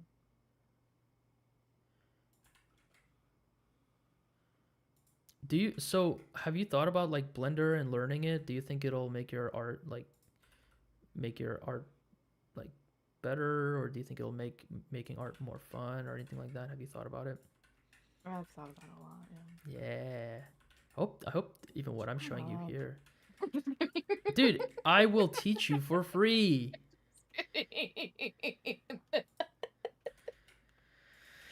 God. I'm just kidding. No, I'm kidding too. I will teach you Blender for free, like personal, like I know. assistant. And we can even do it on stream. It could be fun. Like we can like do it on stream and other people can learn while I'm teaching you. I feel like Mm-hmm. it could be like a really unique opportunity. Yeah, I wanna I'm could trying be to like get wider. some stuff together again to try to stream again. So it would be cool to do like another co-op stream at some point. Yeah. Maybe Um, 34. Like even this, just this angle looks like a little diorama, like a concept art diorama that you mhm, could paint and like stick a character on or something. yeah. Hold on, let me see what I can do here. I totally feel like I can just like Simon has a good idea. a nice amber light. Yes, yes, yes. You know, you're super right. I was thinking the same exact thing. I'm like trying to get the lighting. Like I want it to look like you can like a character has come from there or something, and then some kind of like I'm not sure if this rock wall is like helping or like distracting.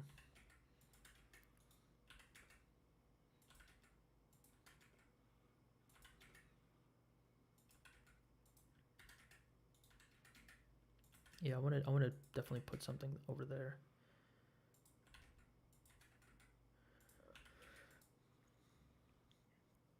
So then, let me jump out of the camera view, and then we'll stick a, put that there, a light, like an area light.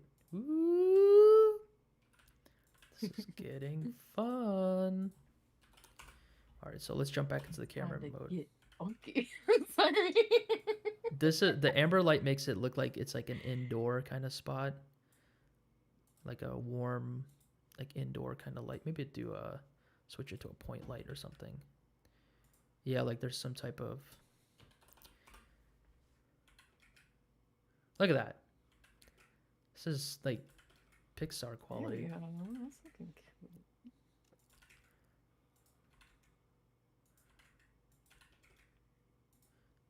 I don't know if I. Ooh, it's magic now. Now this is kind of magical. This like cold light. Just put a human right in front of the amber light, or do I put it in the foreground here? Make it cast a longer shadow. Aliens. Aliens. Creature. Or it can be just some kind of like. I want to believe. I'm worried that like too much is happening here. Hold on. Maybe I need to find a new angle.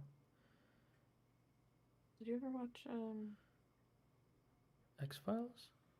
Yeah. Yeah, I love X-Files. Oh, hell yeah. Wait, why can't I grab this? Oh, I'm doing the stupid thing. Okay. That was like my family's like Sunday night. Doodle-doo. My mom used to say that I looked like David the Hofnik when I was like a kid, like without glasses. David the Hofnik. David the Hof. David the Hofnik. Is that how you say his name Probably. in Russian? Probably. David the Hofnik. David Duchovny. It's like he's not a I don't think he is Russian, but it sounds like Russian when No, you say I it. don't think so. David Duhovnik. David Duchovny. I'm not sure what to do with this.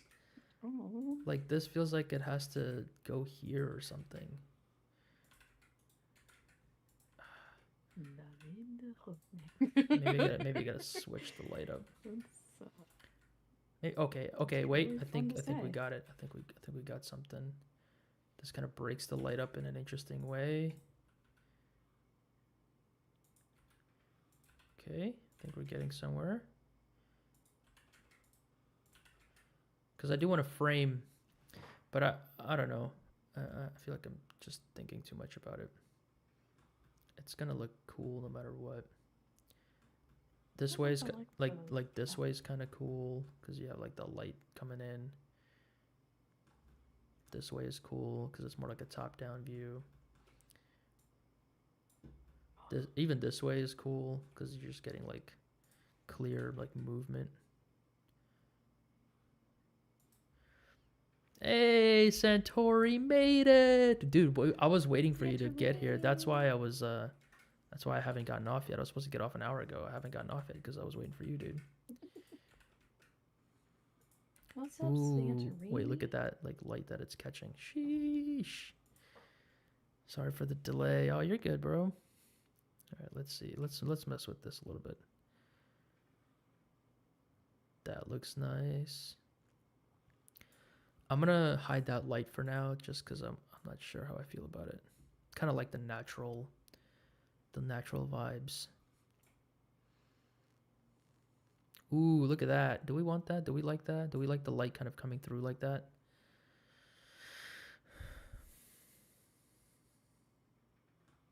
It is interesting, but does it draw too much attention?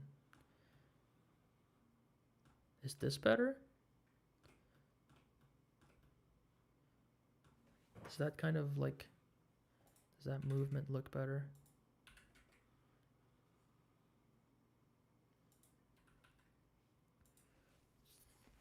As you're always liking my stories, I'll send you on the Discord. The cold heart. Yeah, dude, I'm really looking forward to that. It looks good. It's like looking awesome. Shadow coming out of the cave. Simon said yes to something, but I don't remember what it was. I feel like I moved past it already. I hope. To the light coming out of the whatever you were asking before. I don't know, man. Remember what you said 30 seconds ago. Just remember it. I don't. Not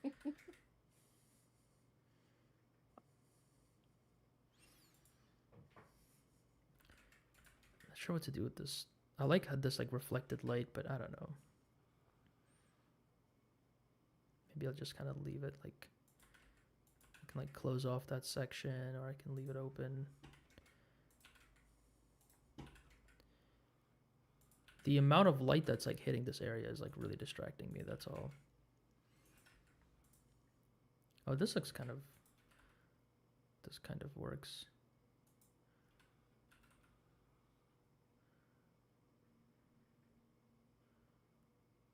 Ooh, oh, okay. We got it. The character's coming from there and then going this way. It's like a round thing.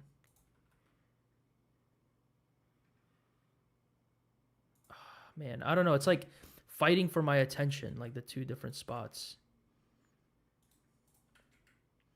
You know?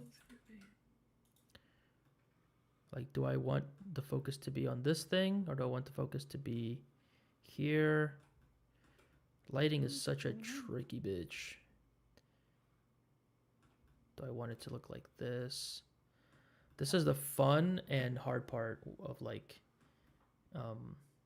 setting up compositions. I can really imagine exploring that. Yo, okay, let me show you my let me show you something. Let me show you something. Okay, you ready? All right, watch this. Okay. All right, now we're playing the game. Look. Now we're moving. Now it's Elden Ring. Gave me the Game of the Year award. This is Elden Ring. Wait, I can even do this. I can get bigger. G. Look. Elden Ring. It's like 15 FPS, but right? Whoa. Look at that. This actually looks cool. Have you ever what's crazy, Finch, about this is that this is path trace. So a lot of modern games are ray tracing. So they're like faking reflections, faking things. But this is like path trace, so it's like a lot more realistic lighting. And I don't know any modern game that does path tracing. So I think this is the first game to do path tracing, guys. We did it. World record. Path trace video game in Blender. It's like, oh, wait, I kind of like this composition. Wait. Are we onto something? I just hiccuped so hard I cracked my neck. Do we like this composition? Look at this. Is this good? So, What do you think? that's where I'm at right now. Finch? Yeah. Do we like this composition? Look at this. Is this too dynamic? Is this too much? Or is this good? Is this giving God of War? Is this giving Game of the Year? Very good. Look at this. What do you think? What do we think? Do we like this composition?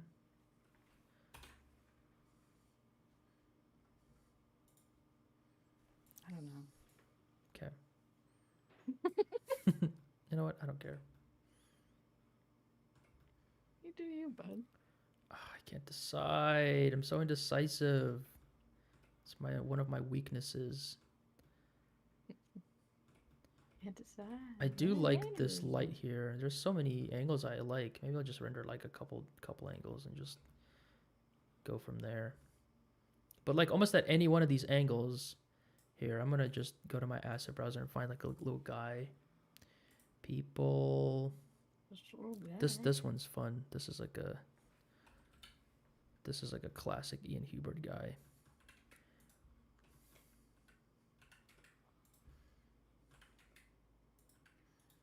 Where is he? This guy's like a backpack on him, so he looks very much like a traveler. Oh my gosh. Stop. Go. Don't say it. I might. I'm in some pain. Oh, okay.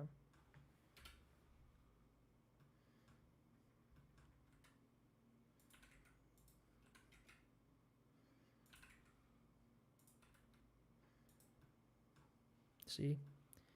Now there's a guy here. And this could look really interesting. Very demure. Very mindful. Yes? No? What do we think? We gotta render at some point. Can't just keep working on it forever.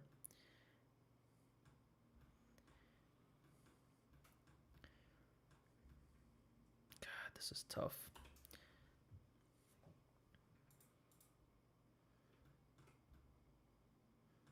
I do want to like capture the like giant like feeling of everything. I feel But- like that's a problem that I would run into a lot if I did 3D stuff. It's just the fucking What angle to go with? It's Yeah, it's just like- nectar. Very Yeah. nectar. Very demure. Not this again. Needs them Just the fog for the thousands of haze. God rays. possibilities. Yokai, you made it. I think this is Yokai's first stream that he made. Yokai. You must have gotten up super Whoa. early, or it must be super late for you. Check it out, Yokai. Look what I got. Where's Yokai at? Look what I got, bro. I got a Big Mac. It's over here getting stale. I managed to catch it. I just woke up. Okay, cool. Yay. Imagine if I ended the stream like right now. All right, guys, see ya. I'm trying to figure out what angle to render this at, and it's just like, so I made this asset. I made a rock. Oh, let me share the link with you guys. So I made this rock asset. You guys should be able to download it. Here you go. It's got the textures. It looks nice. It looks like this.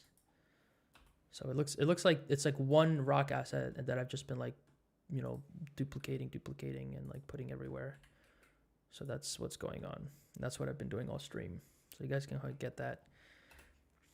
But I'm kind of stuck on what composition I want to do.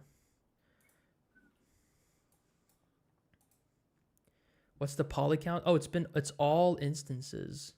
So, of the rock, the poly count of the rock I don't think is high. It's kind of just like remeshed. Let me see.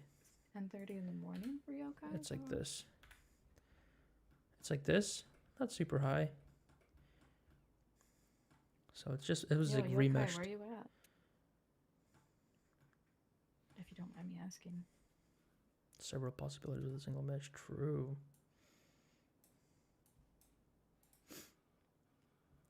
It's not too high poly.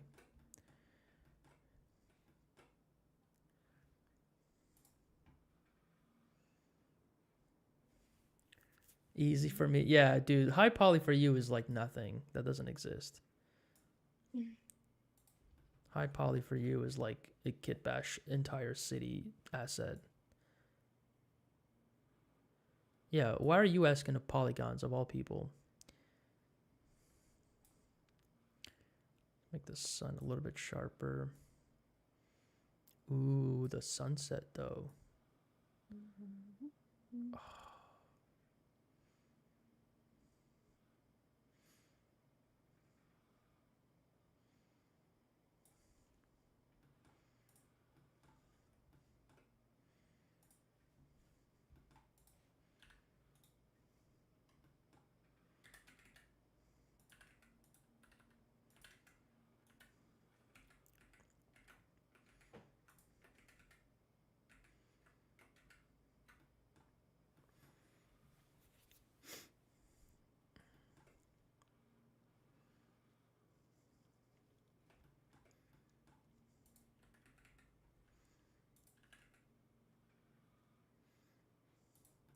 Ooh, that kind of looks cool. It's like a bridge almost. Only thing I don't know is why is this snow so different? Is it because it's rotated? Oh, interesting. It is.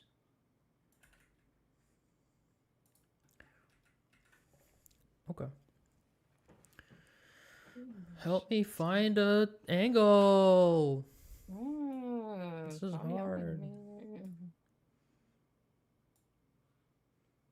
Find it your damn self. Can't. I hate I gotta this. draw eyes. So many eyes. I think I'm just. I think I'm gonna.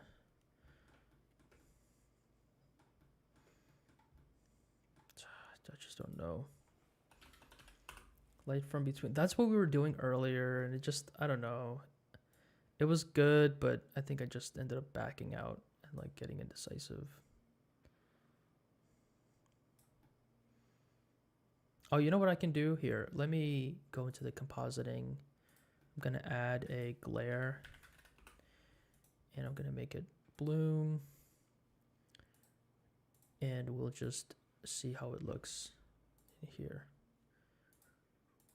Whoo boy, that's bright. That's too bloomy. 4? It's just very strong. Does look nice though.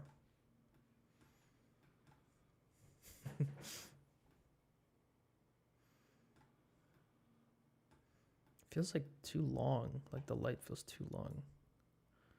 I like those little goats. Goats. I gotta Little get some. goat. I gotta get some custom emojis in my chat. God, I wish I knew. I'm just kidding. We do have to go over those details, though, don't we? Oh, what details? I thought you already started. What? Fuck no. Oh, I'll be working. oh. I don't know what. Do you need? If you need more details for real, let me know. I wasn't sure if what you needed more. Yeah, man. I don't really know what you want. Oh. Oh, okay. I In thought terms of like the actual. what the actual book. What you want them to look like. Okay. And do you have any like styles in mind? Well, I like your style, so I was just kind of hoping you would just do whatever whatever came naturally to you. Ooh, look at this. This actually looks kind of nice, huh? Kind of gives it like that blue shadow.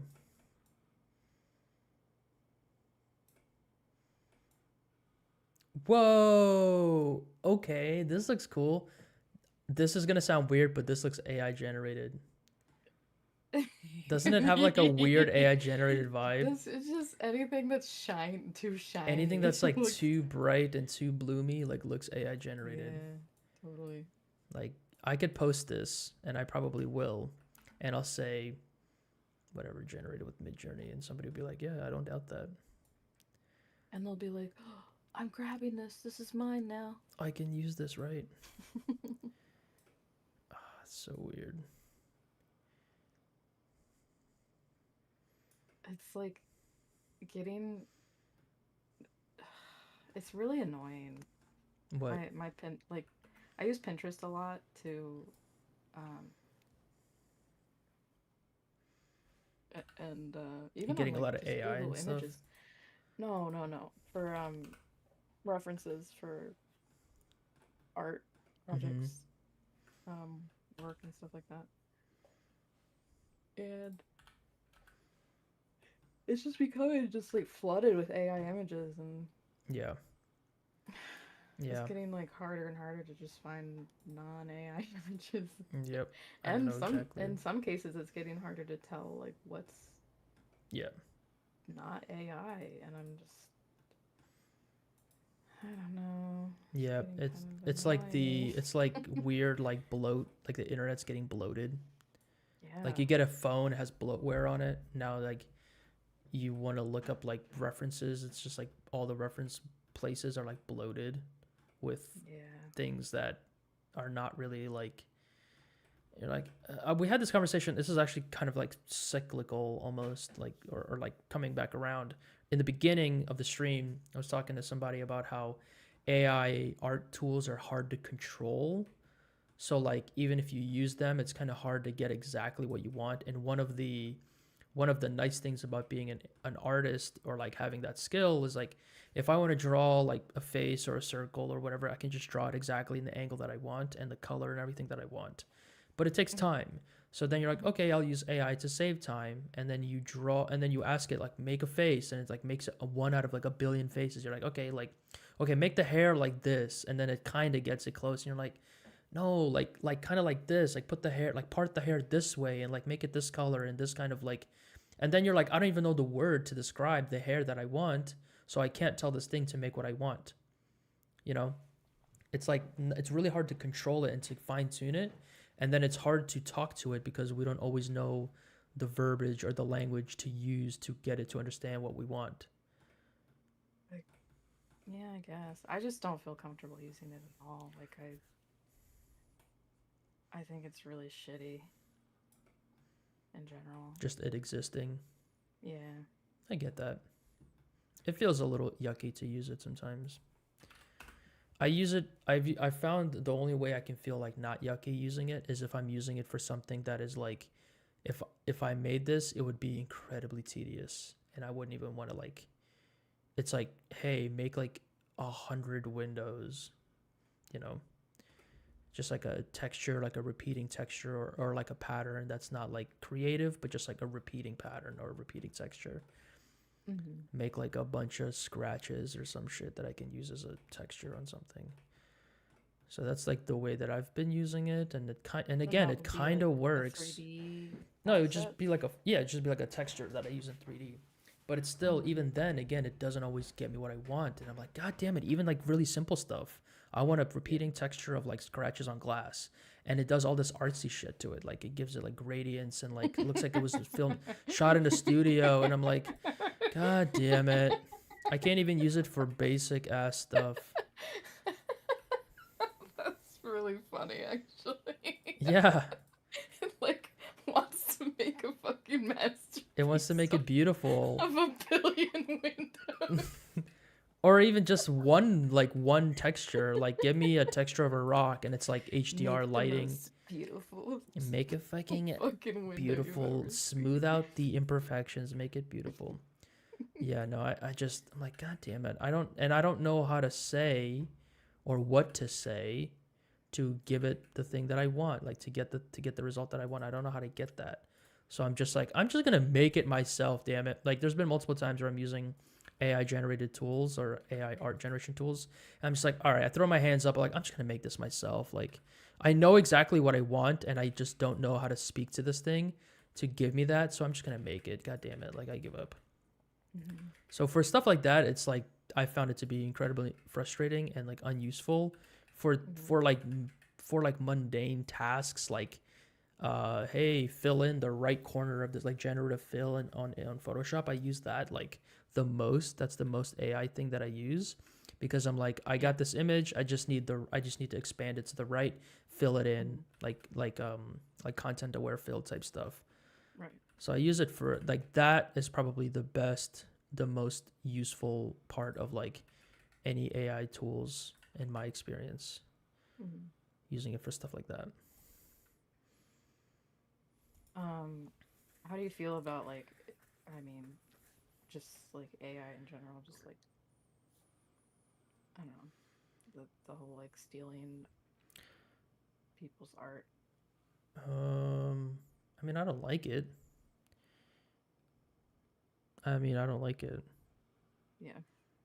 but I also don't think I know exactly what it feels like. I know what it feels like on some level. Like I've seen my artwork be used for shit that's like it's not supposed to get used for, or like just people take my work off of my website and like just put their name on it and be like, oh, and then just change like one thing and be like, and they just use it as like an album cover for their like, track or whatever that's like also illegally made and like released and stuff. Like it's all Yeah. just like kind of, you know, done that way, like bootleg. I've seen my artwork get used for like bootleg shit like that, and like that doesn't always feel great. And I'm always like, like this guy is kind of a nobody. Like I don't really care. Like I don't have lawyers and shit. Mhm. So on one level, my artwork has always been at risk at being stolen and has been stolen, and I could have never done anything about it. So that's one like area that like I have to acknowledge. So that sucks. And now this happening, it's almost like it's just another form of that, but this time people are making money off of it, and it's happening to way more people at like a massive scale, and like Mhm. there's way less chance that I'm going to be able to sue them or like do anything or get anything out of it, and there's way more like smoke and shit and smoke and mirrors. Yeah. So I don't know, it feels kind of not as bad because it's happening almost to everyone instead of just me, but at the same time it does feel even more like I don't know. There's like almost like a relief in the fact that it's not happening to just me. It's not like targeted, and it's happening to everybody. Um, but it also still feels bad, like morally, like oh man, like this thing can mimic this person's style. Like that's kind of lame. And I imagine that if I got to a point where somebody was like, oh, I can mimic your style, like whatever it is, I feel like that would hurt like way more. You know, I would like feel that way more. Yeah, and I think like I think a lot of people's problem with it is because, like you said, like that's been like a thing that I think a lot of artists have had to deal with forever. Is just like people stealing their shit. Um, but this is happening so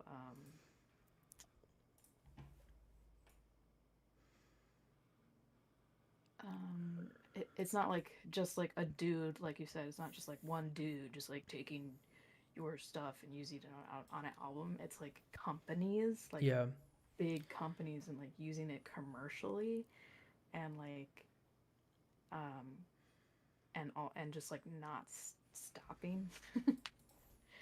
And it's happening so quickly that there's no laws or yeah. nothing's really being done about it yet, and it's kind of scary I think how it's already. fast it's I think evolving. it's like mostly past the point of like anything being done about it, and the only people that are gonna do it, the only people that are gonna stop it, are the people that are like, hey, like, um, it's like that thing, like, hey, you're doing a thing we can't do. We want you to stop doing it. Like companies are like, hey, we don't want you to have an. So it's like either give us the ability to also make AI art gen on our platform, or like stop doing it. And what we've seen is like every company now can do AI art gen on some level, and like that's kind of the end of it. It's like now everyone can do it, whatever, like capitalism and all this kind of stuff, like competitiveness, and now it's kind of like everywhere, and now it's almost kind of like losing its like power. Um, I had to, I had a, I had Is a, I had, it? I I'm not keeping. I don't have my ear like close to the ground of like AI art and what it's doing, but It's just still everywhere. Like it. No, I it's know it's everywhere, but like I don't know the repercussions of it on like artists' livelihood. Like I don't know that. I don't know what it. I don't know how it's hurting artists if it is. How like I just don't know, and I'm not like that's what I'm saying. I don't yeah, have my ear to the ground. Like I don't know what's going on. right. Um. Um. Yeah. I'm just saying it I don't could know. be potentially very damaging. I think that's what's scary about it and scaring artists about it. I think Um, that's the thing is like I think that, and I'm not trying to. I don't know. I'm not trying to be like nihilistic or whatever, but like I just think mhm, that all the damage it could have done for artists, it has already done, and it as a tool and as a product that like people and companies want to invest in has moved past the point of it's an art generation tool. Now it's moved into now it's like a gimmick that any studio or company or app can incorporate into their software to make people want to use it. So like when AI art as a tool got advertised by like Apple or Meta, they weren't like, "Oh, you can use it to make concept art for your video game." They were like, "You can use it to send memes to your friends." Like they are just mhm, it's AI art as a tool among the people that have like that want to use it, the companies that want to use it is now mhm, just now advertised as like a funny gimmick thing to keep users on the platform and not really like steal art jobs or whatever. And then the AI art tools like Midjourney and stuff that are left, they're kind of like I don't know. It feels like that and OpenAI and all that stuff. Their thing is more like realism, like how real can we make AI art, AI stuff look? Um, like there was I think, and maybe I'm being like I don't know, naive or something. But I feel like the most disruptive it got was when somebody used it to win like an art competition. mhm, That was like a whole story. mhm.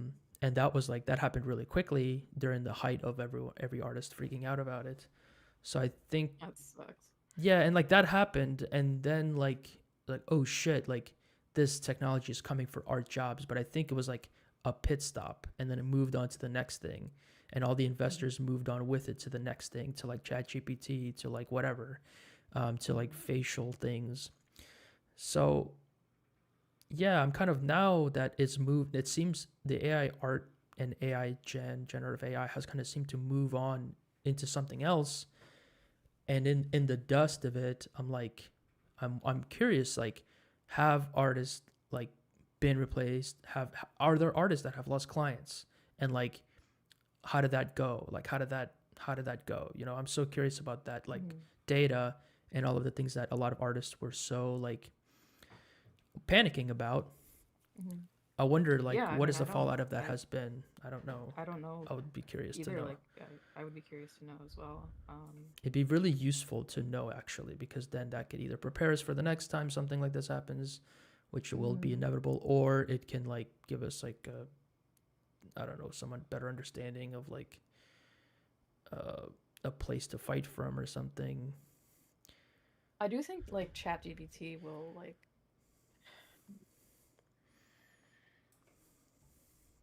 I don't know. I think that's kind of scarier in a way. It's like ChatGPT. yeah, I mean like just As what? Like, scary in what form?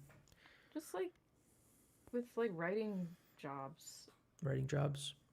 Yeah, I feel like that actually has more Have you used power to ChatGPT affect to, like, help jobs. you in anything? Like, write No, something? no, I haven't used any AI that I know It's of used on purpose. you.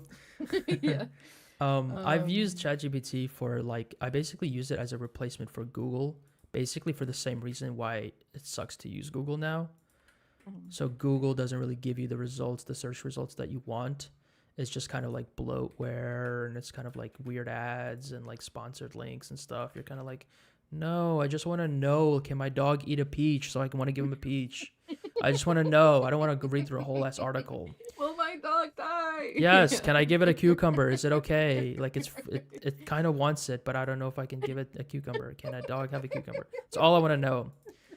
So I just go to ChatGPT. I'm like, can a dog have a cucumber? And then like it'll tell me like yes, but not a lot, and all this kind of stuff. I'm like, okay, that sounds good. Or I'll be like, why? Or like, give me some links to websites that say this, and it will give Yeah. me sources. No, I just mean like for writers, like in the in the writing industry for TV, movies, whatever. Like I don't know, like I wonder if their jobs are at more at risk. I think it's helping. I don't know. It's like helping. It depends on where you stand, if it's helping you or it's not helping you. I think that here's like one way that I've attempted to use it, and I'm not sure if like it's helped or not, is like you can ask it to be like, hey, how do I make a certain material in Blender, which is kind of actually an interesting thing to even think about asking like an AI. No, I'm not asking what it can do. I'm asking what, like, I know, like, it can do crazy shit. I'm just wondering, like,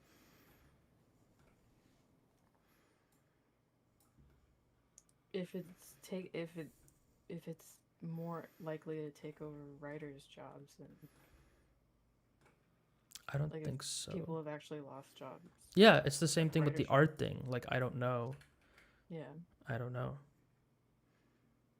because I I know like that was partly like the whole writers' strike. strike. Yeah, Um, that was the thing that they were worried about. that Is like was they're not yeah. gonna be compensated or whatever. Yeah, and I don't know what came off of that, or because they obviously like didn't agree or whatever. So they were like, yes, fine. Like the strike ended, so I guess they got something that they wanted. But I also don't know. I I I wonder. Um, I don't know. It feels like it could very easy like AI for artists being a scary thing. Like I can almost I feel like I notice myself taking an opposite stance of like artists are like not artists but like there's a generation of people like afraid of change, the next big thing that's going to change and like disrupt how they do things. Mhm. And like there was this video I watched by an artist who made an image, and then he talked about how he used AI different times throughout his process to give him different ideas for like solutions or creative solutions for different things. And people like, hated it and didn't like it, and everyone brought up the whole argument of like it's stealing art, da da da. Um but that's kind of like the biggest and most like biggest argument you can make against it. It's like stealing art. Now what do you have to say? Like, okay, like that's kind of ends the kind of conversation there or debate or whatever. But like, man, it really made me think about how there's this. It made me kind of think deeply about artists and their place in like society and all this kind of stuff. But like how artists are, there's a lot of ego in art. There's a lot of like insecurity in like artists and their work. There's just a lot of like feelings and emotions in artists and their work. And like if your work does well or if it's received well, then you feel good about yourself, then you feel like you have value, whatever, like all this kind of stuff. And artists are always, I mean, I remember even like posting my work to Reddit like before AI art was a thing. And like if you posted something that was like good or like you were proud of it or it was realistic or something, people like, yo, this is not yours, like prove that it's yours, like show me the layers. There's all this like always people using artists, you know what I mean, like making artists go out of their way to prove that their work is theirs or like that they did a thing or that they used the tools that are like acceptable. Like, oh, you used a reference, that's not, you're not a real artist, like you have to like draw it from life. There's always people who are like, dude, no one does that anymore. Like we don't make art like that anymore. We make art by looking at photos or whatever, or like photo bashing, like, you know what I mean. There will always be people always like forcing artists to explain why their work is like valuable or like this kind of weird thing where you like take the strength away from somebody. It was weird. It's like this psychological thing. And then at the end, you like, okay, fine. You like dig up your Photoshop file, you show the layers, and they're like, all right, cool. And they don't even care. Like they're moved on with their life. You're like, why'd you make this big stink about me showing my layers or me showing my process? If at the end of it, you don't even care that much. You're like, oh, all right. Like they just don't. Like some people just don't. And now with like AI art tools, like there's some artists that are like, I can kind of try to like if this already exists, my art, whatever, my art got stolen, like I'm not gonna sue Adobe or whatever. Um, I guess let's try to use it. If I'm gonna be like, I'm, if my whole like shit got rocked, I might as well try to like use it for my own benefit going forward or something like that.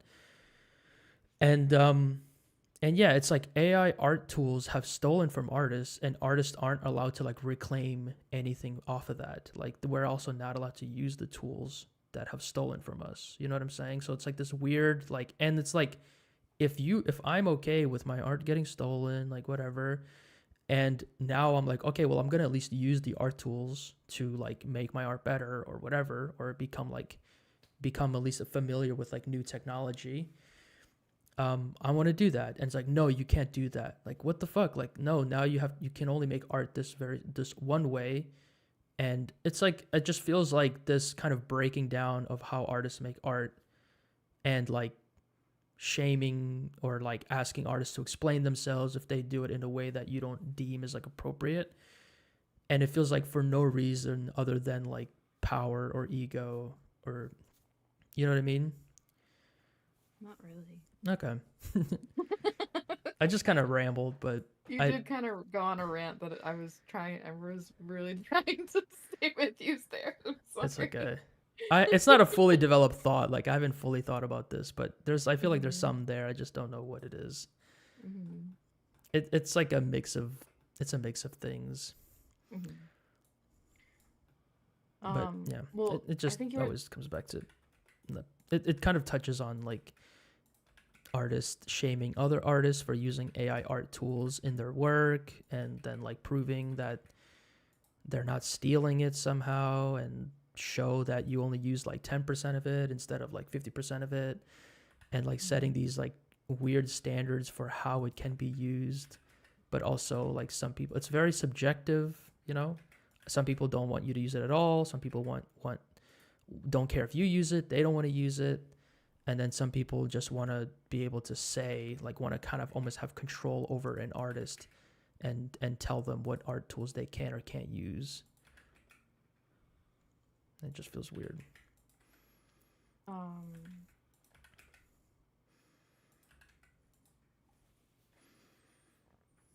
Yokai, you're a tool. I'm just kidding. I love you. You're just like, it's a tool. So let me actually catch up on chat a little bit. So Simon says, I made my avatar in Midjourney. Nobody cares says, this is for, I'm guessing you're asking about this environment. It's for nobody. It's just for me, just making art and like gonna paint over it maybe. Yo, what are we making today? Just making a cool snowy environment for no reason at all. Don't worry, your assets in my scenes are barely visible. Nobody cares what he says. It happens to me, and it happens to me that there are people who try to copy my style, even copying takes and even using them, the same music. Yeah.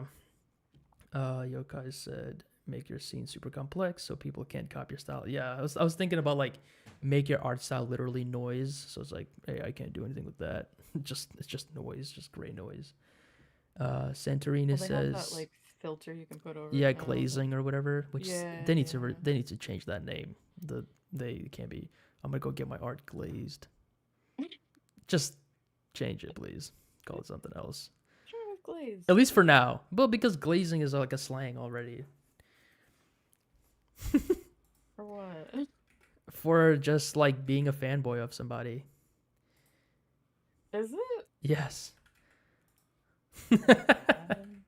It's kind of bad. I mean, no, it's like a good thing. Like, yo, chill, quit glazing them. Oh. Yeah, it's like really like going hard for somebody. I've never heard that. Maybe it's just like online Twitch live streaming stuff. I don't know.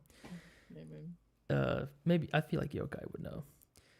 I'm like, pottery. Yeah, pottery. So Santorini says, I don't think AI will eliminate some jobs, but people who know how to use AI will have an advantage. Yeah, like I feel like if you're an artist, okay, your art got stolen from. Let's say your art got stolen from. Okay, like if you learn these tools, you can at least then have some power back, you know? You get some power back. So it's like there's some artists who are like digging their heels in the ground, like I'm not gonna learn it. It's like okay, well if I'm competing with you for an art job, like I always am, I'm gonna learn it so then I can at least be slightly more competitive than you and slightly more advantageous than you.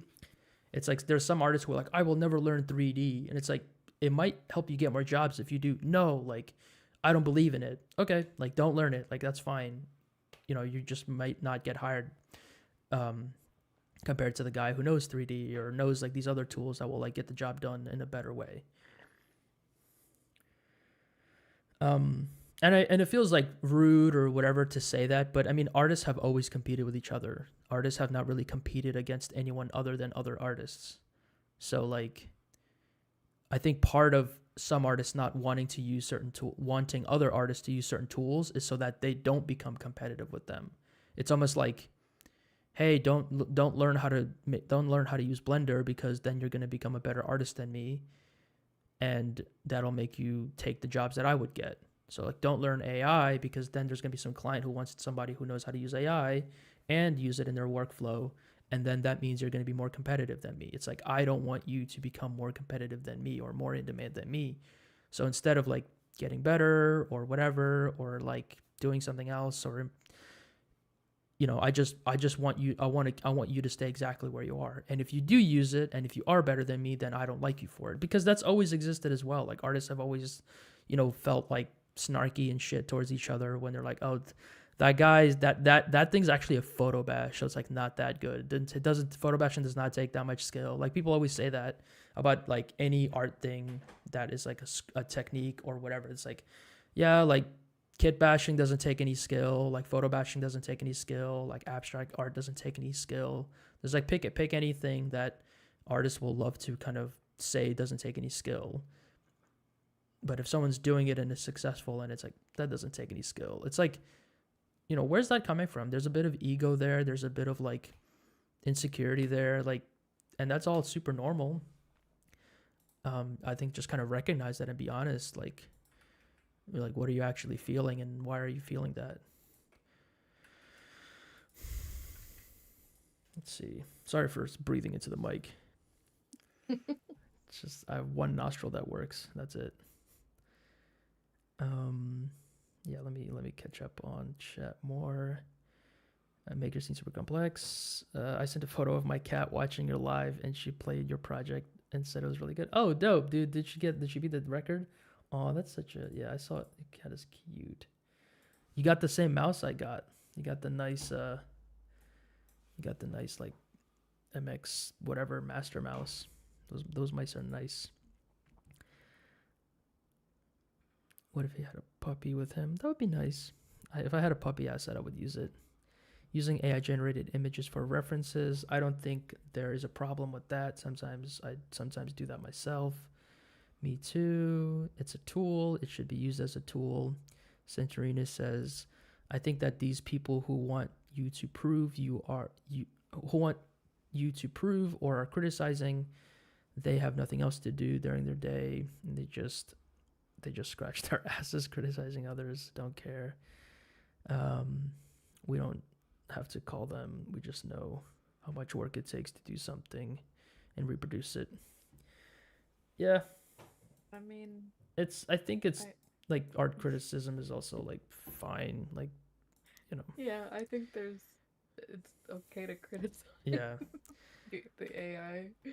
Yeah, no, I think it's okay. I think it's okay as well to like criticize even to AI or just regular artists. Like everyone is super allowed to do that, and like nothing wrong with that. I mean, I get my fair share of like people who don't like my work or for whatever reason, and like that's fine. It's like what's been funny is with the Akira stuff is some people would be like, no, don't do this, and I'm like, what art? no, don't recreate Akira. I'm like, the original is still there. Don't worry. I'm not like going to Otomo and like Oh replacing him. no. Yeah, some Yeah. people are like actually like, why did you make this? Like, what the fuck? What do you mean? What do you have you ever like not made something? Like, I don't know. It's just like You're not like remaking the movie. I'm not stealing. I'm not like taking away your ability to go on Hulu and watch the original Akira movie. You can still go on Amazon, get the DVD. Like everything is okay. Don't worry. That's so interesting. It's been really interesting to see like some of the I guess like quote unquote hate comments for the Akira stuff because it's just like Hmm. I'm like I don't even know how to respond or I don't even respond and I'm just like Well, yeah, you shouldn't. but also I'm just like it's okay. Yeah. I don't know. Some people are like I don't get this and it's like it's okay. Literally that's okay. You don't have to. Yeah. Yeah, it's okay, dude. Like you don't have to get it. It's okay. And it's just that's I feel like that's all you got to say. Like it's okay. I don't get this. Like okay. That's okay, dude. Do you want to get it? If you want to get it, I can help you get there. If you don't want to get it, that's cool too. Like you don't have to get it and you can just move on and it's just like a static image. It's just art. Mhm. I don't get why people like this. I'm like, "Hey man, people have different interests. People like different stuff." That's kind of like that's it. That's kind of the end of that. Can I use you as a reference to make a Cowboy Bebop one? Yeah, do whatever you want. One thing I have noticed, kind of speaking of like AI art stealing and shit, I've seen some people. I found this account, or I've actually seen a couple people do this. Take my not take my project files, but take the like the tutorials and everything I kind of all the information I give about like, and I mean you can go on my Patreon and get the project files for the Akira stuff. And I've seen some people just recreate like verbatim the artwork, like in my style and everything. And they, they're using my building assets. They're rendering it in a similar way. It looks, in my opinion, not as good, but I've seen it, and it's like on Insta, and it's isn't that my name's not anywhere on there. They're not saying like got the files from so and so, none of that. And I'm just kind of like, huh, like they're not getting a ton of views, or maybe they're getting a couple of comments like, yo, good job, this looks sick. And on one hand, I'm like, fair game. Like they made this. This looks like their own thing, but it's very closely copied of what I made. And then I look at that and I'm just like, honestly good because this person went out of their way and made this thing because I know it's hard. They made this thing. Good job. And on the other hand, I'm like, but I don't know, maybe because I don't really have I feel like I don't have much to lose or something with people taking my art or something. I don't know, like it's just like I'm just like it feels kind of like lazy, like they really didn't do anything. They're just kind of Yeah, it's super lazy. What are you talking about? I think about like for them, like they're not getting anything really out of it. And then what I think about is, and I've seen this actually with a lot of creators that put their project files or make their project files available. There's this like kind of a weird, I don't know if it's a bad, but it's a trend where artists will go on like the Patreon of like other creators who give out their like Blender files or whatever. They'll take them, they'll just like reuse all the assets, and then their work will just look a lot like this other artist's work. And no one's kind of calling anyone out. No one's kind of saying anything. It just kind of exists. I mean, like Yokai knows exactly what I'm talking about. And it's just like a weird, like, okay, suddenly this guy's work looks a lot like this other guy who happens to have a Patreon where you can download all of his files. And it's just this weird, like, I don't know, this like, I mean, you know what's happening. You know what's happening. You know that they're going on their Patreon, getting their stuff like legally, and like, they're selling it. They're getting it, and everything is done by the books. But it's just kind of weird. And then they're like, sometimes they're like, oh, downloaded this guy's files, and like now I made this thing. But then some people just keep going, like they keep making artwork like that, and it feels almost like soulless. It feels almost like it doesn't really have like there's nothing they're trying to, not that you have to make artwork like this, but it doesn't feel like it's going anywhere. It doesn't feel like they're like building towards anything. It doesn't feel like their own like world or something like that that they created, that they're kind of inviting you into, you know? Mhm. And so I don't know. I What? Do you have to go? I don't agree with What? with the AI Oh, stuff. I'm sorry. okay. That's fine. I You don't have to be I sorry. was just thinking about no. We've had conversations where we have had different opinions on things, and You're just thinking about it more in the background. yeah. Because I was trying to think of like examples of um like actual kind of like examples of like jobs or like instances where the AI art would like be taking jobs from artists, you know? Mm-hmm. Like we were trying to think of that before. Mm-hmm. Um and um there's like that's already happening. I'm just realizing that's already happening. Where? I mean, I'm curious. Like where? Like I don't know. So like Or like, I is there something obvious that I don't know about? um I'm sure you guys see it too, like on Instagram, like ads for stuff, Like like maybe shitty. like mobile games or Yeah. something like that. Using like shitty, they're not even really good Yeah. AI images of like ads for their games and stuff like that.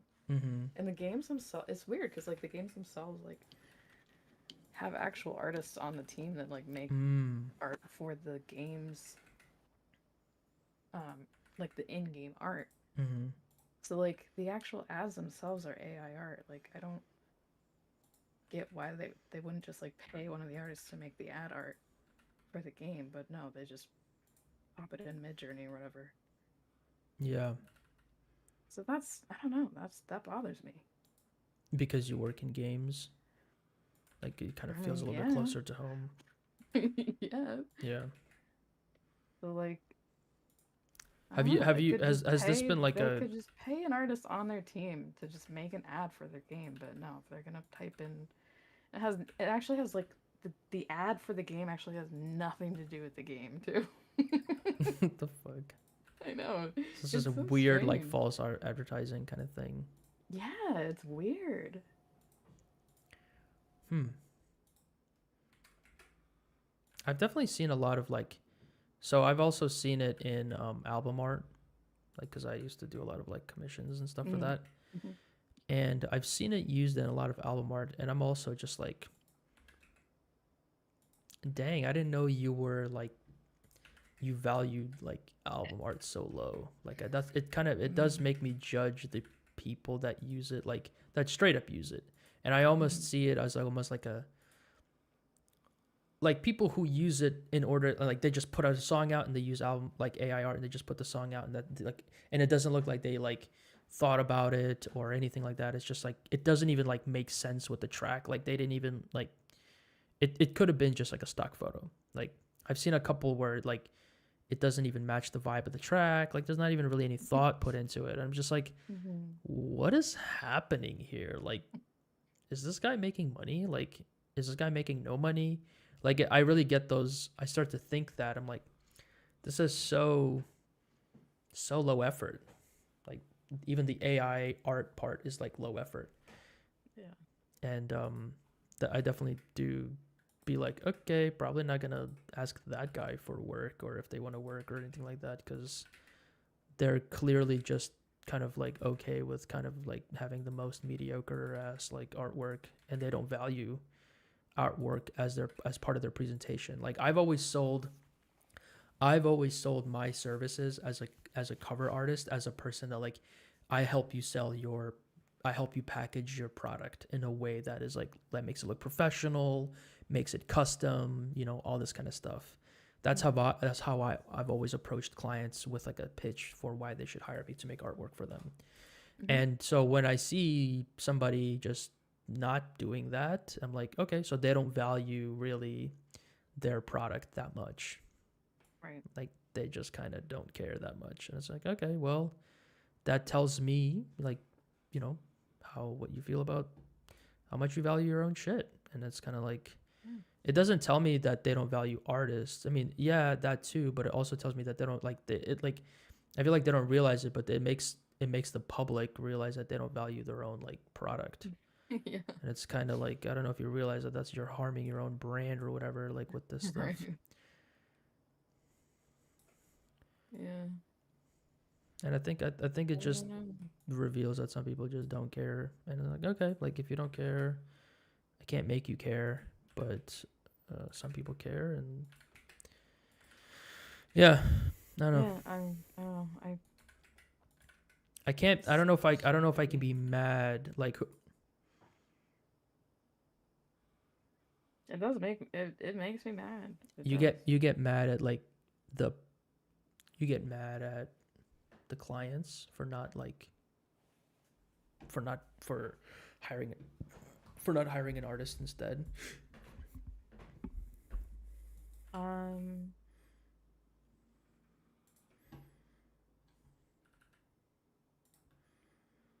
Yeah, I guess. I mean, I know that art is expensive and AI is cheap.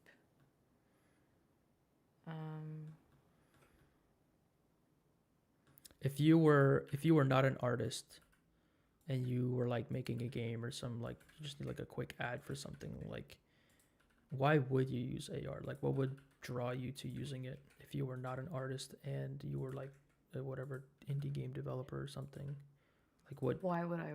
why what? would you use AI for like what can you like I guess try to put yourself in the shoes of that person, like why would they use it?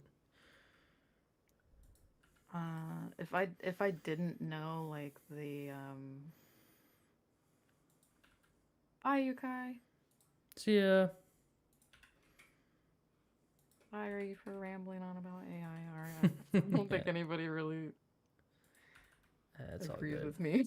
No, I don't think anyone disagrees. I don't think any. I don't know. I don't feel any type of. I'm not getting that vibe.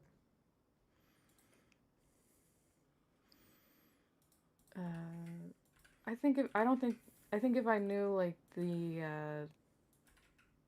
like morality of the thing, I don't think I would use it. If I wasn't educated on the like the impact of it, I would probably use it for sure.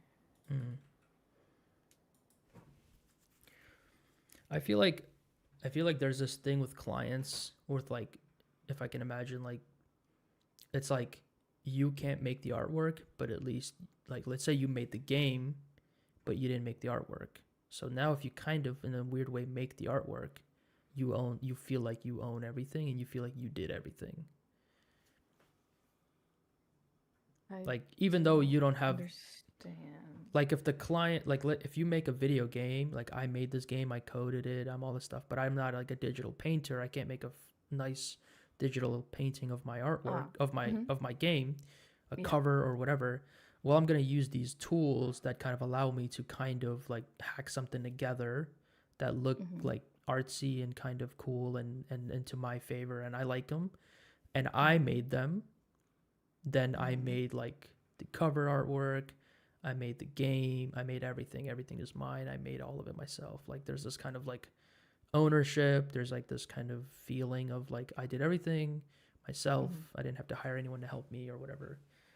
Right. You know, I feel like I can see somebody using it, or like a developer or whatever, using AI art in that way. Not thinking about, oh, like this is stealing from other artists, like good. More just like I want to make everything, and Mhm. if there's a thing that makes the Yeah, art I or mean, whatever. there's countless scenarios like that where somebody would use AI art for sure. So that's just kind of what I was trying to illustrate, or I was trying to like see if you could see that. But yeah, Right. I'm just saying I'm if I was uneducated on the subject, yes, I would probably use it.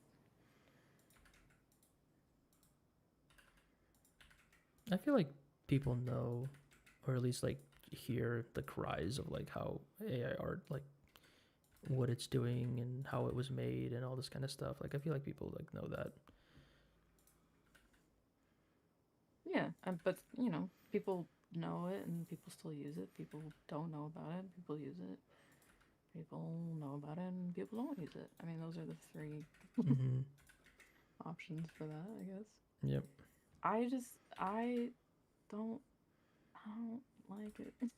I just It might be. I It's can definitely. It's like a taboo. I think it's definitely a taboo. yeah, And yeah. I guess I wonder, and this is just me like wondering with you, and I want you if you want to entertain it, if you don't.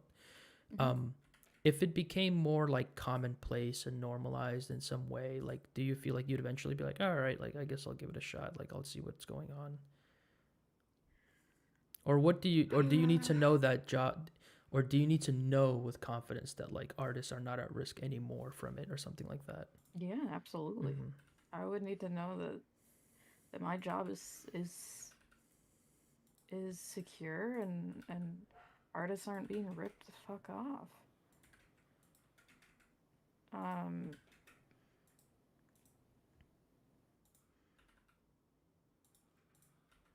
yeah, I mean, Yeah, that makes sense. Just like to know that to know that it's not like that artists aren't losing like work off of it. To know that. yeah, I've lost a lot of trust in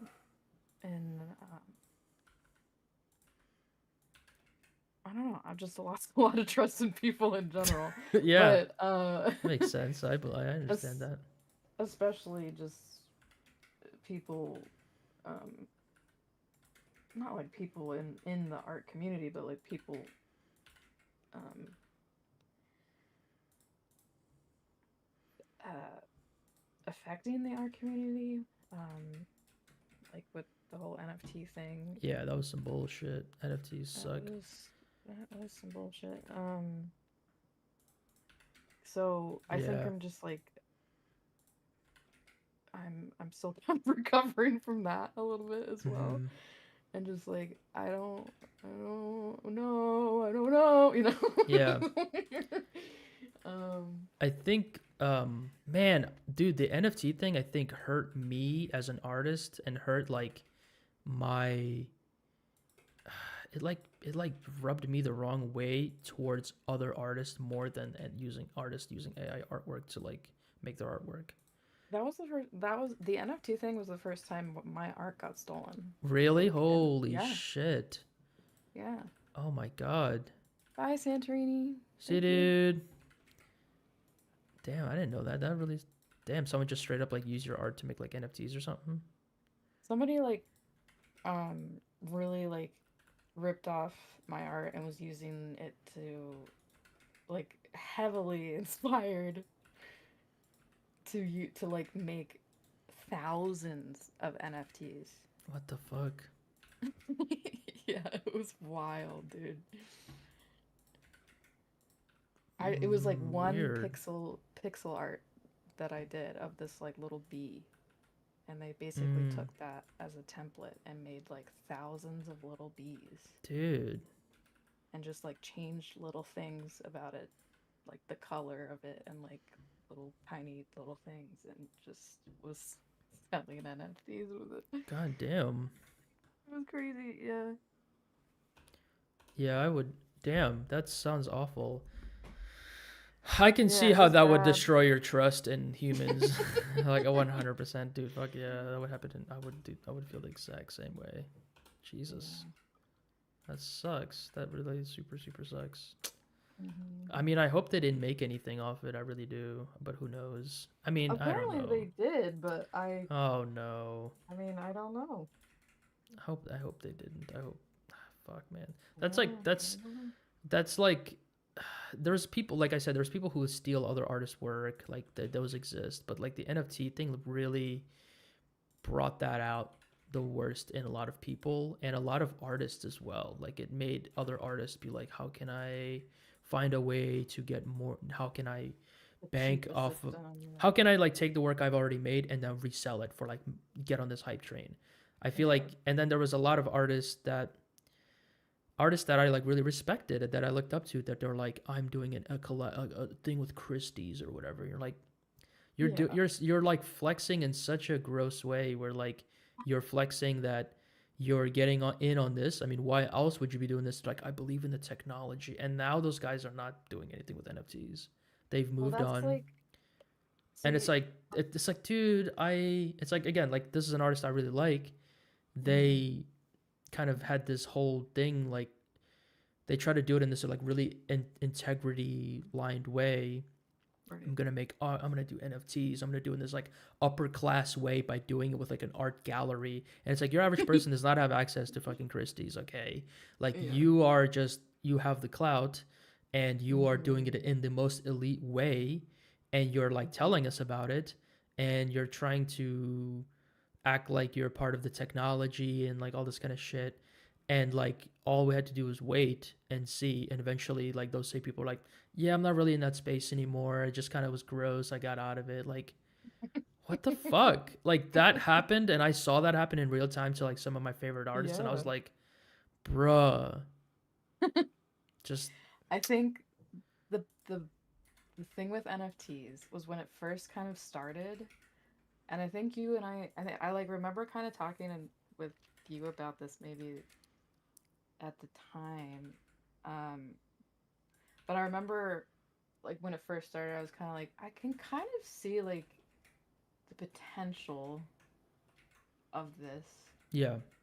Because I, and I, like, I saw it as a way like, oh, we can like make artwork for the sake of making artwork. Like that's what it felt like to hmm me. It felt like the freedom to finally make weird abstract ideas that don't have to be like popular on Instagram or whatever. You can just, or it doesn't have to be like fan art. You can just make weird abstract art for the sake of making art, and like hmm and people may or may not make buy it it, and you have right, collectors and that whole fine art world. It really felt like that to me.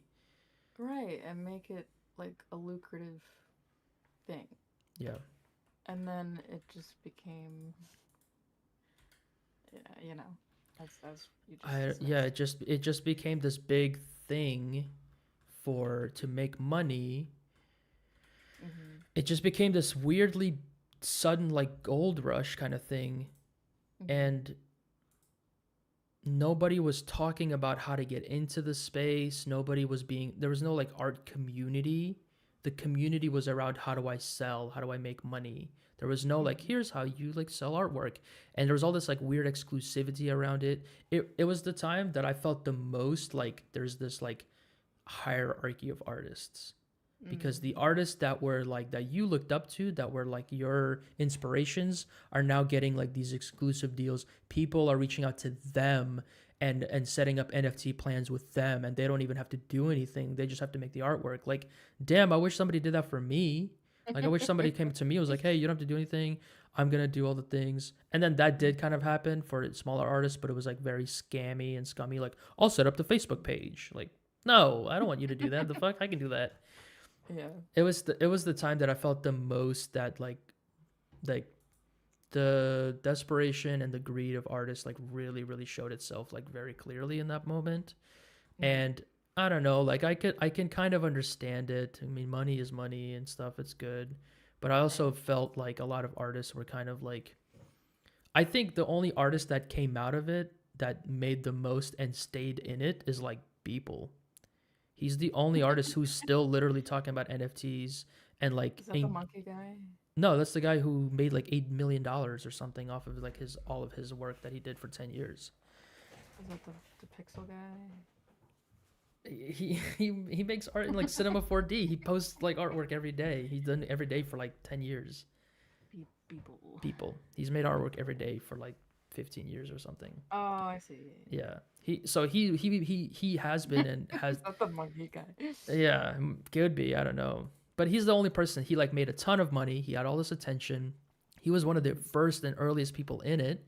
Before when he did it, it was like an iPad, you know? It was like an iPad and like plexiglass, and he was like, "I'm gonna sell these, and it's gonna be a bunch of artwork. It's like these like minted. They're like physical items, and they weren't like all digital. They were physical. And you're also gonna get a certificate with it that's gonna say it's like authentic and shit. It was like this whole like project, and he released it, and everyone was like, "Whoa, what's that?" And he did it, and he was like the first one in it, and he's like the last one in it, and he never like left it. I feel like he made a ton of money, and he's still making artwork every day like the way that he did before, and he's just like reinvesting all that money into like gallery spaces, like opportunities. I mean, it seems like it, you know, like putting more artists up, like putting artists into the gallery space, like doing like stuff like that. Still doing it? Is it? Oh, all right. What? I just thought like that there wasn't really any money in it. I don't know if there is, but the point is there is some artists that you really got to see they were like, you know, the pretentious, like some artists feel pretentious, some artists feel like they don't think that they're above everyone and they're humble and shit. But then when NFTs came out, that shit really kind of like became very transparent. You're like, damn, you really. And like now, a lot of those artists who made a lot of money, they're not doing NFTs anymore. They're just like they just did it and they got out. And it was just like this Right. quick like, if it was easy for you, you made your money, like great. But know that there was a lot of artists who lost a lot of money on it, and a lot of artists who are like, who felt like it was gonna be this like thing towards like creative freedom, and it wasn't. And a lot of the artists that are doing very well and maybe did well off of that, like Gold Rush, are now actually do have the luxury to just make whatever art they want, and Ooh. kind of like, you know, don't have to think about it. But a lot of the artists just go back to their regular grind and fearing that AI is going to take over or some shit. Like, yeah. Well, I mean, to come back to that, that's kind of how I feel about AI now. Like that's I feel about AI how I felt about NFTs. Like in the beginning when AI was starting to become a thing, I was kind of like I was like trying to give it a chance a little bit. Like I was like, okay, I can kind of see how this would be helpful, you know, like as like a reference tool, and all that. But now it's just starting to feel like it's everywhere and it's just becoming this thing, this uncontrollable thing that is. The only way that feels different to me, like AI artwork feels different than like NFTs, is that NFTs felt like this exclusive thing that was like, and it still is to this day. I think hard to kind of get into. You need a crypto wallet and all this crypto Oh yeah, I shit. mean Like, they're both very different things. It's but just I guess like the phenomenon itself. what like Feels it one feels like it was like, I don't even know. I guess one felt worse because it was closer. Like it was artists taking advantage, like almost like of each other and like flexing on each other, and like but really. now it's just but it's still artists taking advantage of each other. AI. I feel it doesn't feel as bad because you can like anybody. It's way more accessible. Like AI art tools are way more accessible to your average person, to your average artist than NFTs were. Like you can go and like sign up for Midjourney or whatever, make AI artwork, paint Doesn't over that it. make it worse? Now No, it's not just artists shitting on each other, it's everyone shitting on artists. no. I mean it's more accessible. Like if you want to sell your art as an NFT, the hoops to jump through and the guarantee that you'll fucking make any money off of it is way harder and less known. But if you wanted to use AI art to help you make a sick art piece that can like whatever, you could promote your artwork, or like you can use it and use it for a job or whatever, That's a lot more like doable. You're saying Like AI I'm art saying, is and easier to. I'm saying, if you take somebody who wants to make money off of NFTs, who doesn't know anything about NFTs, Mhm. they have to learn what crypto is. They have to learn how to make a wallet. They have to Yeah, do all this yeah, shit. it's hard. They have Yeah, to find a marketplace where they have any idea if they can sell their artwork. They have to find a way to sell it. They have to play that whole game. It's like a whole ass yeah. game. And then the people who have already who have more power, who have more influence, or more followers, they're they're taking it to like actual auctions that will sell it for you and make the money for you. You don't have to do anything. Mhm. So there's a big discrepancy there, and you can really feel like your average person can't really like make money off of that. If you're an artist and let's say you get hired and they're like, "Hey, we need you to make an art piece," you can be like, "Well, normally it takes I charge like whatever $500 an hour or something like I charge $500 for a piece." And then they're like, "Okay, cool, like we want a piece, but like, you know, I don't know, like let's say they're like, okay, cool, get us a piece," and then like the artist will be like, "All right, it's okay if I use AI." They're like, "Sure," and like you use AI artwork to like get you halfway there or a quarter way there. You finish the rest, and then you kind of like make the same amount of money for a little bit less work, and like you feel like you like made a profit there in a sense. There's like value there, and it's not that hard to go to get an AI access to an AI art tool like Midjourney or whatever, and to make your life a little bit easier, or to like, oh, I made this like faster, like whatever. You want me to make another one, or I can make another one for like less money or whatever. You can take on more jobs. You're You can saying somebody with no um, art no knowledge, experience, or no knowledge of the tool, like somebody with no knowledge. See, nobody, somebody with no knowledge of AI oh, art I'm tools Finch, by versus. the way. Who's with you? They asked who was with you, Oh yeah, it's like me a and long time Finch. ago. I'm sorry, dude. I'm sorry. We're Hi, yapping. sorry. Yeah. Um, I'm just saying somebody with no access, no knowledge, or no access to like selling their work as NFTs versus somebody with no knowledge or access to use AI art tools to benefit them in like whatever their projects in any way. Like it's a lot easier for your average person to make an account on like some art AI art platform and start generating whatever thumbnails and shit to paint over to make But their workflow a little bit faster. They get more value back as an artist. And it makes them more competitive. But being an NFT, an artist that can sell NFTs doesn't add value to you as an artist in the competitive landscape of artists. don't you think that devalues your job, Which other one? artists' jobs? Like somebody who doesn't have any skill as an artist using an AI program to help them with No, the project that they're working on. no, I'm saying somebody who is an artist who wants to like find like be have more value to themselves or get more value out of their work.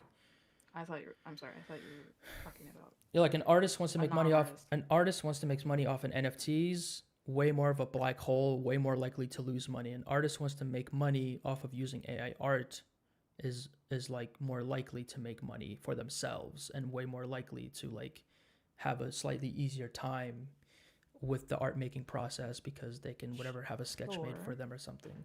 So like But the you also have the scenario of somebody with no art experience doing exactly what you just said yeah, and completely devaluing an actual artist's job.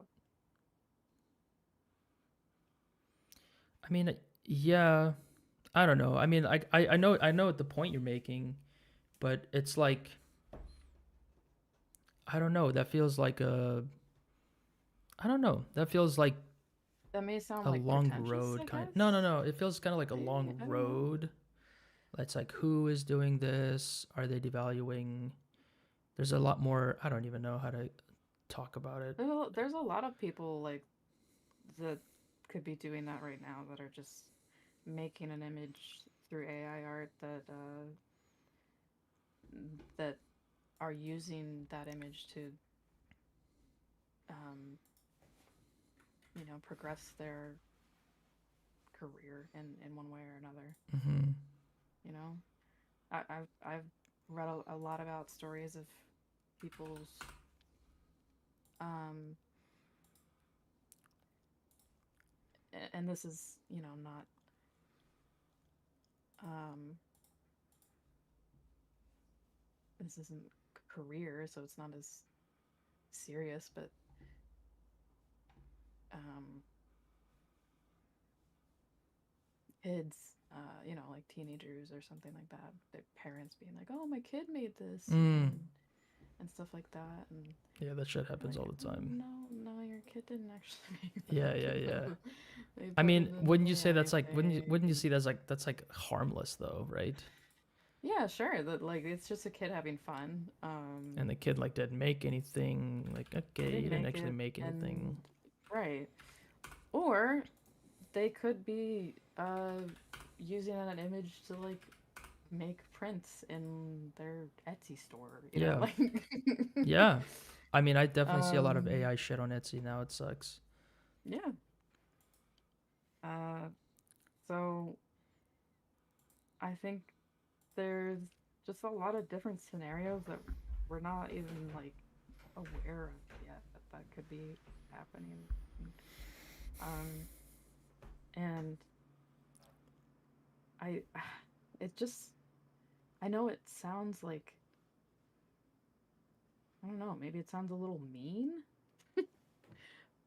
maybe, but like, I, I spent a really long time learning how to make art, Mm-hmm.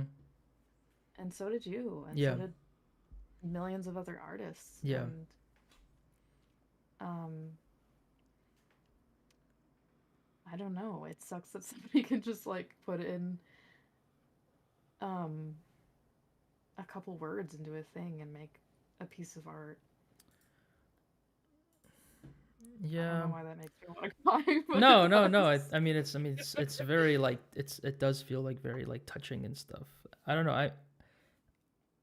I think like artists definitely like their art is like their like we put a lot of ourselves into our work, and like when Yeah. we put something out there like, hey, I can't really like articulate my emotions, but this piece can, or like I'm having a such and such day, I'm gonna express it through this piece versus like some other way. There's Hmm. definitely a lot of like character and soul and like personality in artwork, and to watch something try to like mimic that does feel like it's trying to like take your Yeah. soul or whatever. Yeah. I always I just go back to thinking about how like, man, it's like it's kind of like F it, like I'm gonna learn all the art tools, I'm gonna learn all the AI art things, and I'm gonna like, if it takes like 10 of me, I'm gonna take like 2 back, on all of it. Somebody taking your work and using it for NFTs, you get nothing out of that, and there's no way you can get anything out of that. You can't like hunt that person down and get your 2 cents off of every dollar that they made. um, you can't like learn NFTs and be better than them or some shit. But with the AI art stuff, it's kind of already happened, and now we can either like try to get some power back by learning it and using it in our own way and da da da. Like, I mean, you can also like, I think there's some people who like want to use AI artwork but don't want to pay for it, and like that's a whole thing where it's like, I don't want to pay to use this thing that you took from me. Like that I understand, like not paying for it. Like I can actually stand behind being like, fuck that, I'm not gonna pay for it. Um, Hmm. but I think that in in in whatever like competitive climate there is among artists, um, and by corporations and by clients, like knowing AI art could be seen as like this artist is familiar with the new technology that's being used to make artwork. Like this person is familiar with what a Wacom tablet is. This person's familiar with Blender or whatever, or like Python or anything that makes an artist a little bit more like knowledgeable in like the modern day, as an Hmm. artist. As much as it sucks, knowing AI art tools, it's like makes an artist a little bit more like modern, and I feel like I don't rejecting think it, you're that's just like true. hurting yourself a little bit in the I don't think eyes of that's like true. in the eyes of clients, like in the eyes of clients, like that's what I'm saying. I'm not saying among I other don't think artists. that's true yet, though. I don't think like I think that's I think you're right about like 3D art, like um, but I don't think people are like I don't think businesses are like out there yet in their like job applications being like must know 3D, what must know Blender and AI art, you know, like I don't think they're putting that on job apps yet. I just I don't know if they are, but they do say like for example, the concept art industry, the concept art market became very oversaturated. This is before AI artwork became Mhm, oversaturated like 10 years ago. And now mhm, like just knowing Photoshop and concept art is like not enough to get you a job. And if you're like, I yeah. don't want to learn 3D, I want to be the best 2D artist, where it's like, dude, get in line. There's a lot of people that really want to be and that have been spending and that will spend way more time than you at getting good at like concept art. And so like there's some artists like kind of using 3D as an example who are like not willing to learn 3D and who value making art not using 3D as like more. And like they can value that, sure, but like a production studio that can get more out of an artist who knows 3D and 2D versus like hiring two people to do the job, like they see that person as more valuable because they can do the job of like two people. No, I know. I get what you're saying, and I do, and I agree. I just don't see that with AI currently. I don't think that And a I don't think I think it's because AI hasn't proven itself, like AI as a tool, AI as a art tool hasn't yeah. shown. I think it's two things. It's like a the clients and people are not really paying attention to like what new tools artists are using. They just look Mhm, at like what can you do and how much can you do in this time? Can you do mhm, twice the amount of work in the same amount of time? That kind of thing. I think they look at that. So like if you're a VFX artist, for example, and you're like, oh, you can rotoscope manually, or you can use this AI tool to rotoscope the thing for you, they're gonna be like, bro, you better learn this new rotoscope tool so you can do this faster because then we can like get more clients. Like if you're like in a design studio setting, imagine. So like they're gonna be like, all our employees need to learn these AI tools so they can do their work faster, so we make more mhm, money. Da, da, da. So that in that case, like then it would be like if you want to get hired here, you need to know some AI tools because all of our other like artists use these tools already because it makes their mhm. workflow faster and da da da all that kind of stuff. So I I think that they could potentially use the like auto generate like what you were saying that you use like the rotoscope tool, or like the auto auto fill. generative fill. Yeah, I think that could definitely be used. I think it already is used Yeah, probably in a lot of stuff. Um, so yeah, I think that's potentially already being used in things. I guess I just don't um see like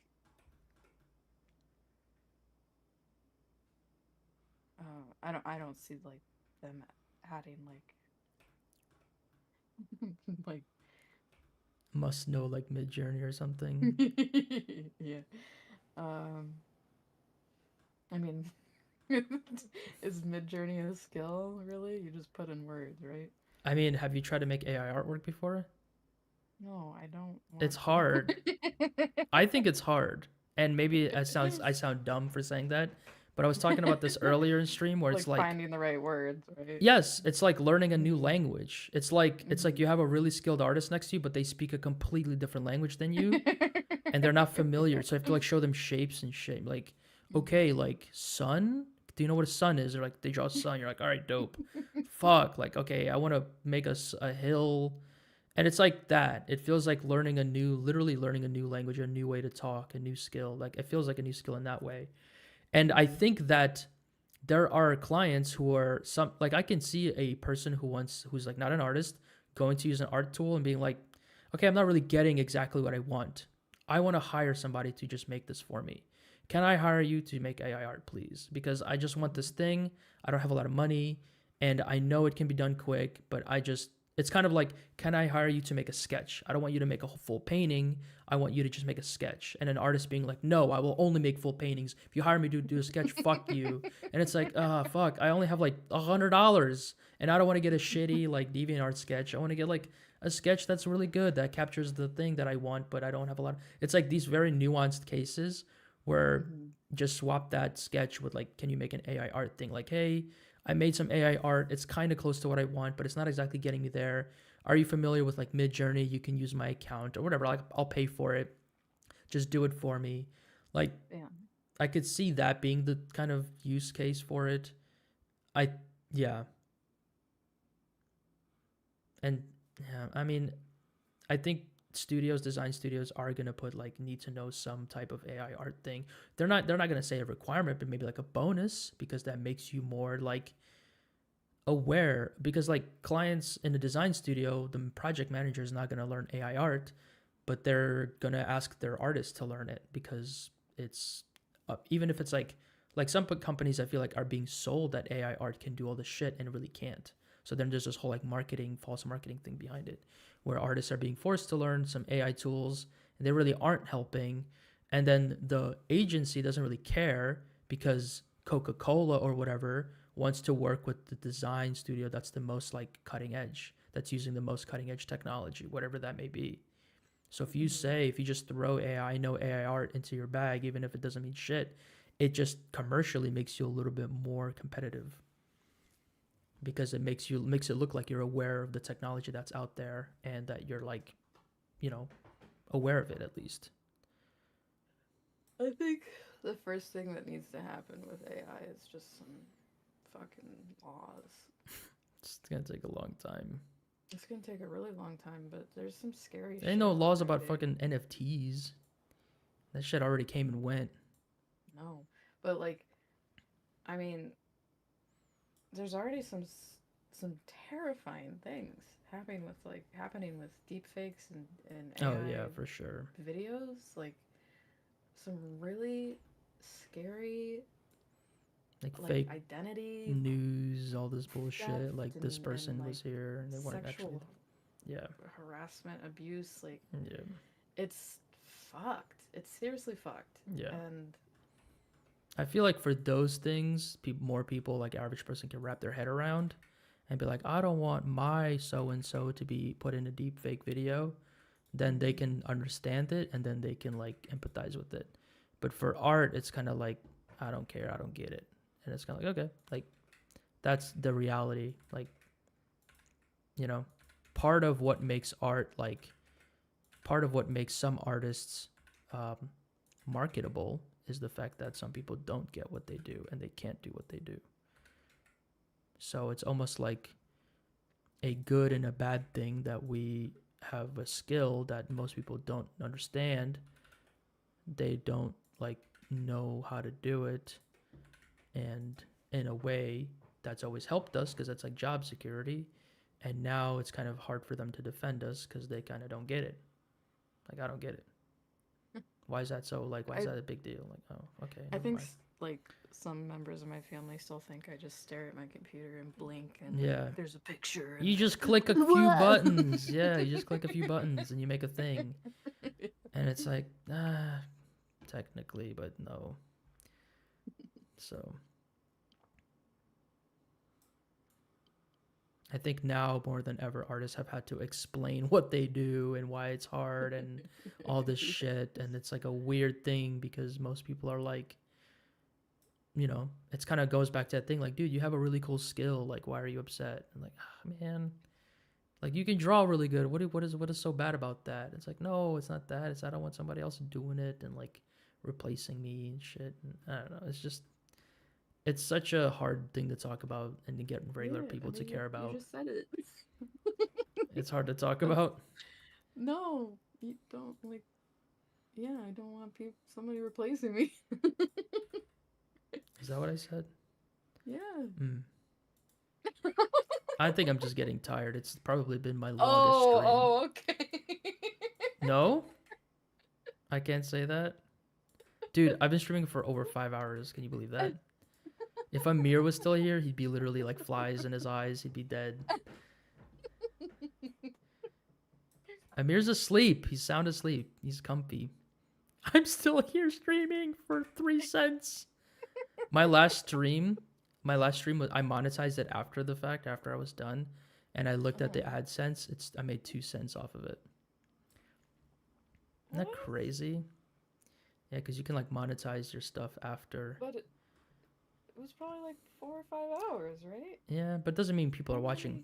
So I actually talked about this on stream in the beginning where I said like, hey, I have the option to monetize my streams like while I'm streaming. And that's something I haven't really like I'm kind of scared to do because I'm scared that it's going to push people away and all this stuff. And that's true, but it will also I think generate more value for me, like more money because YouTube. Is that where like people can tip and stuff, or is that I don't just... know if that's what it is. I think I have that enabled, but there's a thing where if you join, YouTube will play an ad automatically, kind of like Twitch does that too. Or if you're not subscribed, okay. it'll like play an ad like right at the beginning. I got you. So it can do that, and I've also just been like, or like or Twitch or not Twitch. YouTube can put automatic like mid rolls like randomly throughout the thing where they want. So that's a thing. And like, I don't know. Right now, my chat is in subscriber only mode. So you have to be subscribed for more than 5 minutes to talk. So I was wondering, like, if I did that, would that mean that I would get more subscribers? And I guess I'll see at the end of this. My chat is in, at the end, I'll see like the analytics and if I got any subs, all that kind of stuff. A lot of the people that came through, I think I know. So I think they've already been subbed. But yeah, there's a lot of like little things like that I kind of want to try, but they feel so like weird and gray area to me. And yeah, I don't know. Like on one hand, I love when creators are like, hey guys, I got an ad deal, and their fans are like happy for them because it is cool. Like, hey, you're making money off of this thing. But on another hand, I still feel weird. I feel like I'm still in the past about it. I still feel personally like kind of like I'm doing something wrong, or like I'm shilling something I'm not supposed to, or like I don't really use Raycon or whatever the hell, you know. So I don't know. I think it would be cool to get sponsors, but I would like to really actually get them from people that I like products I actually use, like fucking Wacom tablet, all this stuff, like keyboards and stuff. That would be really cool. But I don't know. Am I supposed to just like reach out to these people? I don't know what I'm supposed to do. Do I need like a damn manager? Like, how do I even get that? I don't know. Like, I kind of don't know if I want to do that. Yeah, it's so weird. If I find out, I'll let you know. I mean, you don't have to. I ain't looking to do this. True. Okay. Well, I think vibing. I finished my renders. Do you want to see the 2 renders I made? Yeah. Let me pull them up. I think this has broken the record for my longest stream. This is also why I really probably like your starting up screen over there. Oh, my background? Noticed. No, the like starting soon. Oh yeah. Oh, I made that. I was really excited to make that. And yeah, it looks really good. I got some people wondering like, "Oh, how'd you make that?" Like, I want to know. Where the hell did I save this? Oh, here it is. So I got 2 versions. I got this one, and then I got this one. I ended up getting 2 versions that are kind of similar in composition, but whatevs. So I think I'm gonna I think I'm happy with them. I'm gonna keep them, and then maybe I'll paint over them and like finish them up. The second one. The right one? Yeah. Yeah. I like the one on the left because you really get a sense of like scale. Like these feel giant. But I like this one on the right because it's a little bit more of like a compressed perspective, and there's more like zigzaggy and stuff. And I think that I could easily go in Photoshop and either like blur some of these hard edges, like where it's like kind of pixelated, and I can like add snow and like more like atmosphere, and it'll like just very light Photoshop work, and it'll like really make it feel like a fucking Noah Bradley painting or something.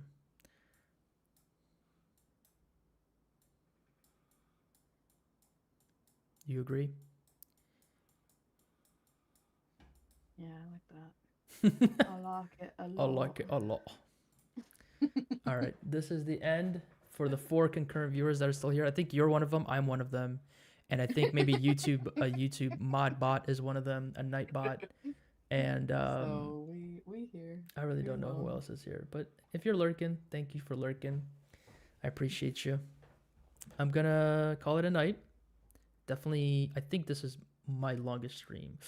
Oh my god, it definitely is my longest stream. Congrats, Finch. You were with me for my longest stream. I think we covered literally every topic we could cover on an art stream, and I'm proud of that. I'm proud of us. We talk about AI art for a long time. Yeah, I feel like every conversation, every road leads to AI art at some point.